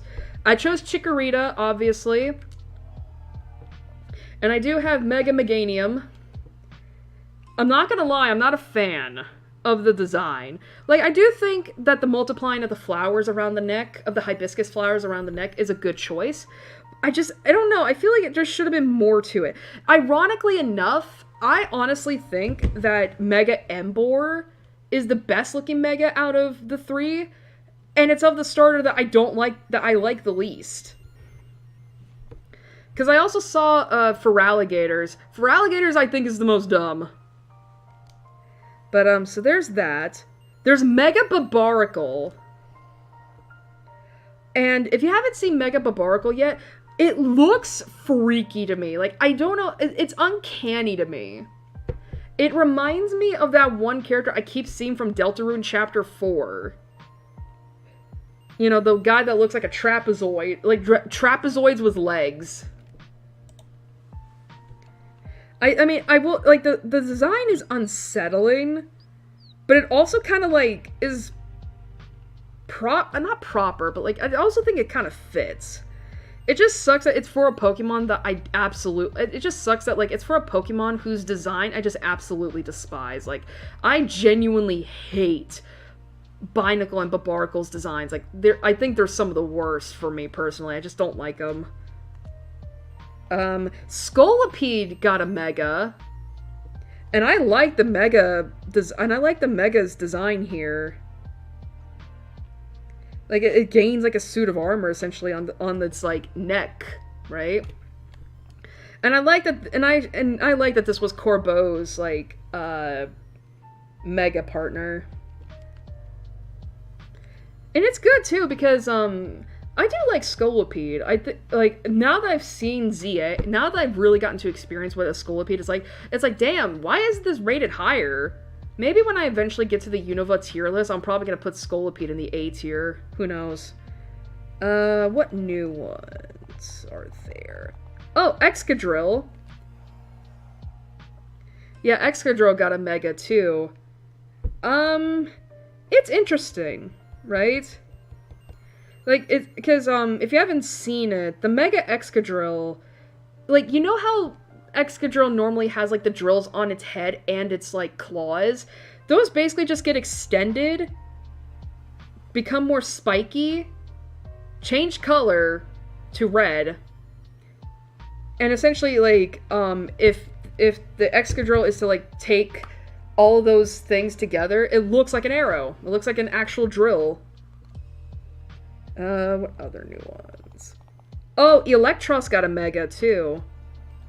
And I actually really like the design of this because, I actually really like the design of Mega Electros because it reminds me of the, I don't know the proper name for them, but, like, but Japan has these specific kinds of kites where it's kind of like, what is it called? Like a windsock, as they call it. You know, it's like a tube, essentially. And that's what Mega Electros is like, pretty much. It's like a section, it's like you have the main Electros, then you have two faux Electroses beside it. And I guess if you were to attach a string to it, it would look like three windsock kites just flowing together, right? Let's see. I do know that the Hawlucha Mega got revealed earlier this year. I do like it. I think it's really good. I think it's really good. It very much carries on the luchador aspect. But one of the new megas I didn't expect was Chandelure. I'm not gonna lie, Mega Chandelure I think is my favorite so far. Like, it looks so good. Like, Mega Chandelure looks so fucking good. Like, it's essentially became a bigger chandelier. It's like a 3-tier chandelier. It's so good. Y'all really need to look up some of these megas if you want. Like, they're so good. Phalanx actually got a mega. And this was an interesting thing for me to learn about because I think if I remember, because Phalanx and then one other Pokemon were the only new additions to the Kalos Pokedex, because I think if I remember correctly, Phalanx is a Galar Pokemon, I believe, right? And it got a Mega. And I will admit that the Phalanx Mega, the Mega Phalanx, however you pronounce it, it's really cute. It's like toy soldiers dressing up as a knight. It's cute. Skarmory got a Mega. Wasn't expecting that either. And it's very interesting because you would think that like the Mega Skarmory looks like a shiny, because Skarmory, y'all have seen Skarmory, like it's a silver color, you know. But when it Mega evolves, it turns golden, and it's like bladed, and I guess its bladed wings and talons grow longer. They're almost like scythes, honestly, which makes sense. But I also saw Mega Drampa. Drampa looks good, I will say. Is there any new ones? I don't think. Again, I don't have all the megas yet.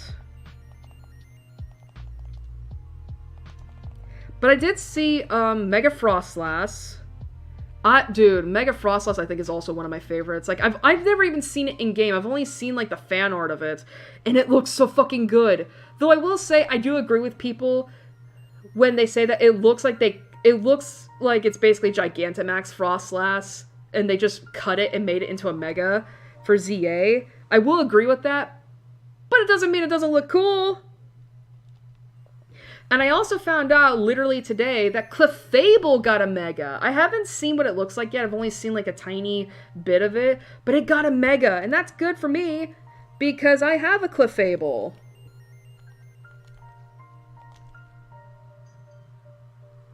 But yeah, I have a Clefable. Speaking of which, the Wild Zones. Again, I've only have up to 17. I've already gotten all the Pokemon from those games. From those zones. Whoops. I also have a lot of Alpha Pokemon, because I've just been catching them while I can. And I also have 3 Shinies. Because apparently, I don't know how the hell people are able to find, like, all these damn Shinies around without the Shiny Charm. But I've at least found 3. I mean, obviously the first one is your obligatory, Shiny that you get in that one side mission. It's the Mareep. And I have her. It's a female. I love Shiny Mareep. It's so cute. But these other 2 I found on my own. I found a Shiny Shuppet just hanging about when I was doing exploring a wild zone. And then literally a Shiny Fletchling just on my way out in the city. Like, it wasn't even in a wild zone. Like, I literally, like, I was running down a street, I saw something sparkle on my left, and I looked up and there's like, oh, there's a Shiny Fletchling. I just caught it! I hope at the very least I will get to find more Shinies, because there are some Shiny Pokemon I would really like to have. But, I will say I'm still falling down a little bit in terms of the Pokedex. I only recently caught, like, 2 Eevees. And oh my god, that reminds me. I did catch an Eevee at first because I wanted to get a Sylveon. I got a female Eevee. Not first try, obviously. It took me a little bit to get an Eevee, first of all. But I did get an Eevee eventually, and I evolved it into Sylveon. But it's not Oberon, which is what I normally name my Sylveon, because Oberon is the male king of fairies. My Sylveon's female. And the problem is, like, I already have a female fairy type, and that's Florges. That's Titania. What do I name this other thing? I named it Mori, after Morrigan. Because that was the only other fairy I knew, and that's from Campaign 3 of Crit Roll. And it's a hag. But yeah, I will say, I've got a lot of Pokemon here.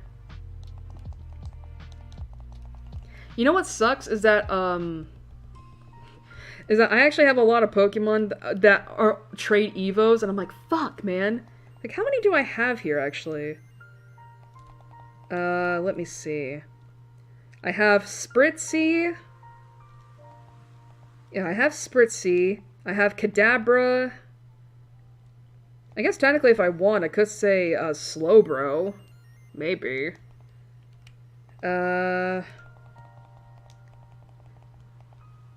Swirlix. Haunter. Pumpkaboo. Machoke. Phantump. Currently looking right now.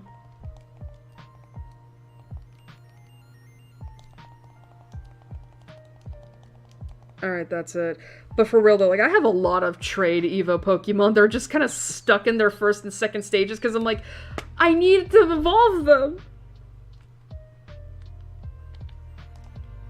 But, you know what's funny is that, I saw a tweet earlier this week where it was talking about how apparently, Nintendo is considering...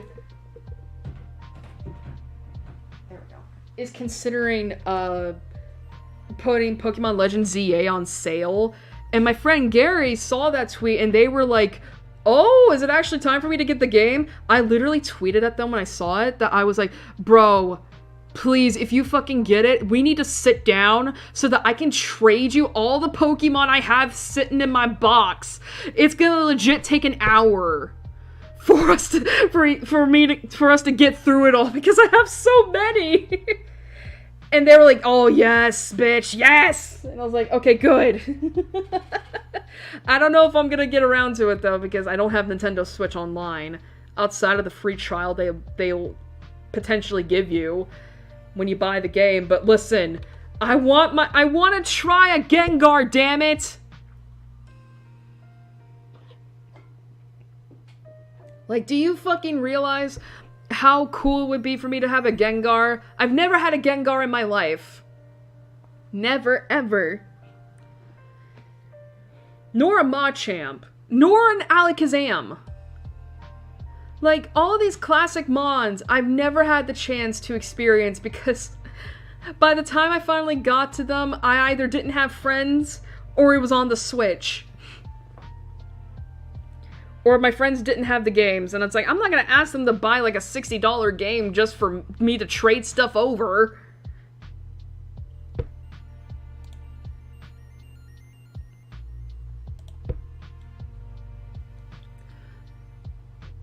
But overall, I've been enjoying my time with Pokemon Legends ZA.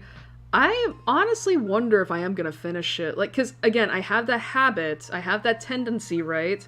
To always, that like, when I get like 75% in through a game, I tend to take a break from it for what I intend to be like maybe a week or two, only for it to flash forward to like 2 years later and I still haven't picked it back up. So, I don't know if that's gonna happen. I hope not. I still gotta meet Jacinthe at least. I still gotta meet her. I gotta meet her and her maid that people have been shipping.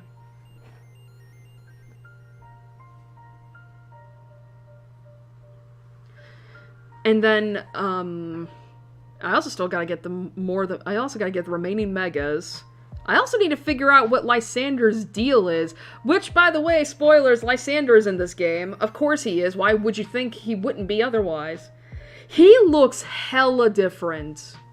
He looks hella different. And it's interesting to, like, I'm not gonna lie, I don't know what they're planning to do with him yet, but I will be honest and say that I think Legend ZA is already doing a far better job with Lysander's character than X and Y did. And this is without me knowing exactly what they're planning to do with him in this. Like, here's the reason I say this, right? X and Y were considered divisive. I think they still are considered divisive in the Pokemon fandom. And granted, I can understand some of the reasons behind it, but when it comes to Team Flare and Lysander, I do think a lot of people don't like Team Flare, and by extension Lysander. I mean, partly because Team Flare looks stupid, which I'm not going to deny it. They're fashion disasters.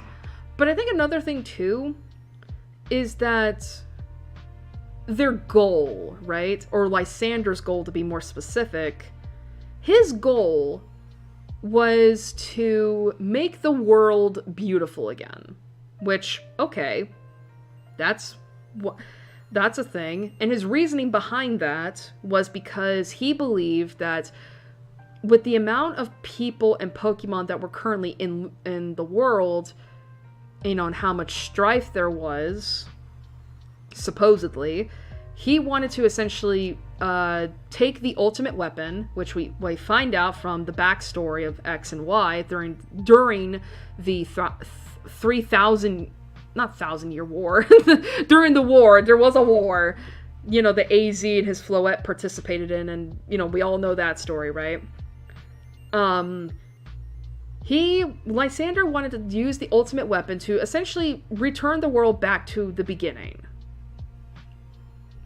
And I think a lot of people didn't like the execution of said goal because of Lysander's plan, mainly because, as far as I remember, because remember, it's been a few years since I played through that portion of the game of X.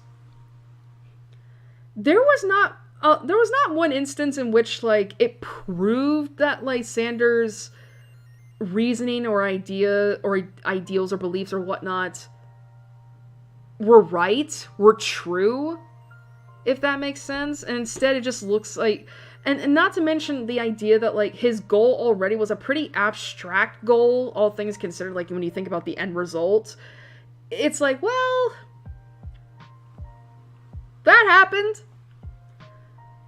I mean, and to be fair, you never did get like a definitive conclusion on what happened to Lysander after you stop him, because, you know, after you capture / defeat Xerneas / Yveltal, you battle Lysander, you defeat him, and then he decides to go down with the ship. And I think if I remember correctly, it's stated that, like, either he was gone or they never found his body. And now he shows up in Legend ZA, which canonically takes place 5 years after the events of X and Y. That he... Because you definitely know it's the same character. Like, it basically looks like him, but if, like, he had somehow went through the anime treatment of, like, getting your hair turned white after trauma. And he seems to be a lot more humble. Granted, he still has the whole goal of, like, wanting to make Lumiose beautiful again, but now it seems like he's become a lot more, like, subdued, calmer, more mature, more... I guess more realistic is a good way to put it.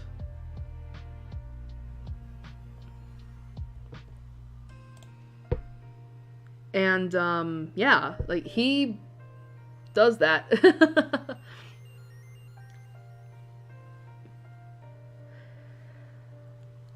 Oh, excuse me. But, yeah, I think, like, for... But yeah, now Lysander's also hanging around Zygarde. I don't know what the plan is for those two yet, but again, I will say, I think Lysander's already handled a lot better in this game than he was in X and Y. Which is good, like, it seems like, which is good, I think, because I think it seems like,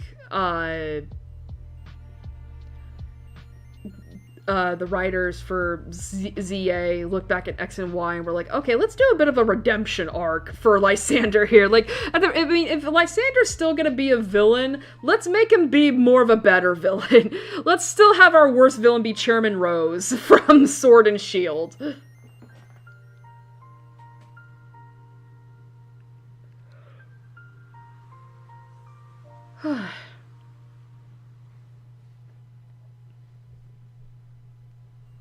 But, yeah. But yeah, so far, like, I'm really enjoying my time with, ZA, with Legends, and, I'm hoping I can finish it.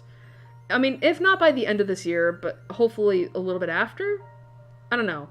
God, I can't wait to I can't wait to talk to my brother and them about that, because I'm pretty sure they heard that, like, oh yeah, I got the game, like, pretty early.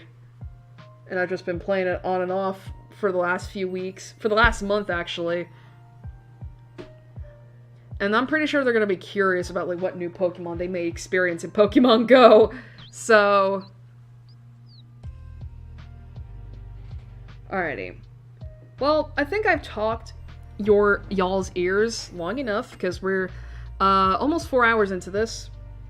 So I think now is the perfect time that we dive back into Steins Gate.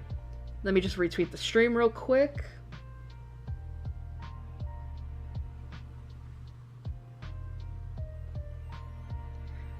It's also getting a little cold. So if you hear some, like, mechanical humming in the background, that's me turning on my heater, because it's cold.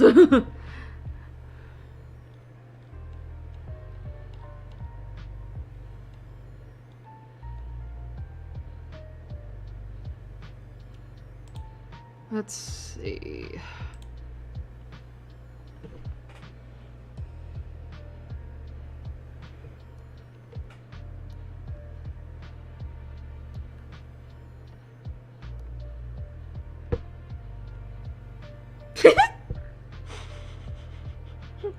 I thought of a stupid meme I could do for the caption, but I'm like, I don't know if that's appropriate. I'm gonna do it again, I'm thinking about it now.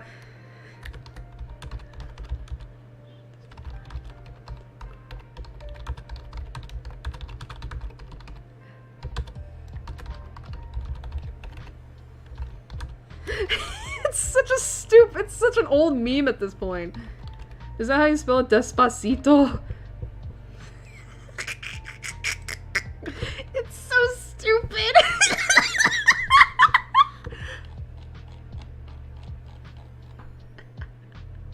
Ah, shit, this random girl I met is dead. Alexa, play Despacito!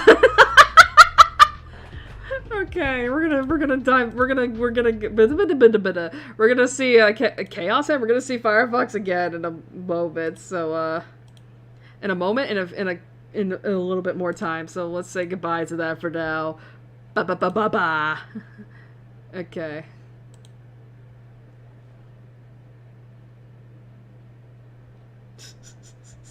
It's still so funny. How old is that meme right now? Like, you know, Alexa, play Despacito. How old is that now? Because that was around during, that was in 2019, right? Like, that's the earliest I remember it being. Like, 2019, 2018. And I know I've done that meme as, like, a, and I know I had that meme as a caption before, way back when. Was it during the time I was playing the letter? It might have been, actually. Because there were characters dying in that game.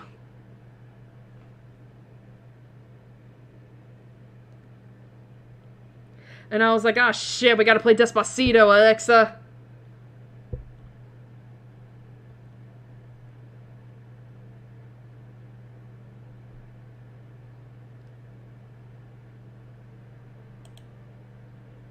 Okay.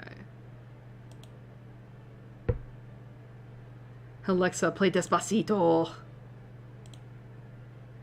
Okay.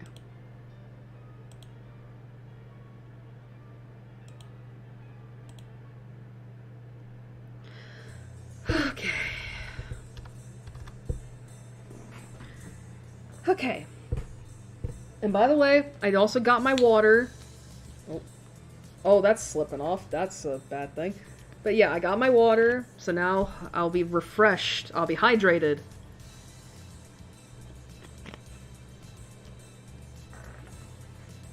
While playing this. So, let's get back into it. Oh, let me do this real quick with my chat. Okay.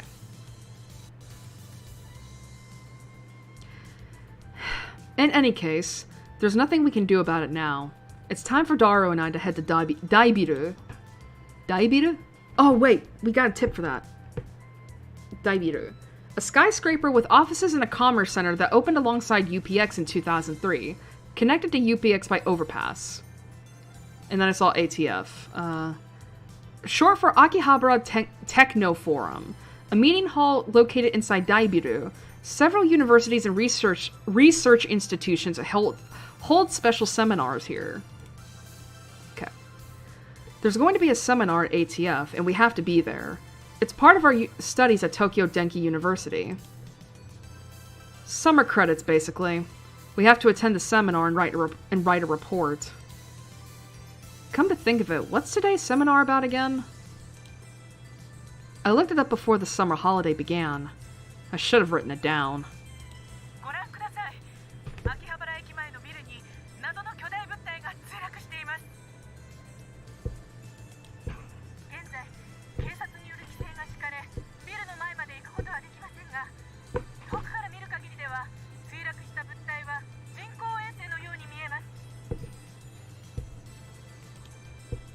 As we crossed the overpass that connects UPX and Daibiru, I looked down to see a huge crowd of people moving through the plaza.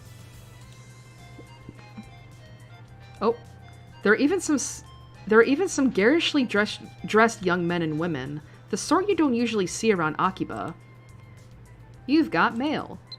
Oh, from Mayuri. Oh, got another achievement. Just for reading an email. Upa. You know, I'm really sad about dropping my Upa. It's worse than last year when I missed buying fatty Gero Froggy. Yeah, so Gero Froggy. Oh, right, there are choices. That's right, I remember. The multiple endings are dictated by your choices that you make in these. Is this one of those that matters? I'm actually looking it up right now. I forgot all about that. I thought we weren't gonna do it yet.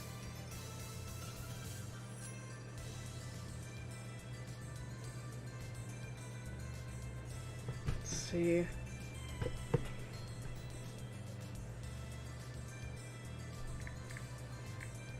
Steins Gate walkthrough.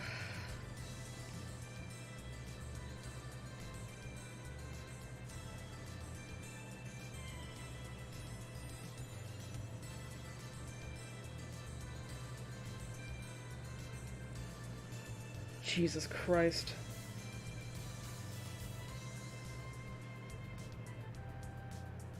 Let's see.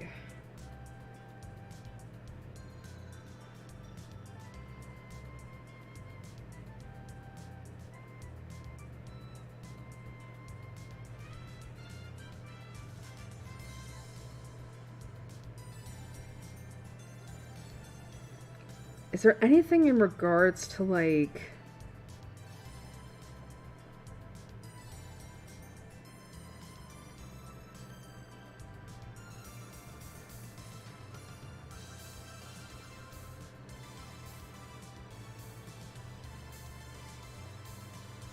Is there anything...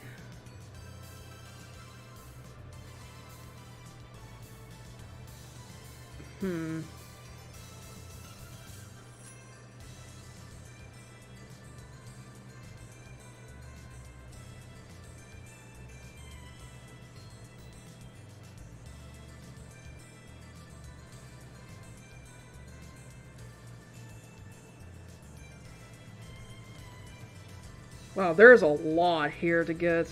Like, if you want to get all the freaking, achievements.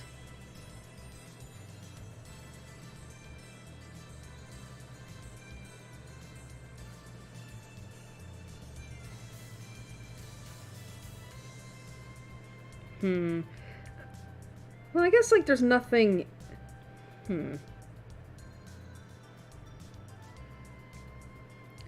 I mean, I'm not here to get all the achievements.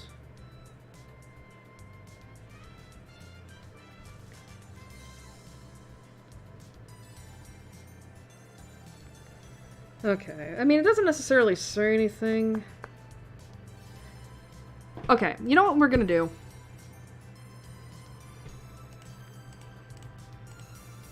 Is we're gonna do a quick save. Is it...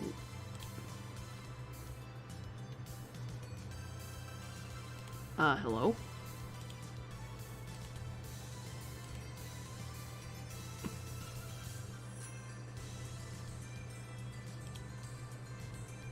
Oh, here it is. Okay, I was like, excuse me? Okay. So, we gotta remember this. I'm gonna lock it. Okay. So, let me pull up my phone real quick. Oops. Alrighty.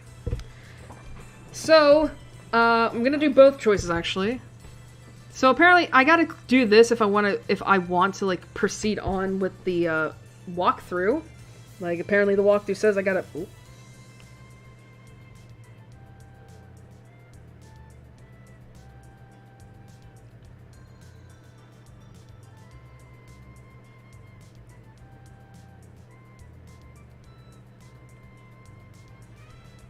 Okay.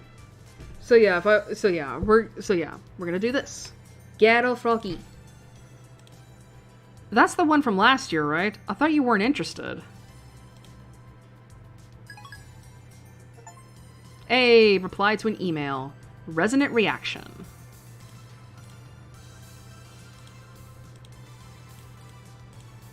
Okay, we're gonna wait. Everyone is walking towards the main street, which is still cordoned off. ダルはラジカンに見物に行かないのか？どうせ言っても見られないっしょ。もちろんネットに上がってくる情報にはほぼ目を通してるのだぜ。アットちゃんのスレ数100超えたし、勢いすげえ。Okay, hold up. I'm actually gonna quick load that. It's fine.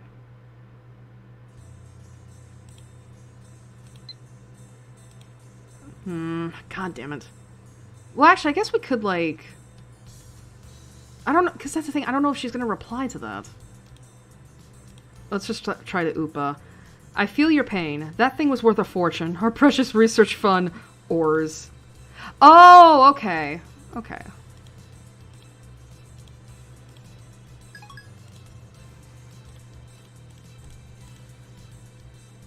Can we at least... どうせ言っても見られないっしょ。もちろんネットに上がってくる情報にはほぼ目を通してるのだぜ。アットちゃんのスレ数100超えたし、勢いすげえ。Oh, so that's why he was staring at his phone earlier. We enter Daibiru and take the elevator to the 5th floor ATF assembly hall. あー、涼しい。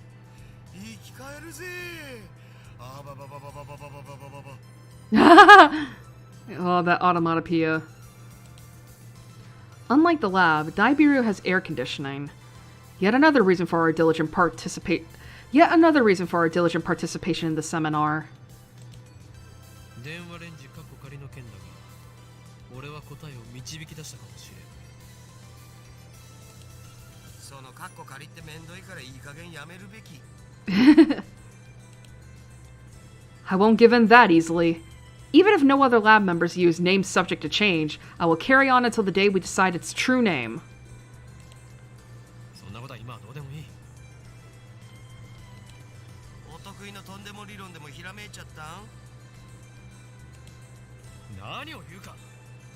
俺はいつもこの世の神羅万象すら超越したあらゆる可能性について思考を巡らせているのだ。とんでもとか言うな。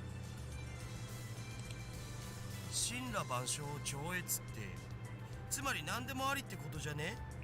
理論ってレベルじゃねえぞ。 I mean, to be fair, isn't that what a lot of scientists do? だるよ。電話レンジカッコ仮はシュタインズゲートを開く鍵だという気がするのだが、どう思う？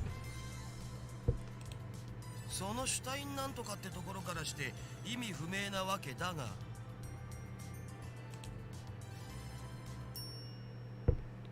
A chime signals our arrival on the 5th floor. The elevator doors open slowly.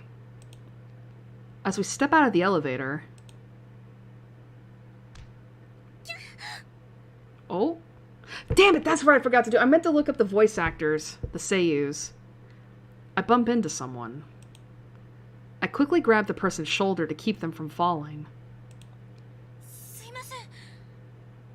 She sounds familiar. There's Kurisu. It's a girl. And I recognize her.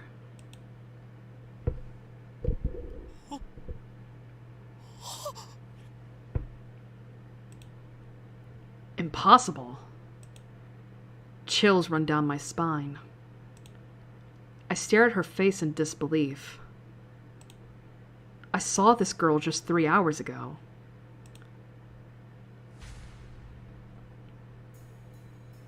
Makise Kurisu.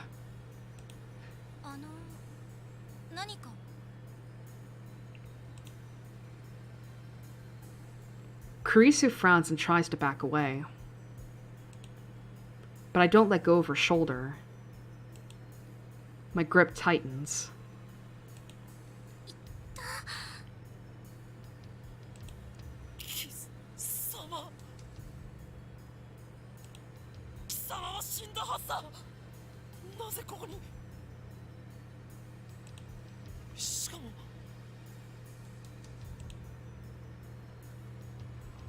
There isn't a single bloodstain on her clothes, and they're the same ones she was wearing when I found her.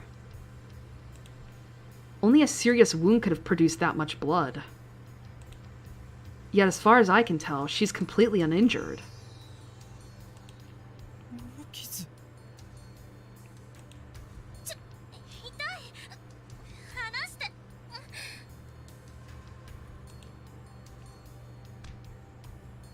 Kurisu pushes me away.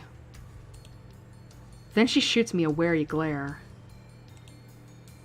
I realize that I'm gaping in disbelief.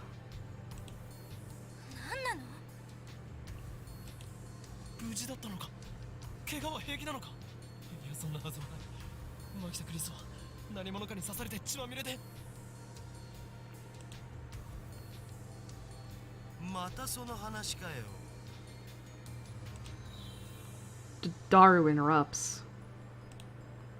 Wait, there's something strange about what he just said. またその話とはどういう意味だ？だって1週間前にも僕にそんなメール送ってきたじゃん。メール？俺が？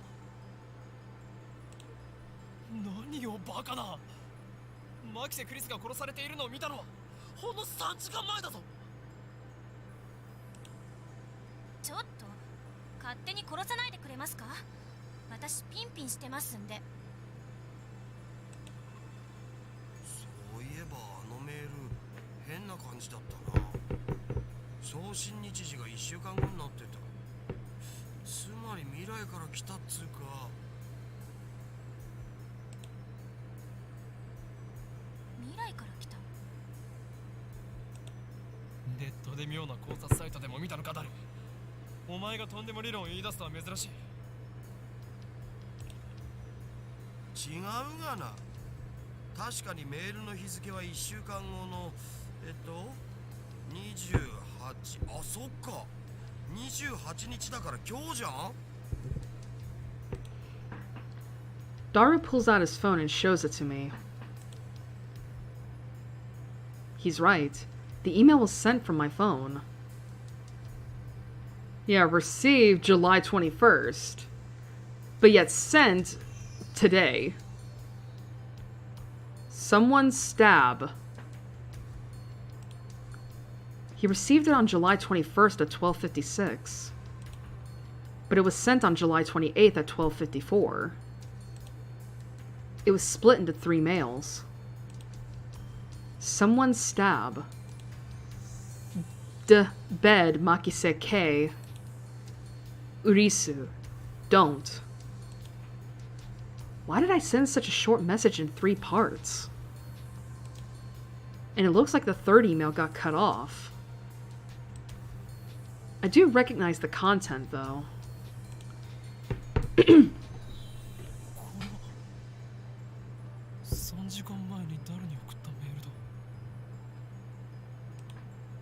But I sent 1 mail, not 3, and there should be more text. Did Dara really get this a week ago?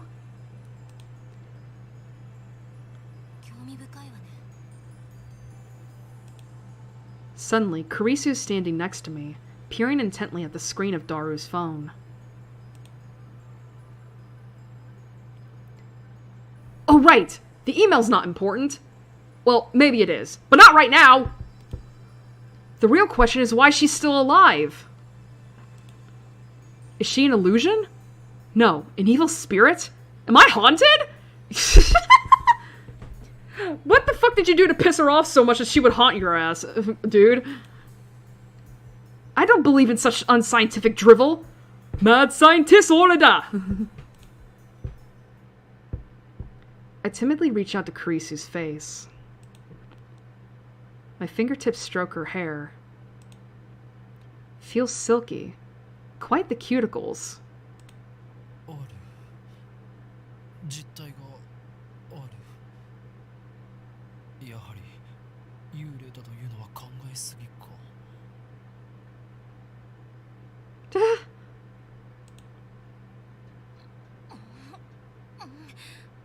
This would be really awkward.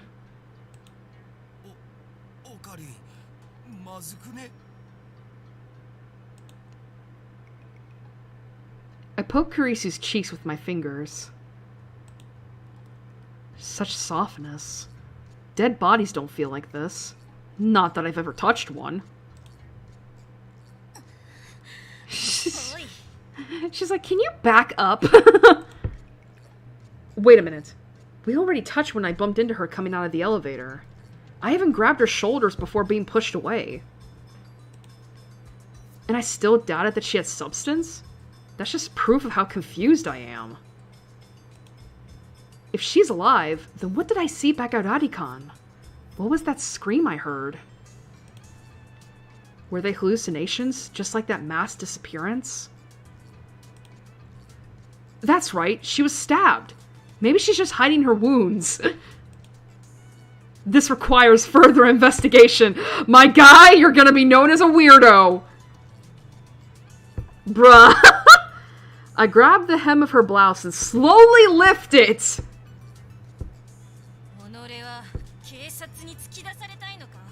Yeah, I was gonna say, dude, you're gonna get slapped.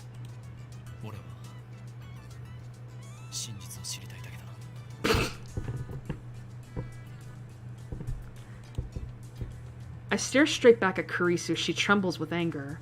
And lift her blouse a little higher.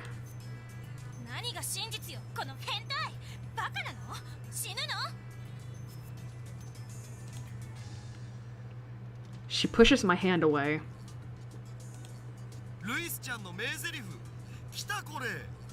Louise-chan? Fictional. The main heroine of the anime, The Familiar of 10, a tsundere. Her voice actress is the queen of tsundere, Sugimiya Rie. Nicknamed Sugi. Kugimiya Rie. Kugimiya. That's the real voice actor. That's her real name. Daru shouts something silly, but I ignore him and press Kurisu.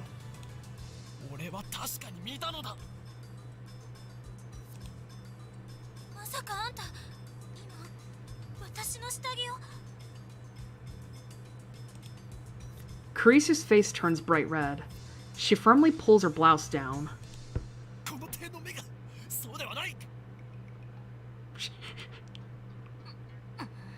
Poor Kurisu. Just getting sexually harassed. Earlier this afternoon, after Dr. Nakabachi's presentation, someone killed Makise Kurisu and left her in a pool of blood. I carefully explain everything that I saw. Dr. Nakabachi? オカリン何言ってるん？中鉢の発表会なら中止になったじゃん。中止？そう、人工衛星の墜落で。Something's wrong. Our stories aren't matching. It's the same thing that happened right after I saw the mass disappearance. Mayuri's story didn't match mine. I need to know. Am I caught in some sinister plot? Is this another organization conspiracy?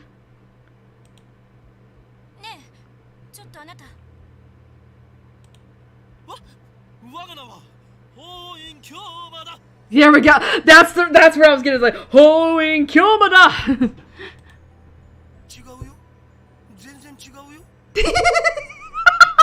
He's like, my guy, really? You're pulling this shit in front of a hot girl?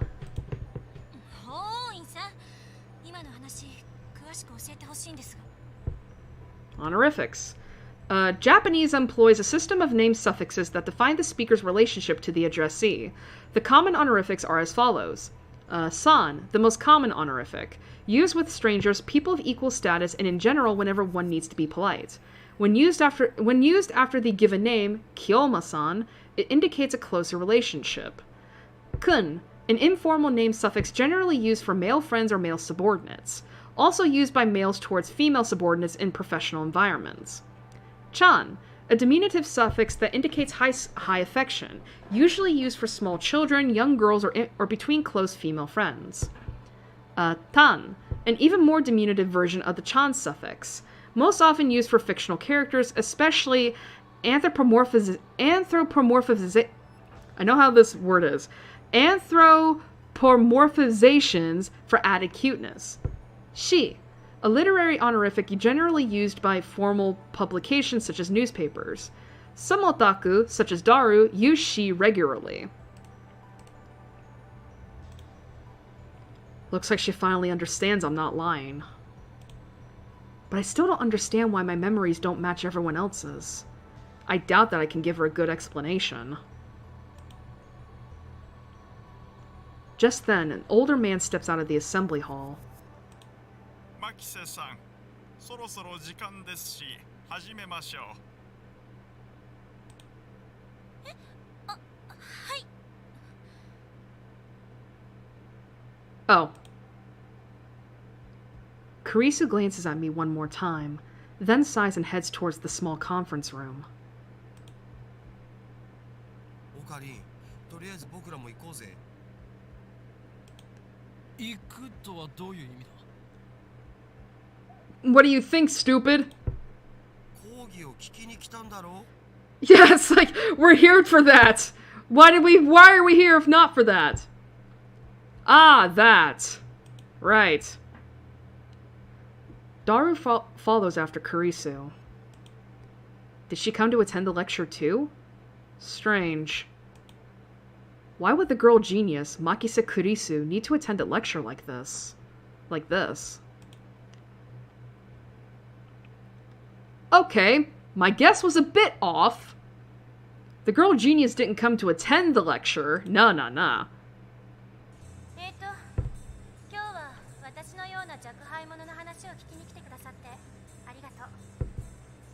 She's the lecturer!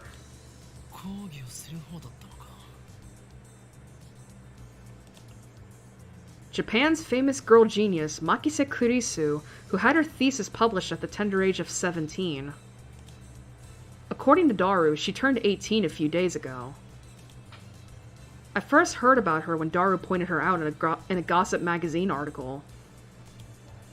That's when he told me that she was going to be a guest at ATF. I'd forgotten all about it. こういうのは初めてなので緊張してますが、ガチガチなのは多めに見てください。どうぞよろしく。 The audience is pretty mixed. It's mostly students like us, but there are also a couple of professors. And Karisu just gave me a sharp look. What did I do? I don't know, my guy. How about you, like, try to lift her shirt up while in public, and she thinks that you probably looked at her tits. When I return her stare, she quickly averts her eyes. I don't care if she's a genius or whatever. I still don't like her. But you think she's pretty. She may have these people fooled with her timid girl act, but I learned at Radicon how cunning and aggressive she really is. Even if her murder was some kind of hallucination, my judgment of her character is still correct. You barely know her, my guy! 今回タイムマシンをテーマに話してほしいと言われまして、正直専門外なのですが、頑張って話してみようと思います。タイムマシンか。 Interesting that they're translating that into time travel. 最初に結論を言ってしまうと、タイムマシンなんていうのはバカらしい代物だということです。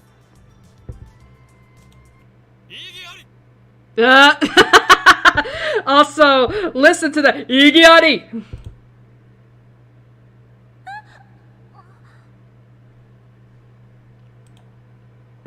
Every member of the audience, not just Kurisu, is startled by my interruption.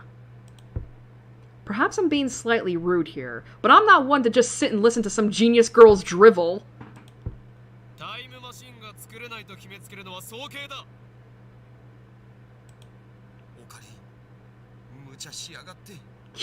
He's like, God damn it! Sitting at my side, Daru throws me a small salute. He's like, nice. ATF staff are approaching, probably to kick me out. Perhaps I got too carried away.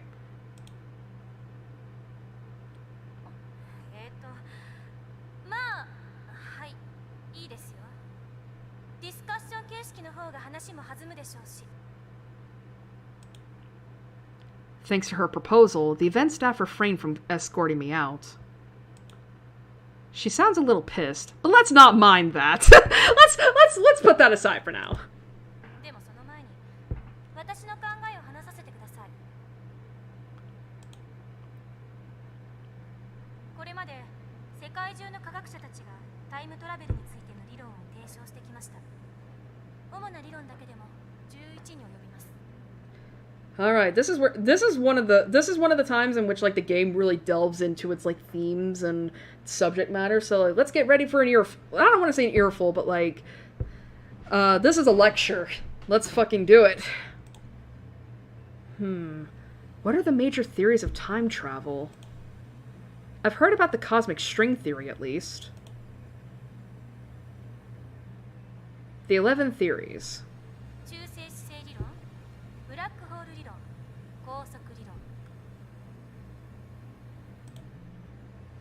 タキオン理論、ワームホール理論、エキゾチック物質理論、宇宙ひも理論、量子重力理論、セシウムレーザー光理論。 Why am I getting encoding envelope with this? 素粒子リングレーザー理論、ディラック反粒子理論。 Oh, that's interesting. The Dirac antiparticle theory. You hear a lot about this in Chaos Head.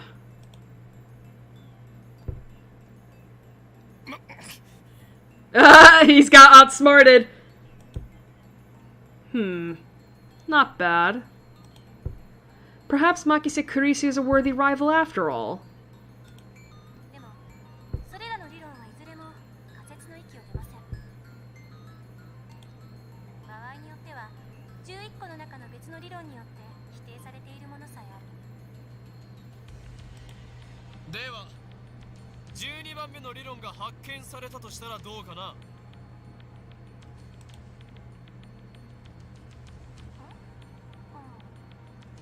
そうです。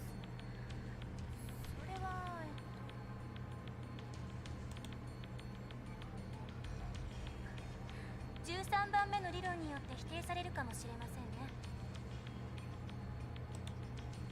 Damn! She twisted my question and used it against me! Fuck! Touche, genius girl. Touche. Suddenly, I feel eyes on me. Some puffed up professors are giving me hard looks from across the room. Yeah, because you're interrupting her. Like, this is her like, she literally stated that this is her first time giving a lecture, and you're giving her a hard time. Maybe I got too carried away. I don't want to risk losing my credits. I should back off for now. ちなみに未来へのタイムトラベルなら今すぐにでも可能ですよ。アインシュタインの相対性理論によればね。 Let's check that out. The theory of relativity refers to both Einstein's special theory of relativity published in 1905 and his general theory of relativity published in 1916. Represented by the famous equation E equals mc squared, the special theory of relativity is defined by the following axioms. Objects cannot travel faster than the speed of light. As velocity approaches the speed of light, the passage of time approaches zero. As velocity approaches the speed of light, length approaches zero. As velocity approaches the speed of light, mass approaches infinity. The general theory of relativity adds the following axioms. In the presence of large gravitational fields, the passage of time slows down. In the presence of large gravitational fields, space curves. In the presence of large gravitational fields, mass increases. 例えば今すぐ羽田空港に行ってそこから沖縄行きあたりの飛行機に乗ればいい。目的地に降り立った時その人は10億分の1秒くらい私より未来に進んでいる。 What does that mean?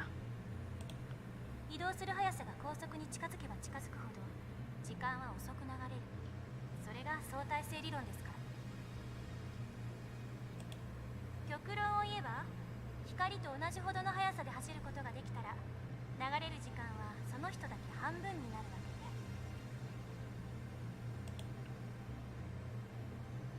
で、24時間その速度で走り続ければ周囲では48時間が経ったことになるから丸1日分未来へ飛んだことになるんですよ。大院京馬さん。 Oh! I do like that little smirk she has, because Kurisu knows her shit. She does. And Okabe does frequently underestimate her.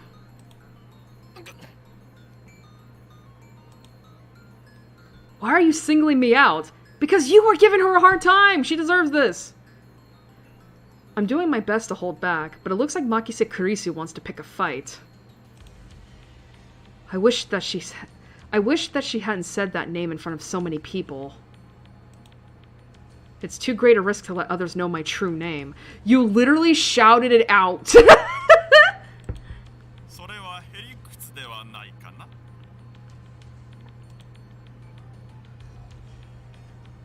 Now a professor calmly makes an objection. True, Makise Kurisu's example isn't strictly time travel per se. But I never expected an older man, a professor at that, to refute an 18-year-old girl. Maybe he's just testing the genius girl's resilience.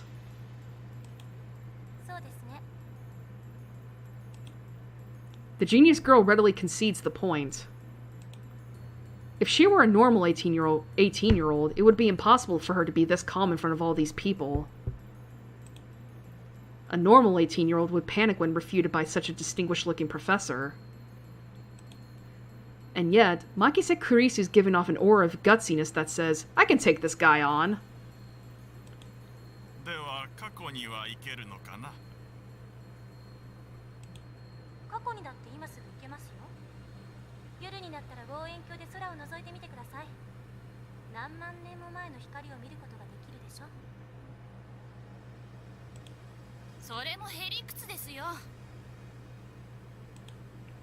This time, it's a nearby student who objects.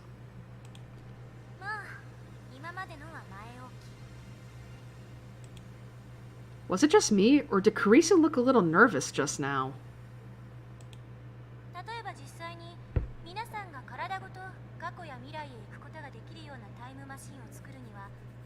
何が必要か考えてみましょう。代表的なところだと宇宙紐理論かワームホール理論かな。宇宙紐というのは超巨大な質量を持つ紐みたいな形のひび割れです。 A string-shaped crevice? That must be how they enter our universe. But do cosmic strings really exist? ひびの幅は素粒子と同じぐらいで、長さは最低でも銀河系と同じくらいと思っていただければいいです。 Let's see. Elementary particle. The smallest unit of matter. However, the definition of what constitutes an elementary particle is unclear. Certain elementary particles have a corresponding antiparticle with opposite charge.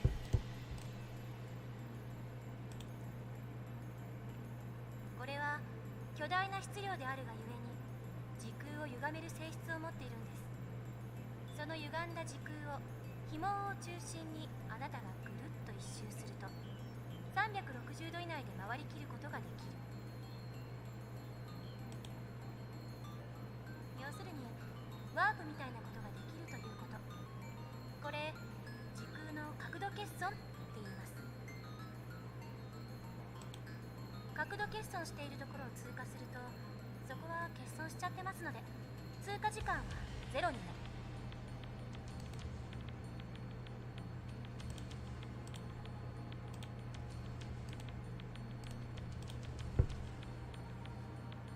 これを応用して宇宙紐が高速に近い速さで運動しているとき、相対性理論により宇宙紐の時間は周囲より遅くなるから、歪んでいる角度欠損の領域を通過すると本来ゼロだった通過時間がマイナスになる。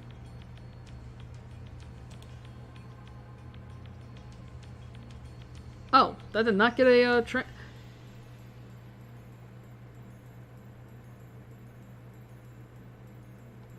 Huh.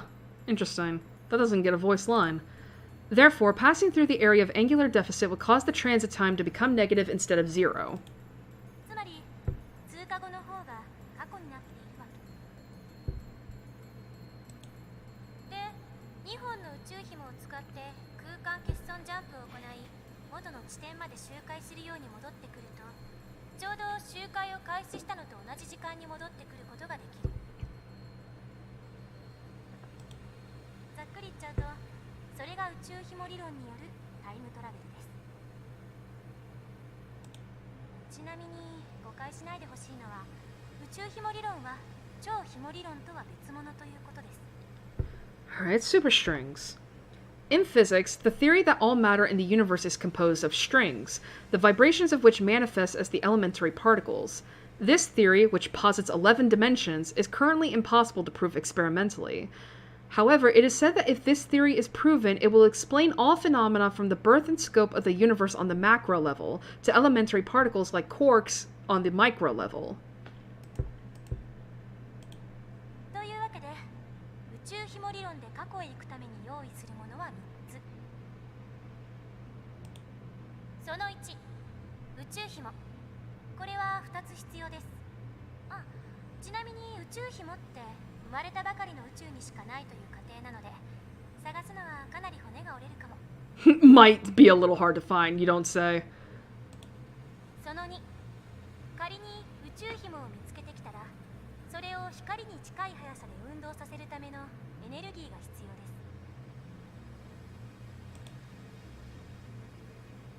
銀河と同じ長さのひび割れを光並みに加速させるにはどのくらいのエネルギーがいるんでしょうね。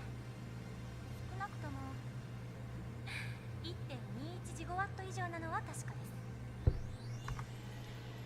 1.21 gigawatts. Originates from a 1980s trilogy of Hollywood movies about time machines and time paradoxes. In the first movie, the inventor of the time machine said that it needed 1.21 gigawatts of power to travel through time. In reality, the unit gigawatt does not exist. The scriptwriter made a spelling mistake. The correct unit is gigawatt. Ah, Back to the Future. Cute. This earns a few chuckles from the audience. その3、宇宙紐があるところまで行って戻ってくるための宇宙船。タイムトラベルする人はこれに乗らないといけません。どうです、オーインさん。 Ah! 宇宙紐理論でのタイムトラベル挑戦できると思いますか？ Like that's even possible. And why the hell is she addressing me? I wasn't even the one who jeered this time. オーインさんは宇宙紐理論には挑戦したくないようですね。だったらもう一つ例に挙げたワームホール理論はどうです？こちらは宇宙紐理論よりはもうちょっと現実的かもしれません。ところでホーインさん、ワームホールってどんなものか知ってますか？ No, don't ask me. I'm trying to hold back here. Since I've been challenged, though, I can't leave the question unanswered. 空間に開いた抜け道のようなものだろう。ね、そうです。 I got it right. Yes. I sigh inwardly in relief. 2つの穴があって、それはトンネルでつながっている。トンネルは通過時間ゼロで通り抜けられる。2つの穴がどれだけ離れていてもね。だけどここで残念なお知らせ。ワームホールのトンネルは超重力がかかっていて、開通すると同時に潰れちゃいます。だからかかる重力を無効化するために何らかの細工をしなくちゃダメなの。いわゆるエキゾチック物質。これはマイナスの重さを持つ物質で重力に反発するんです。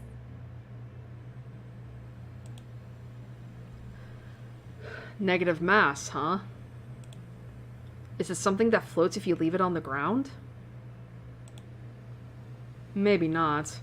I can't even begin to imagine what it would be like. Carissa raises her right fist. こうやってむぎゅーっとグーを作ってる状態がワームホールのトンネルです。ここを通るためには手の中に私が握ろうとする力に反発する何かを作ってむぎゅーっとできなくしないとダメということですね。 Carissa opens her fist. エキゾチック物質を注入してワームホールを安定させれば瞬間移動が可能になります。でもタイムトラベルをするにはそこからもう一手間必要。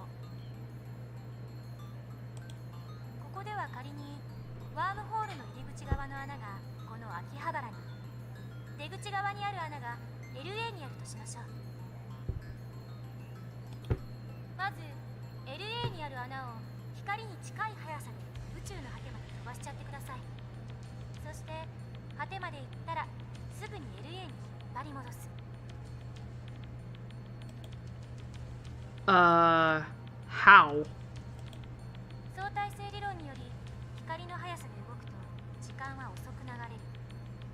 LA に戻ってきた穴は秋葉原にある穴よりも過去にあるということになります。というわけでその状態で法王院さんがワームホールに飛び込んだら数年前の LA に行けるでしょう。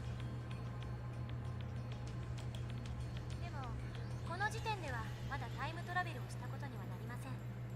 疑似的なタイムトラベルです。いわゆる浦島効果ね。 I think that's going to be based off of the Urashima Taro tale, right?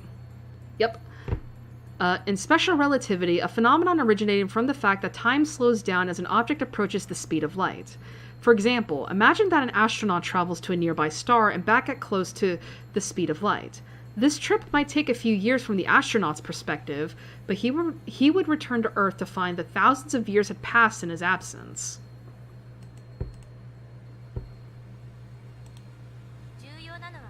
後 LA から秋葉原にもう一度ワームホールを通って戻ること。そうするとその通過時間はゼロなので、黄金院さんは数年前の秋葉原に戻ってくるわけです。これでタイムトラベルは完了。ワームホール理論に必要なものは宇宙紐より楽ですよ。その1、ワームホールそのもの。この宇宙のどこかにもしかしたらあるかもしれません。見つけた人はまだ誰もいませんが。その2、ワームホールの穴を光並みの速さで宇宙の果てまで往復させることのできるエネルギー。その3、エキゾチック物質。ちなみにこれ実在は確認されてません。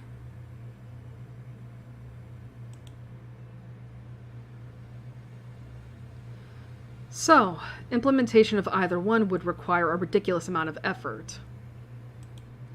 バカらしいと最初に言った理由は分かってもらえましたか？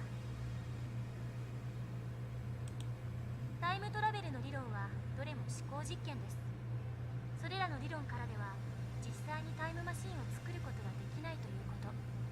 それが私からの回答です。もっと簡単なものはないんですか？例えば机の引き出しを開けるだけで使えるものとか。ないですね。 A firm declaration. 結局現代の物理学じゃそこが限界。10年後にはどうなってるか分かりませんが。それに仮にもっと簡単に過去へ行ける方法が発見されたとしても実際に行けるとは限らない。因果率に関する根本的な問題が解決されていませんから。Principle of causality. A scientific and philosophical principle that states that every event has a cause, and it is by that cause that an effect is produced. The theory of relativity is founded upon this principle. However, quantum physicists have observed microscale phenomena that do not appear to obey the principle of causality. タイムパラドックス、質量保存の法則。 The mass of the entire universe is constant. If a time machine traveled from the future to the past, there would suddenly be the extra mass of the time machine and its pilot in the past. I remember reading in a book, not a terribly reputable book, but still, that such a violation of mass conservation would put the universe in danger. It didn't say what kind of danger, though. 質量保存の法則を宇宙のようなマクロレベル、あるいは原子や素粒子などのミクロレベルの仕組みに当てはめるのは誤りです。 What? Is that true?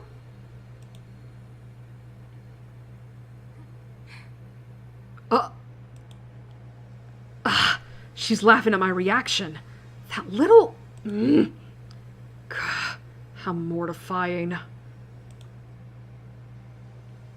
あれは化学反応に対する法則でしかないから、現代物理学においては全く成立しない。無から U は生み出せますから。 Wow. That's pretty amazing. では何が問題となるのかね。タイムパラドックスはタイムパラドックスでも親殺しのパラドックスの方です。 Oh, that thing where you kill your own ancestors before you were born? そのパラドックスの解が導き出されない限りタイムトラベルは実現できない。絶対に。殺さなければいいんじゃないの？そんな単純な問題じゃありません。 SF 映画と同じように考えるのはとても危険です。あなたが消えるだけじゃ済まされない。 Really? It doesn't seem that dangerous. 矛盾が生じることは因果律の崩壊、相対性理論の崩壊、さらにはこの世のすべての物理法則の崩壊を意味するのよ。パラドックスは理論上の思考実験に過ぎない。現実に起きることはないし、起きてはいけないことなんです。だからたとえ 0.00001% でも起きる可能性のあるどんな行動も絶対に実行には移せない。そう考える方が自然じゃないですか。多世界解釈や自己無矛盾の原理っていう抜け道もありますが、個人的にはファンタジーすぎると思うので認めたくないですね。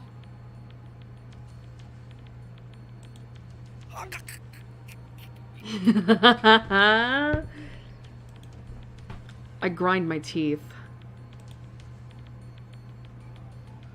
When I see Makise Kurisu looking at me with her composed expression, I avert my eyes. Looks like I have no choice but to concede. Makise Kurisu truly is a genius.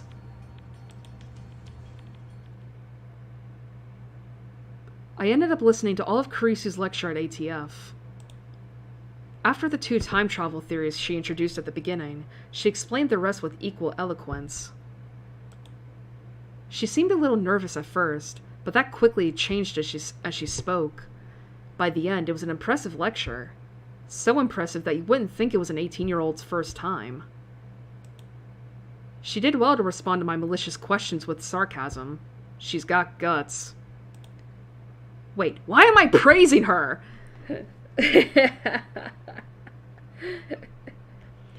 So, if you're not able to tell already, there is a bit of chemistry here between Okabe and Kurisu. And that's by design, because, yeah, this game has a main couple. There is a little bit of romance in this. And it is, now granted, I'm gonna say this right the hell now. The game likes to try and push multiple couples at you, but I'm gonna say this right now, the main couple is Okabe and Kurisu. You'll find out later on just why that is, and I honestly do think it is cute. It is cute, and it also fits them so well. Just in that scene alone, like, you can tell that, like, oh yeah, these are both, smart individuals. Like, these are both 2 smart individuals who can match each other for intellect, and that creates some great chemistry. They're rivals, but also, like, they will become partners in some way. Leaving that aside, I saw Makise Kurisu dead. And yet she is alive. My memories don't mesh with reality. And not just about Kurisu. My conversations with Daru and Mayuri didn't make sense either. Everything would be solved if I just told myself that what I saw was a dream. An illusion. It never happened. But never say never. This leaves me with no choice. After parting ways with Daru at ATF, I head to Yanabayashi Shrine. I need to get exercised. I seriously doubt that the Makise Kurisu at ATF was a ghost. Regardless, it's natural to speak in exorcism after such an experience. I'm Japanese. It's in our blood. Yanabayashi Shrine is located on the other side of Kanda River. To find it, enter the first side road after crossing Mansebashi Bridge. It's a very small shrine that doesn't fit with the surrounding multi-tenant buildings. Kanda Myojin is the more famous shrine in Akiba, but I deliberately chose this one. The shrine is so small you could easily miss it if you weren't looking. Regardless, I can hear the chirping of cicadas from the few trees growing here.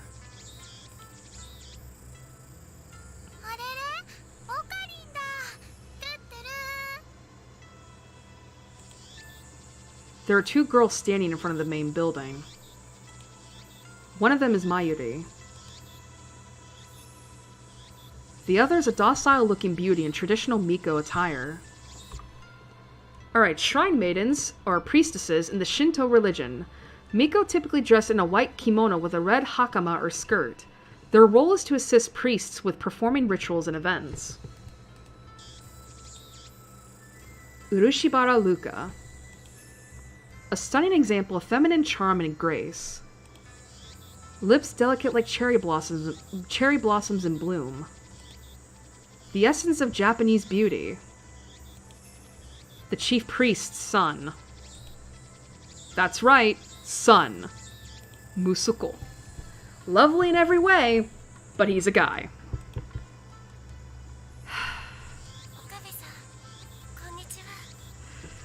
Oh boy. The way that the game likes to go out of its way to establish that this very effeminate looking boy is a boy. Oh boy.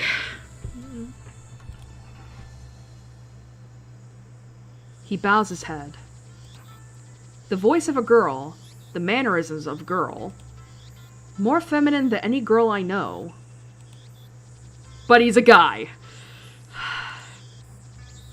Taller than Mayuri, yet oh so slender. But he's a guy. Looks stunning in Miko robes. But he's a guy. Holding a bamboo broom. Apparently in the middle of cleaning. But he's a guy. I hate this. It's almost evening, yet still hot as hell outside. But he's a guy. Damn cicadas won't shut up. But he's a guy.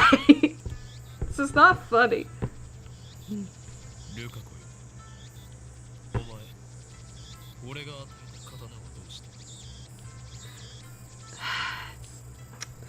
I don't know how to feel about that, honestly. Like, again, I should express, this game came out in 2009.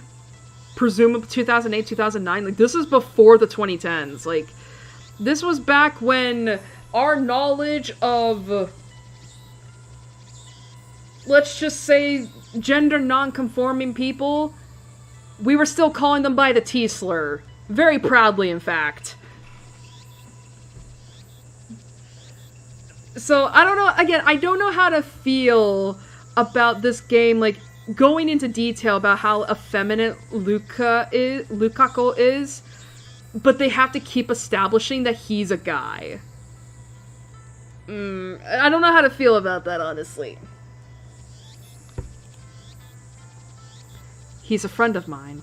I call him Lukako.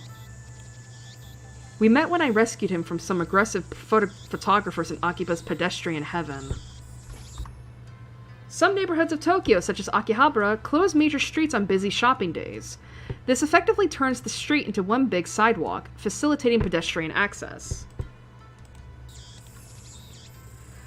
It also so happens that Lukako and Mayuri are classmates. I learned that fact after I had gotten to know him.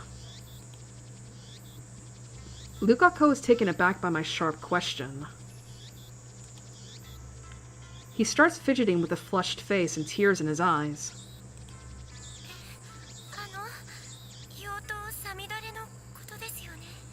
Samidare demon sword? Oh my god.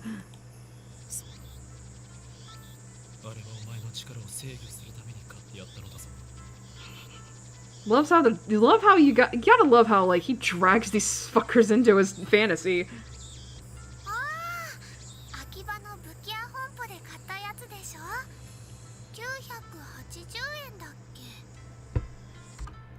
Blade Works, one of several stores in Akihabara that sell replica weapons. Items include Japanese Sengoku period swords, European Middle Age swords, and knight armor.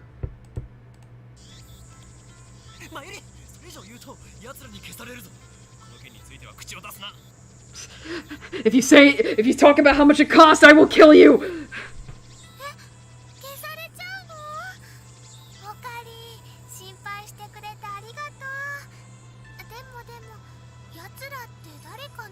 Who are they?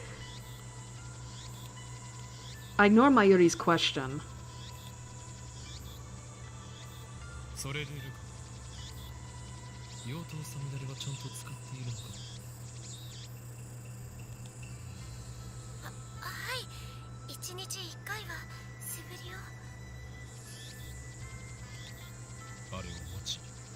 精神ざんまりを極め先生。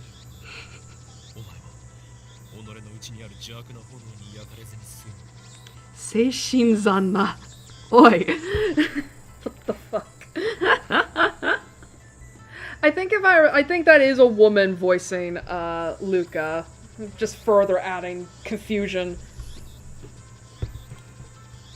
Demon Sword Samidare may be an imitation sword, but that is the only... But, okay. Demon Sword Samidare may be an imitation sword, but that is only the form it takes to hide from the world. When one worthy to wield it appears, it unleashes its true power. And it was on sale for only 980 yen, tax included. あん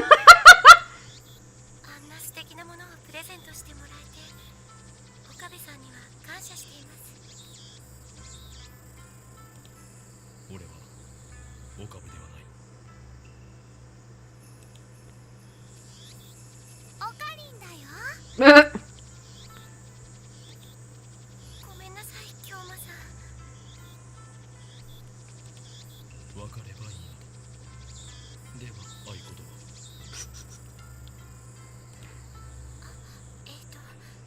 エルブサイコンガリウ。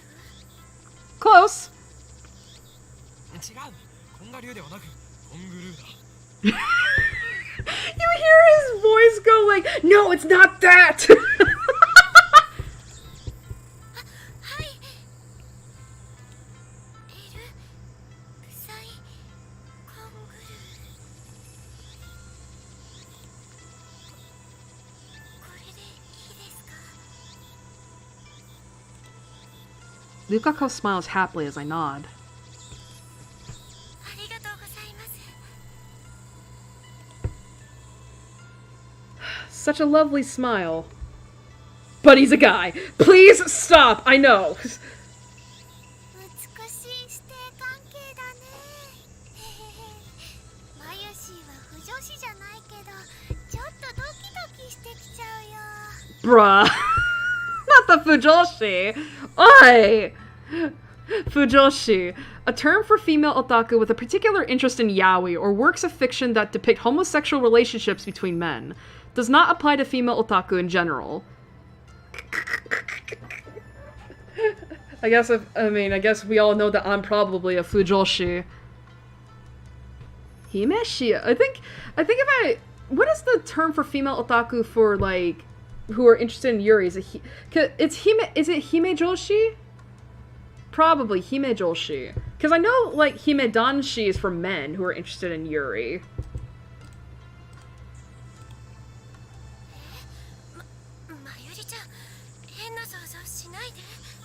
Yeah, especially because in this universe they're real people. Jeez. Though we do have a master-disciple relationship, I, Hoin Kyoma, have gone to great lengths to brainwash, teach, Lukako about the evil conspiracies that rule the world and how to resist them. That stuff about Demon Sword Samidare is part of that training. Looks aside, Lukako is very obedient and hardworking. Plus, he's always eager to learn new things. A master couldn't ask for a better disciple. Though he does have the weaknesses of not catching on too quickly and being too shy. それで、なぜマユリはここにいる？ルカ君に会いに来たんだよ。来月のコミマでライネットのキラリちゃんコスをしてほしいってずっと頼んでるのにちっとも OK してくれないんだよ。 Alright, Komima. Comic Giga Market. A massive otaku event held twice a year at Tokyo Big Sight. Every Komima, thousands of artists gather to sell their creations, which range from erotic manga based on popular anime to original figures, music, and games. The next Komima will be held on August 15th. I'm trying to remember, what is... Because, yeah, this is based off of a real... This is based off of a real event that happens in Japan. I can't remember what it's called, though. It's not... It's something It's Komi something. Komifa? No.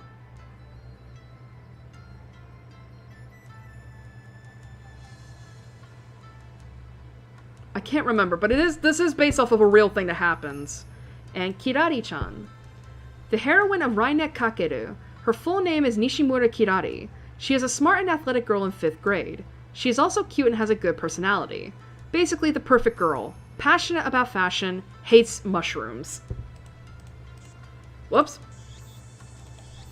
だってコスプレするなんて僕恥ずかしいよ。 You just gotta dress up in a costume, it's fine. でもルカ君は絶対似合うと思うんだ。こんな可愛い子が女の子のはずがないって大人気になるよ。ねえ、しようよコスプレデビュー。こんな可愛い子が女の子のはずがない. It is an unwritten rule to use this phrase whenever you see someone who looks like a cute girl but is either of unspecified gender or actually a boy. This expression is also used sarcastically with boyish-looking girls. こんな可愛い子が女の子のはずがない. Mayuri's hobby is making costumes. She's made at least 30 so far, but it's rare for her to wear one herself. Instead, she seems to get her kicks from seeing other people wear them. And it looks like she's chosen Lukako as her next target. I mean, to be fair though, like, I imagine that is kind of like the thing of being like costume makers. Like, you want to see other people wear your costumes because they can make it look better than you think you could. Naturally, the costume Mayuri is currently raving about is for a female character. Normally, I would understand why a man wouldn't want to dress like a girl, but come on! Lukako has no problem wearing Miko robes. Why should cosplay be any different?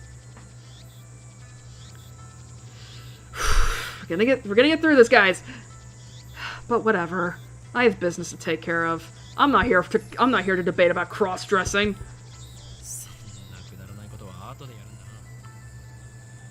I dread to think what this game would be like if it was released nowadays.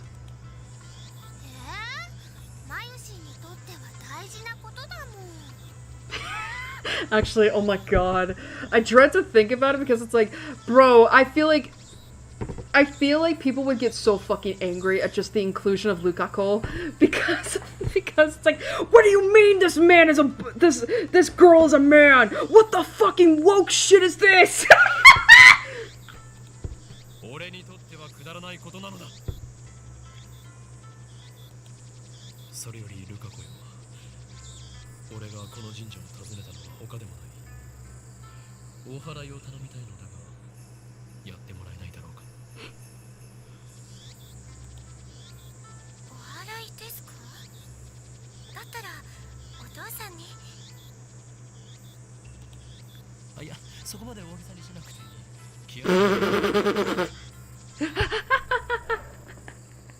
I feel like those moments where, like, Okabe's voice just gets higher pitched, that's when he realizes, like, I can't keep the fantasy up in front of actual adults. Does that make sense? Like, I can't be a Chunibyo in front of actual respected adults. I'm gonna humiliate myself. Instead, I'll just use my friends. That's why I came here instead of Kanda Shrine. というわけで、例のあれを持ってこい。例のあれと言いますと、サミダレですか？違う。お祓いに用途は必要ないだろう。お祓いと言ったらあれに決まっている。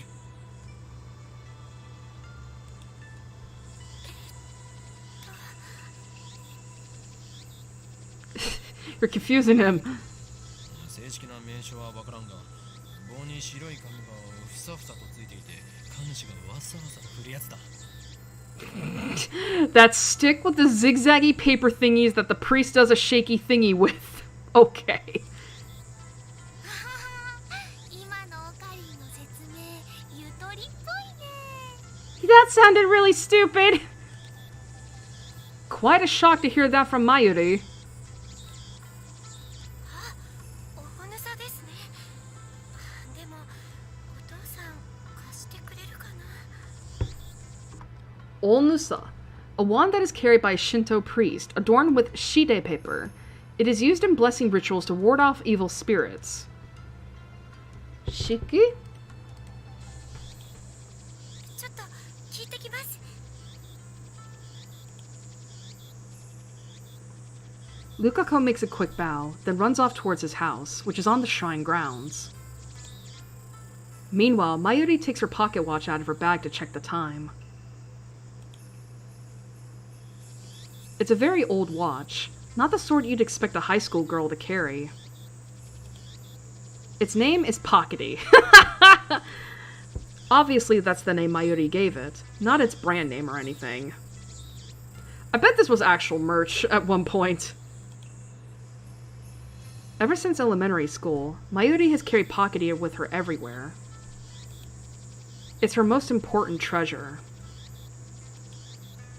じゃあ、マユシーはこれからバイトだからもう行くね。そうか、頑張ってこい。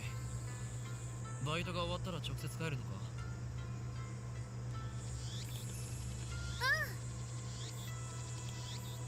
Mayuri lives in Ikebukuro.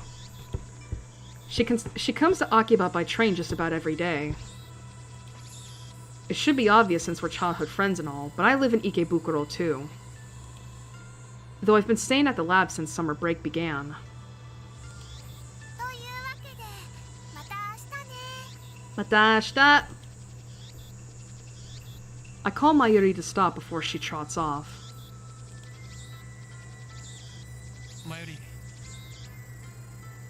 お前はあの時ラジカンで男の悲鳴を聞いたよな。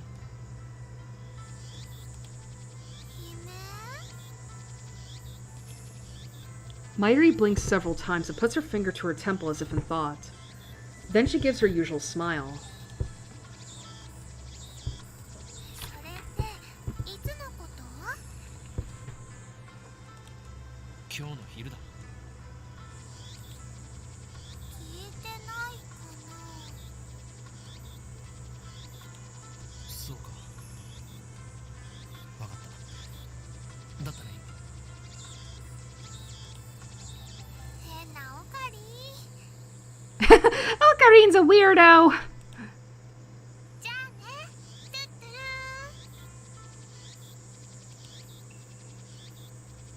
ー。 Mayuri leaves, this time for good, though she pauses to wave at least a half dozen times before disappearing beyond the archway.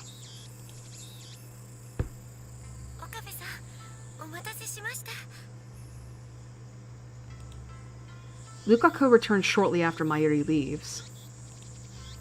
In his hands is the white zigzaggy thing I asked for, the old Nusa. 借りることができました。よかったです。あれ？まゆりちゃんは帰ったんですか？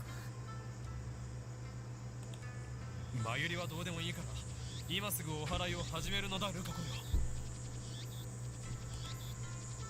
はい。僕でいいんでしょうか？そもそも何に対するお祓いを？ Lukako is flustered. Is he really up to this? I'm beginning to doubt. I should have known better. The instant doubt touches my heart, a terrible chill shoots up my spine. 俺に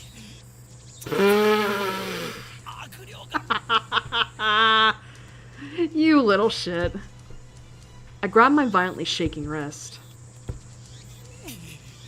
静まれ悪霊よ急げルカ子このままでは俺は乗っ取られる Oh my god, it's like Owain from Fire Emblem Awakening all over again. そんな。岡部さん、しっかりしてください。俺は岡部さんではないすいません、京馬さん。でも僕、どうしたら？お祓いを急げこの前教えた通りにやればいいはい。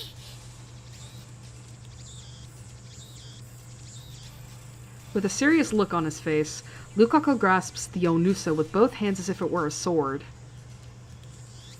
His stance is impressive. I've taught him well.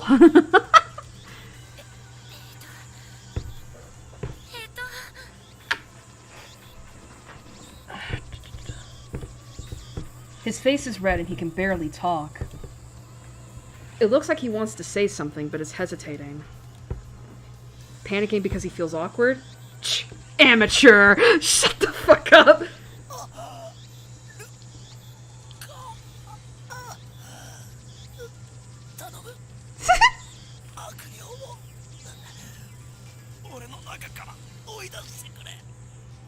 Keep in mind, this is all pretend play.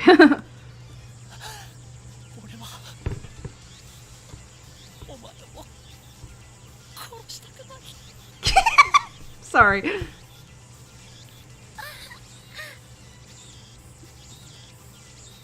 Lukaku starts crying. Looks like he's really worried. Good. Reason tells me he's a guy, but his lovely appearance makes me feel guilty. Like I made a frail girl cry. Can we stop? But despite the tears welling up in his eyes, it looks like Lukaku's managed to work up his resolve.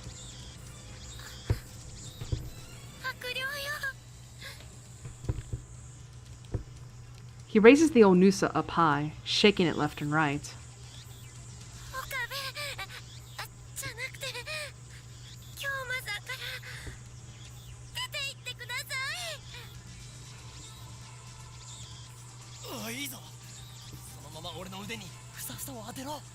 Time to kill you.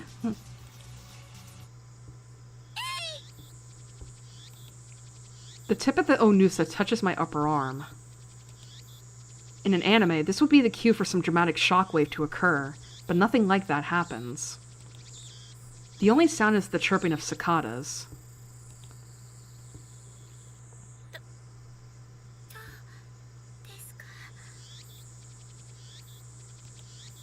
I take a deep breath. The trembling in my arm has stopped.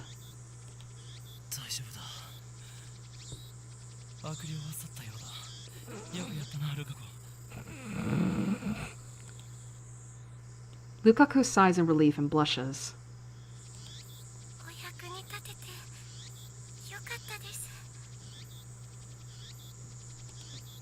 His shy smile really does make him look like a girl. But he's a guy. Okay. After I get back to the lab, I take the broken TV down to the Brontube workshop for repairs. Daru and Mayuri have already gone home, so I have to carry the TV down the narrow staircase by myself.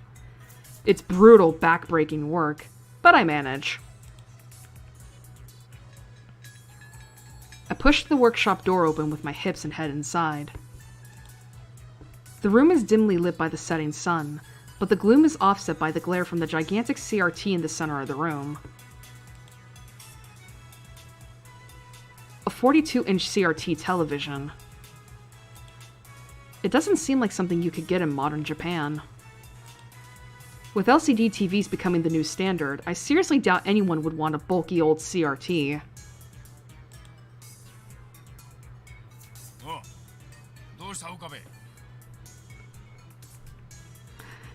So this is another dude. He's buff as fuck. Sitting in front of the huge CRT is an equally huge man reading a sports newspaper. He's the workshop's manager, actually the owner of this whole building, Tenoji Yugal. I call him Mr. Braun. It's a fitting name for someone who loves brawn tubes.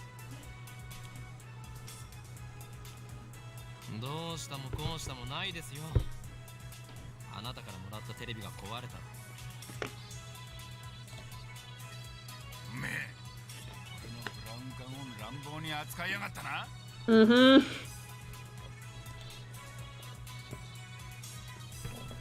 I barely managed to set the heavy TV on the counter.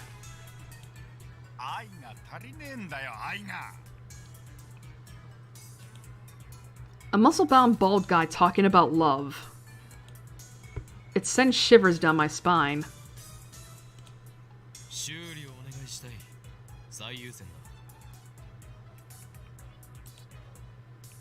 相変わらず変な話し方だなおめえって。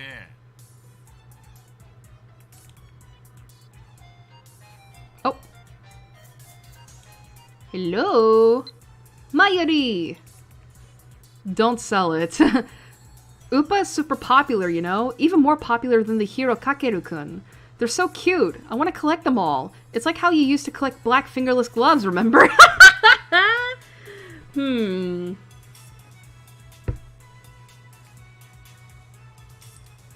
Don't sell it!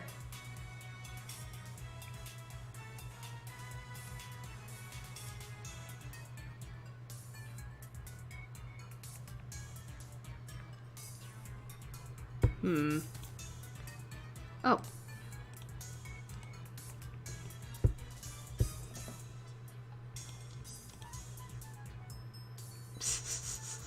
Jeez.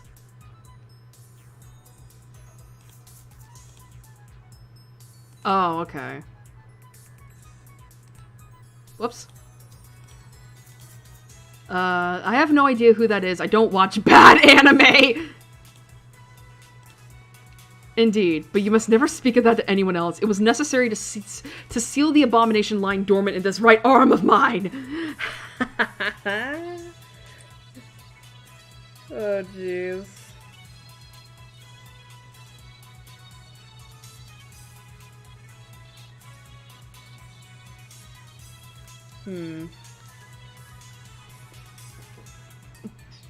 Considering we're on the subject.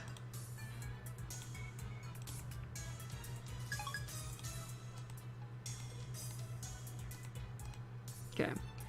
Mr. Braun begins investigating the cause of the problem. With nothing better to do, I look around the store. I don't know if it's just the dust hanging in the air, but something feels stagnant about this place. There are CRT screens everywhere. The haphazard layout makes them seem like junk, but they're all functional, according to Mr. Braun. He's got a full range of both old and new. Some of them are probably older than me. There are even some flat screen and HD CRTs that came out just before LCDs took the market. 今日は遅くまでやっているんですね。普通だったら夜7時には店じまいでしょ。The crowds in Akiba thin quickly at night. All the major electronics stores close around 8 or 9 o'clock. And then, as if the liveliness of the day was simply a lie, the town goes silent. 今日はこれから客が来るんでな。客？例の小動物ですか？ Chipmunk. おめえな。俺の愛しい娘を小動物呼ばわりするんじゃねえ。 Oh, his daughter. The manager glares at me and takes a photo from his wallet. It is a picture of a young girl, shyly making a peace sign at the camera. One might assume this muscle-bound man to be some kind of pervert, but the girl is actually his daughter. She's about 12 years old now, I think. His love for her is second only to his love for CRTs. Or was it the other way around? I see her in the store every now and again. What was her name again? Nai. That's it, Nai. A rare name that means to braid. She pops up at the store now and again, so we've interacted with her before. And by we, I mean Mayuri, since she's the only one Nai gets along with.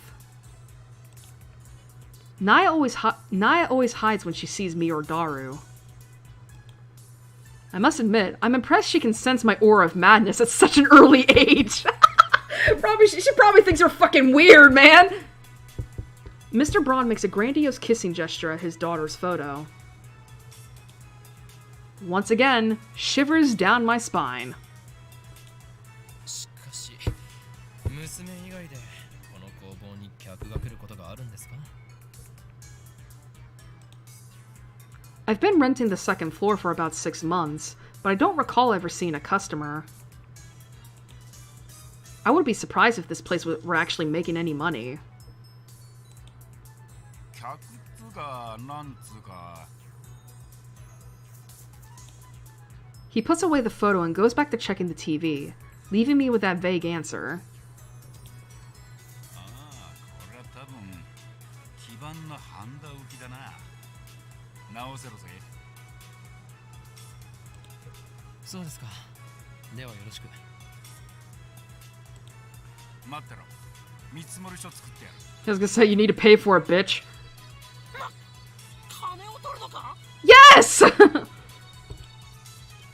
たり前だろ払わねえつもりだったのか Exactly.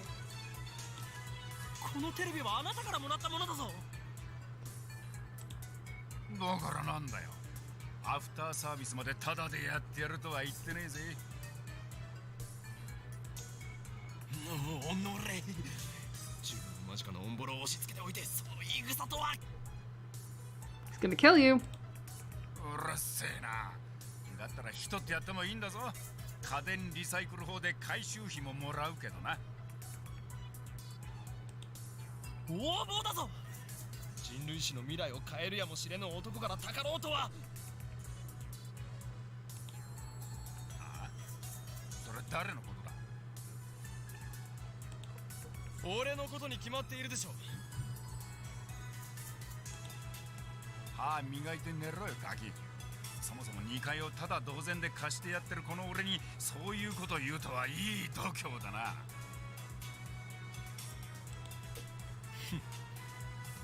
修理代は弾むミスターブラウン Mr. Brown. In the end, I'm no match for him. Just then, I hear the door open. Oh! I look up to see that a girl has entered the store. She's wearing a vintage jacket and tight shorts that highlight her long limbs and athletic figure. I find myself particularly impressed by her well-defined thighs.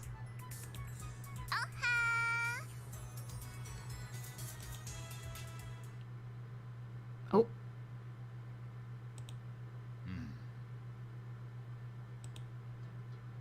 Suddenly, time stops. I think I know what that's a reference to. Zawarudo. That's from JoJo. The power to stop time. One of these supernatural abilities called Steins that appear in the popular manga Juju's Bizarre Adventures. Those with the ability to use stands are called stand users. Bro, this is such a tough JoJo reference. That's Dio. Kono Dio da. It feels like someone activated Zawarudo.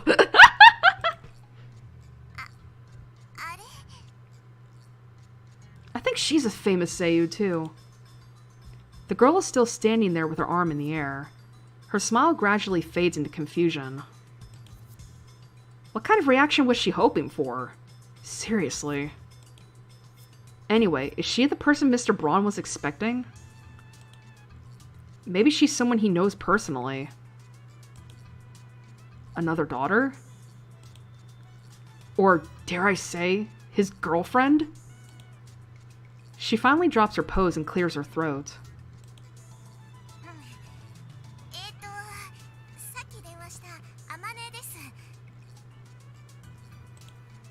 And just like that, time starts moving again. ああバイトの面接したいとこな俺が店長の天王寺だバイトの面接だとこんな若い女性がこの新規臭くておしゃれ感ゼロで繁盛もしておらずミサイおっさんが店長のブラウン管工房にバイト希望だというのか Right in front of him too! おめえ来月から2階の家賃1000円増しな Yeah, it's like you wanna get kicked out? 俺は事実を言ったまでですよもっとも部外者が口を出す問題ではないがしかしブラウン管工房がバイトを募集していたとはなこの暇さではその必要性を全く感じないのだが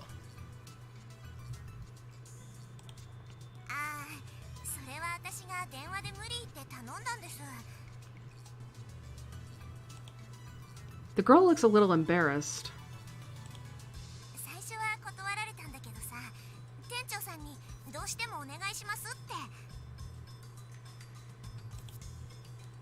That's honestly surprising. 今時珍しい若者がいたもんだよな。ま、そこの椅子に座んな、お嬢ちゃん。Ojo-chan. 失礼します。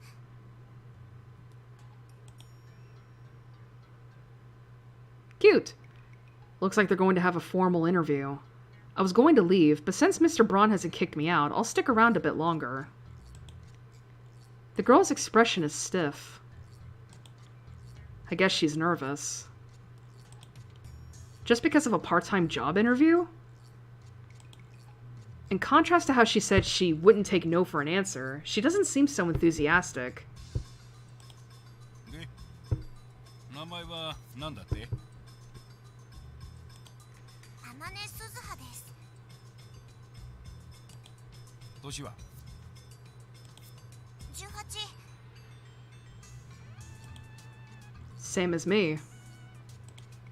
学生？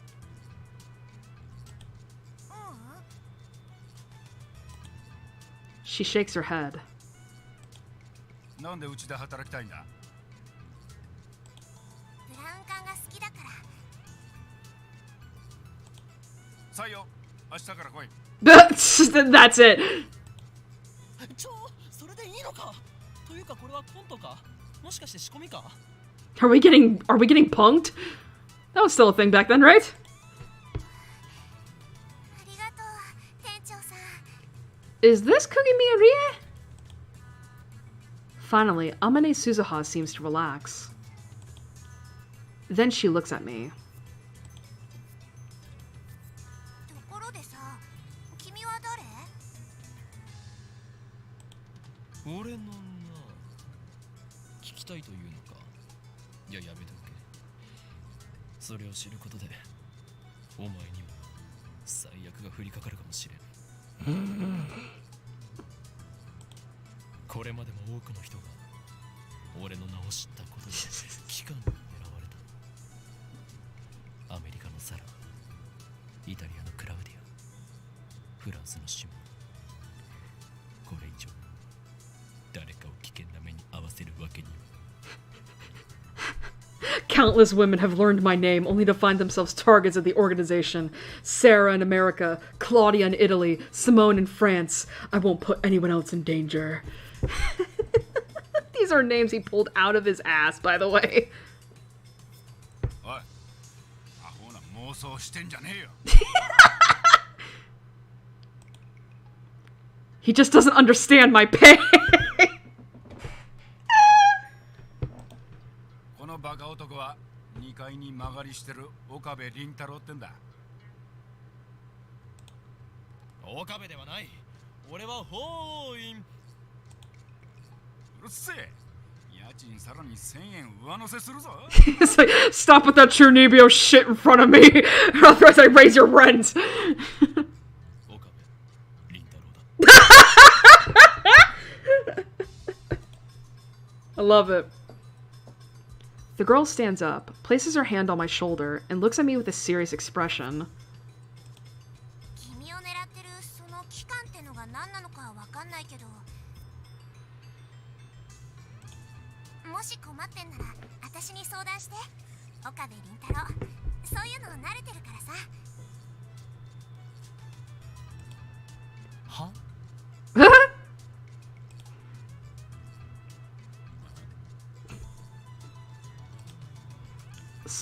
Stuff. Like what? 場合によっては手段を選ばず痛めつけてやることも可能だし。ミスター・ブラウン、彼女は採用しない方がいいと思う。Mr. Braun.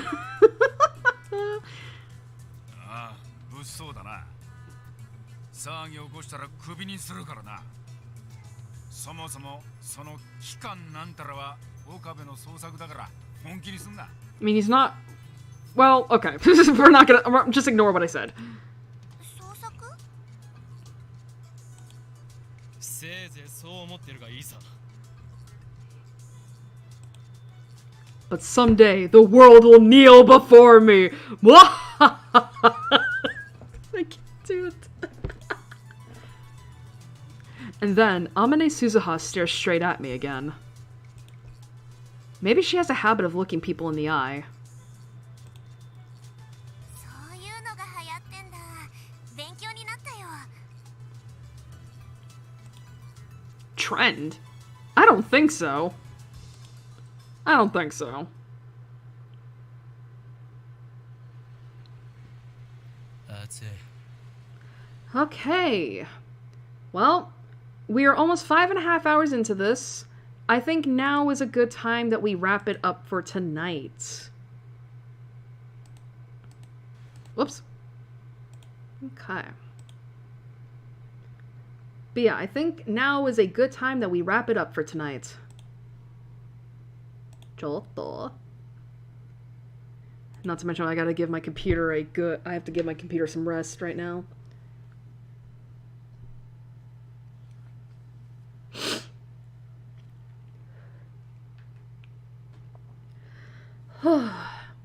But yeah, I was, and not to mention I am getting like hungry, because remember, I did not eat during my break. I just got up, walked around a little bit to stretch my legs, and got a drink. That's it. I did not do anything else.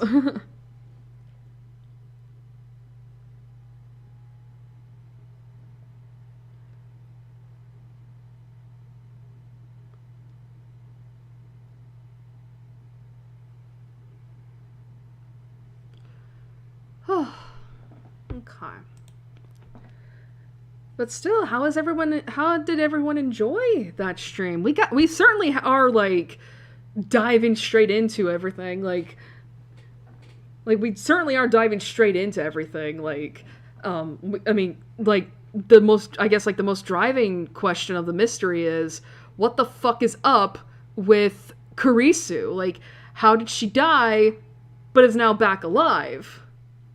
And of course, like, all these inconsistencies regarding, like, you know, Okabe's memories versus everyone else's stories. We'll find out about it. But at the very least, I think a lot of people can already make the assumption that there's probably some time travel shenanigans going on, because, you know, because of the fact that, like, time travel does seem to be a prevalent thing over the course of Steins Gate. So, yeah. Anyway, I do want to look up the voice actors real quick.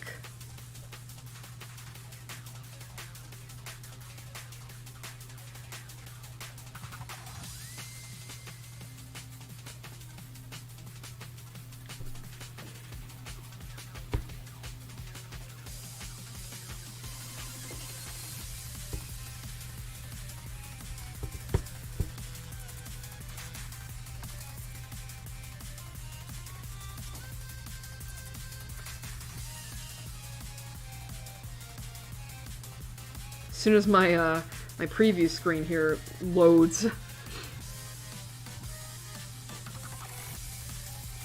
Alright, I do want to look up the voice actors real quick. Because again, I know for a fact that Okabe is voiced by Mamoru Miyano, and Mayuri is voiced by Kana Hanazawa. It's everyone else, I'm like, I don't know.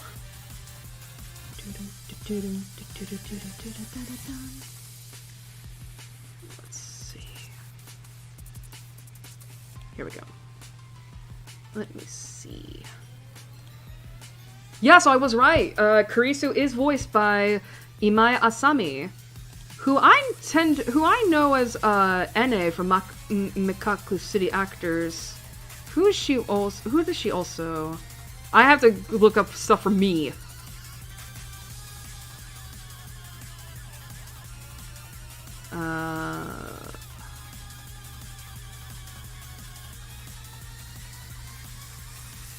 When I say Ene, was it someone else?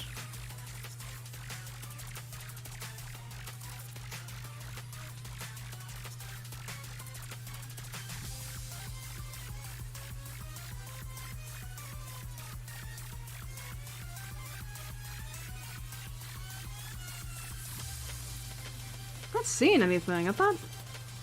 Am I crazy?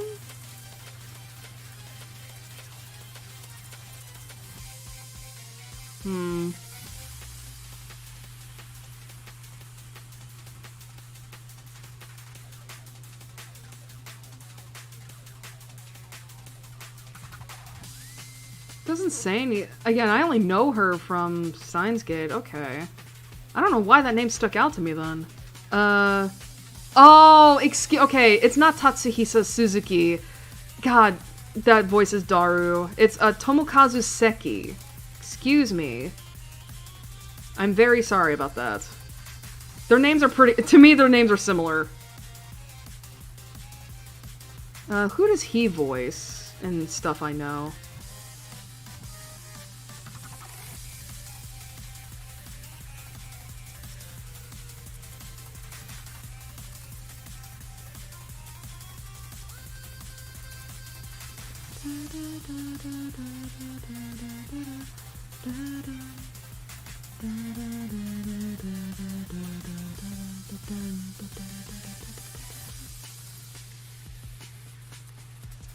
Man, I will say, Daru's Seiyu is very prevalent.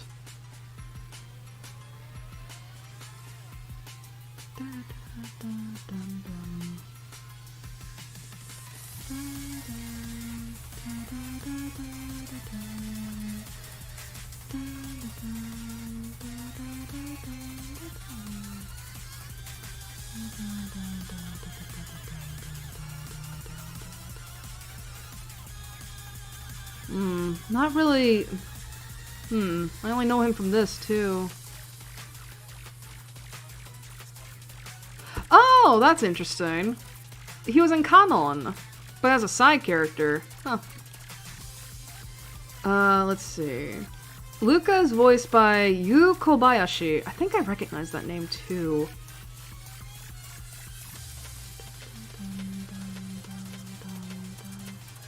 Oh, she was in Kekai Sensen as Chain.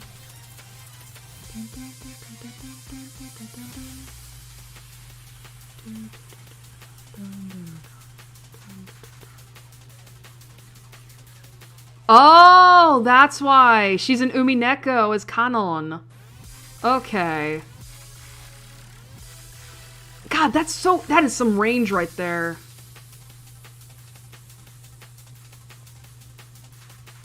Oh, she's Lucina from Fire Emblem. That's cool. I mean, granted, I never played Fire Emblem with the JP voices, but that's interesting. She's also in Danganronpa 2 as Mahiru. I also never played that.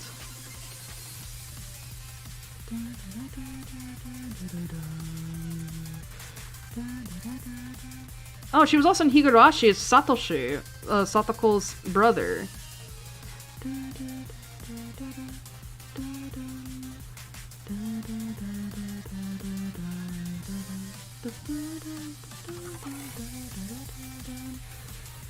And Suzuha.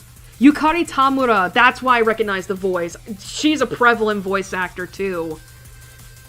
But yeah, she's a prevalent seiyuu too. I just got her mixed up with Rie Kugimiya because their voices are similar.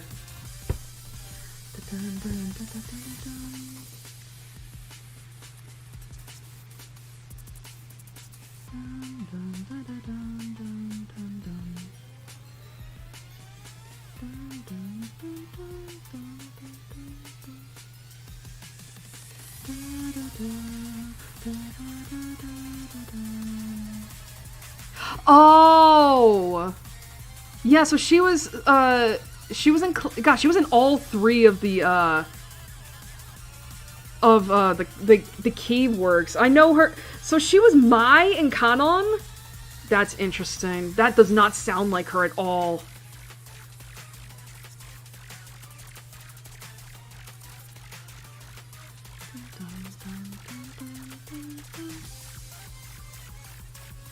Yeah, and she was Nui from Kill la Kill.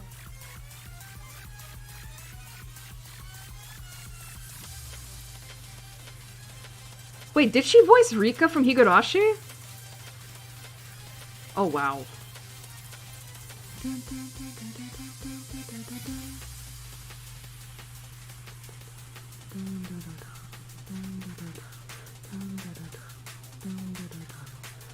Man, that is wow, that is interesting. Okay.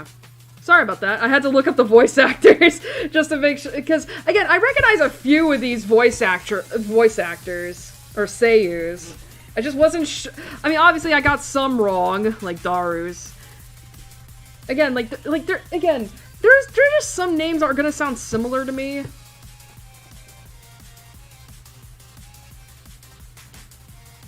But yeah, that is insane.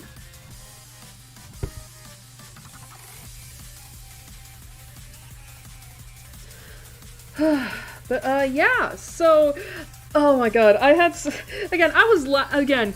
I can already tell why I liked Okabe so much more than Takumi, and it's because of the fact that, again, Okabe is just a hell of a lot more of a relatable character. Well, I say relatable, it's more so like, he's not a weirdo, you know? I mean, he's a chuny, but like, he's not the same kind of weirdo as Takumi is, and, you know, and as I said, and also, like, Okabe doesn't have a non-con kink, is not into non-con, thank god. By the way, we still haven't met all the characters yet.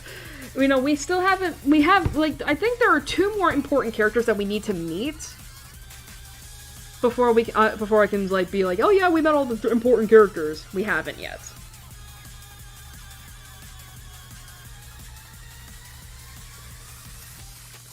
But, yeah, so, I feel good. I feel great, you know? It's like, we're getting into a visual novel that I really like, and again, this is my first time revisiting Steins Gate, like, in over 10 years. So it's like, you know, I just feel good. I feel great, you know? I feel like, this is good. This is great.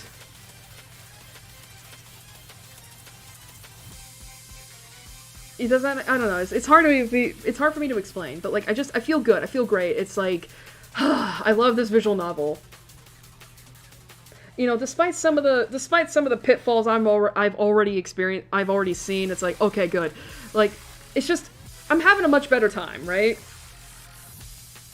If only because one of my biggest issues, right, with Takumi as a protagonist from Chaos Head was the fact that, like, he stayed the fuck out of the main story for so long. Like there are, like, 10 chapters, if we're not counting the side stories in that game, like, 9 or 10 chapters. It takes him until chapter 8 for him to get really involved in the story. I hate that. I guess a good way to put it is, like, Takumi, I feel like, is such, like, a reactive protagonist. And maybe that's the point, but I don't like that. It's like, because I'm so invested in the mystery of Chaos Head, right? Of, like, what is going on, but unfortunately, our fuck-ass protagonist is just refusing to, like, you know, touch upon a lingering thread. And I hate that. Whereas with Okabe, he seems to be proactive. Like, he actively is like, nah, I'm gonna get engaged in this shit. Which I just find so much better than Takumi. Again, I'm just having so much more of a better time with Okabe as a protagonist than I did with Takumi as a protagonist.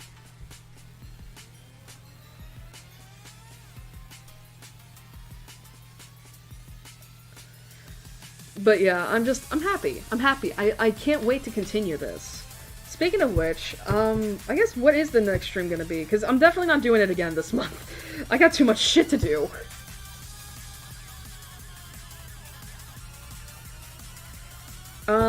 Let's see.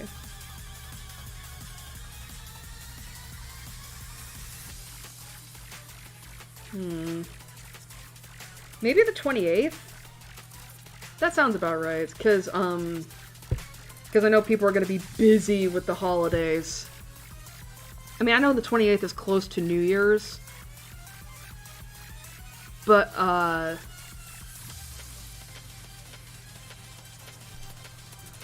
think that'll be a good, but I think it'll be a nice point. So yeah, I guess on the 28th of December, the last stream of the year, we'll be doing more of this. Steins Gate Part 2.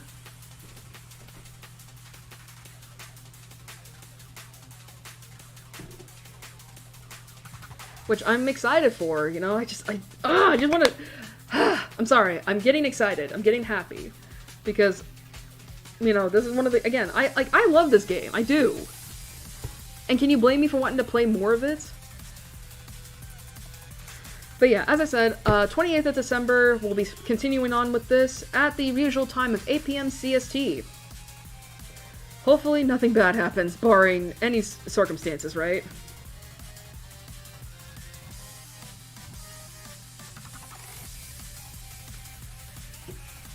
Anyway, I guess I should start wrapping this up, because it's almost 2 in the morning. I want to get something to eat. So, thank you all for joining me tonight. I hope you all enjoyed it. You know, and I can't wait to see for anybody who's not aware of what Steins Gate is, like doesn't know anything about it, I hope you're just as invested in the mysteries as I am, even though I already know everything. But anyway, thank you all for coming, and until then, have a good night, a good few weeks, good holiday, have a good Thanksgiving. I know that's going to be rough with some people who may not have a good relationship with their family, but listen, just, look out for yourself, look out for those that you do care about. Spend Thanksgiving with those that actually care about you, whether it be friends or whatnot. It's like, just do that, There's that. And with holidays coming up, just keep looking out, keep yourself safe. Hopefully you're able to get some of the things you want, because I know the economy is really bad right now. And, yeah. I'm hoping to have a good Thanksgiving and a good holidays, too. But until then, have a good night, a good few weeks, good holidays, and I'll see you all next time. Good night, everybody.